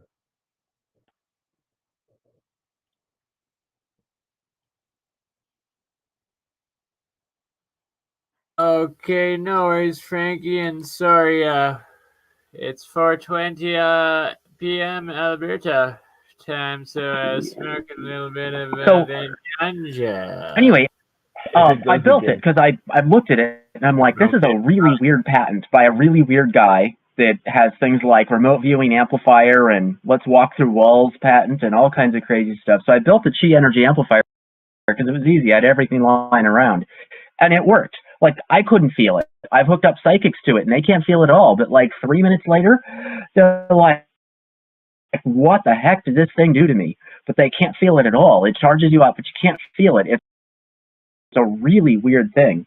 Anyway, the iron cube thing appears to be the opposite. It's pure iron cube, 2 inches square, by that company that sells all the fancy element, different element samples. Amplifier up real quick. In a private chat, while Adam continues. Oh. Go ahead, Adam. Anyway, I was trying to follow an experiment that Stan Deo suggested, and it absolutely sucked all my energy out. It's like a chi energy drainer. And I ran it a couple of different ways, so I'm not sure which configuration did it, but it just wiped me out for about 5 days. It's been about, I think, 7 days since I did it, and I'm okay now. I did hard work outside all day, and I'm fine. But anyway, it's basically it's a iron cube. You take, I wound 3 coils around the 3 axes, and when I tried running it with 3-phase AC power, it didn't do anything useful. I tried running it with 2-phase AC power into 2 of the coils with direct current on the 3rd to make a magnetic vortex, and that didn't do anything either. So then I hooked up 2 of the phases, or 2 of the coils to the same phase, and that started doing stuff. I also ran a DC magnetic field on the 3rd, and that's the one that really did the damage. But the Chi energy amplifier thing, yeah, there it is. That thing works. I built it. And it's kind of a clever design. He uses a microwave antenna and drives it with a regular signal generator with square wave. So you get ringing in the microwaves, but it's pulsed at the lower frequency from the signal generator. And he gives the frequency in the patent. And he's showing round there, or kind of 2 ovals. The one I built, I didn't have 2 oval things. I only had half. So the top is curved like that, and the bottom is kind of like, well, it's a saucer from a plant, made clay. So it's only half of that, and it seems to work equally well. Yeah, and Quincy was clear that you can make these things out of clay or ceramics, that they should be a dielectric material, they should have a reasonably high density.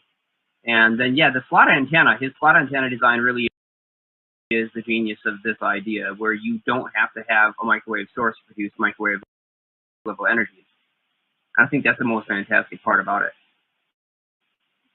And it might be a little hard for some people to build. I built it with my tabletop milling machine, and it was really easy to cut out, but you could probably do it with drills and files and manage to make it work.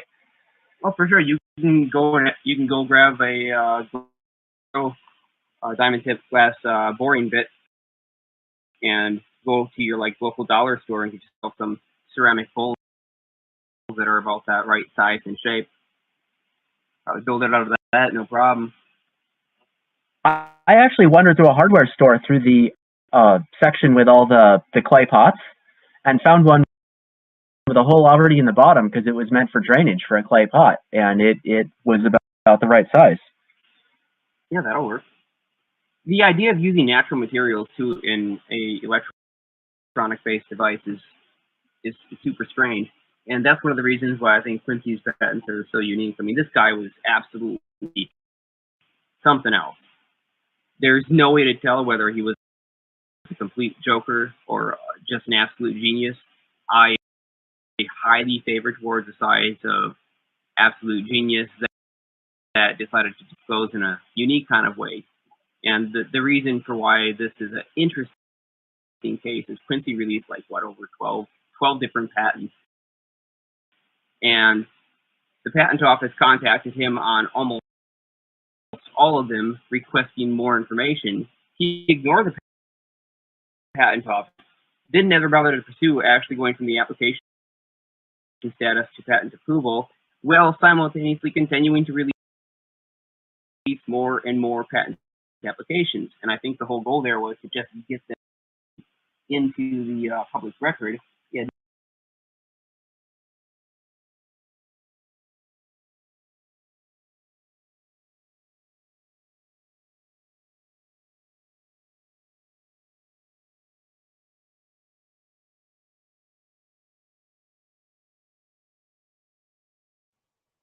Okay, and that is the end of that one.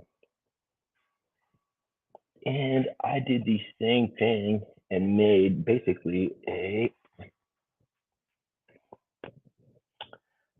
solid state version. You've made a solid state. And well, yeehaw! Happy Calgary Stampede, 4th of July, Canada Day. Frankie the Tau with the aluminum hat. How he built this machine to alter reality. Sorry about that. Yeah, so I was thinking, why not, instead of using a clay or ceramic, wouldn't glass be better? Yeah, right. The glass jar, when you seal it, you essentially get your plasma tube or vacuum tube, and you got it. Boom, turns it into plasma. Bam, man, that double, look at that beauty. That ghetto, but I also put it. That's not ghetto. That's gonna make some transmutations right there. That is like that's some exactly what I was thinking. Walter Russell tech going on. Building there, my friend. Oh, perfect. And I thought even better than glass would be piezoelectric quartz or monoatomic inside of here. Oh, of course. And I have maybe, right? Maybe that would be the ultimate shape. Is the liquid, right? Maybe. You got to have the quartz, the diamond, essentially, the ultimate crystal as the container instead of the glass, but in that the lattice structure, the harmonic lattice for what you're trying to resonate with, and then also that. Oh, lost the train of thought on it. Okay. Once I put one of them and power it, I have a whole bunch of these dudes.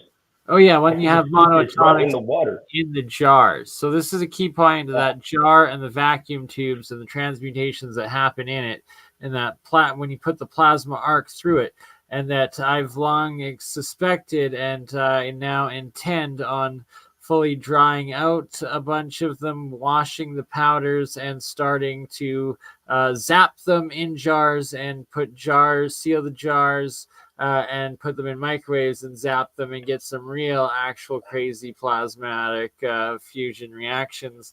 Have you tried distilling? By the end of the summer. I wonder if distilling would do something.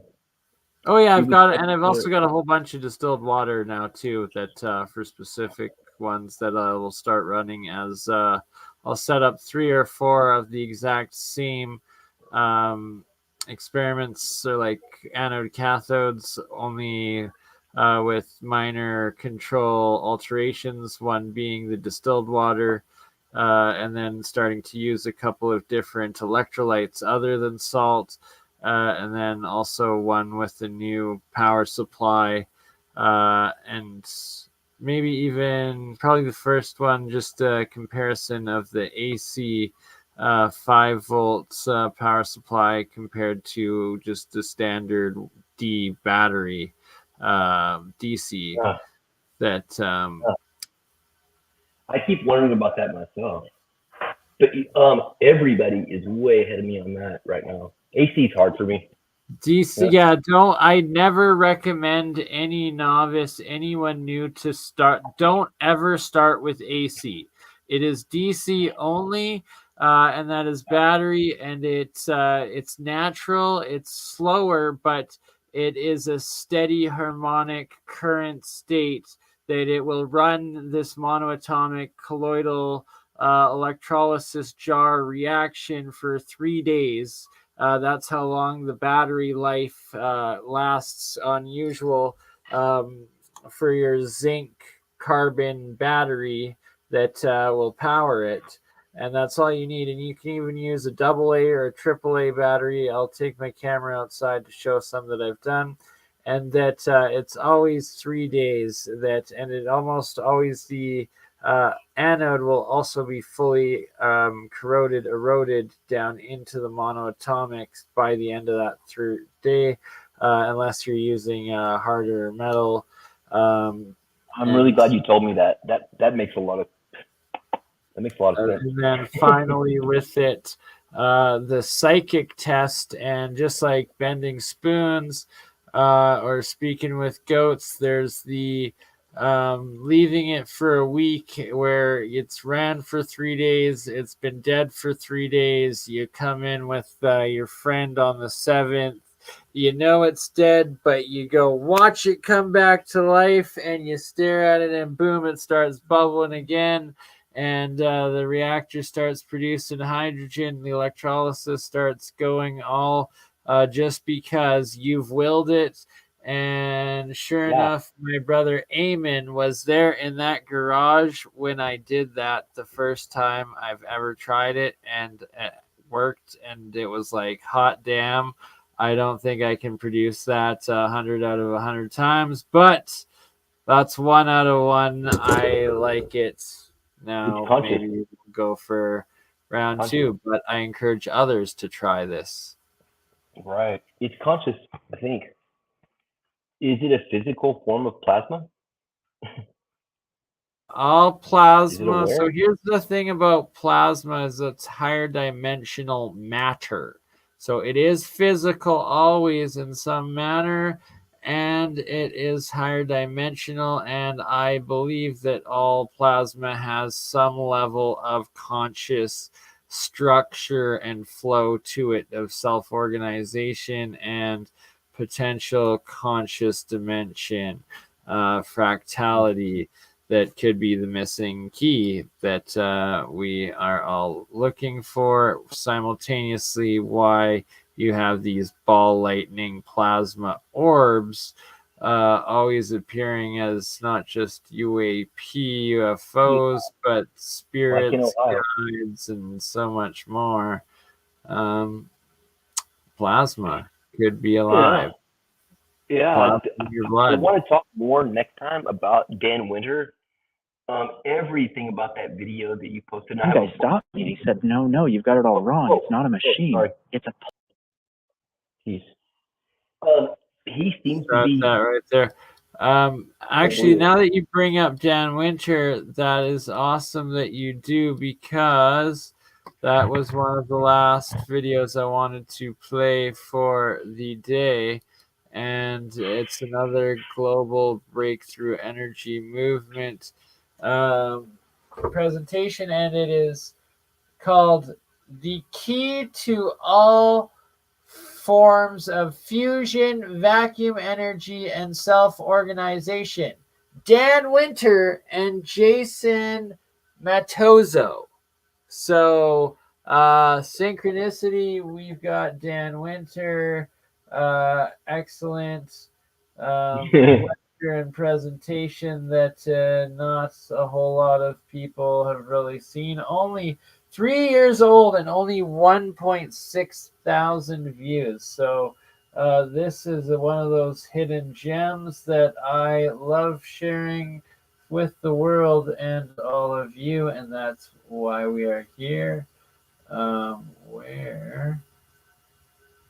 Oh, I see what's going on. Okay, Bernie, my chick's finally getting mad. Yeah, you should go to your life, brother. Here, I'm gonna end I'll leave this open though, and I'll listen.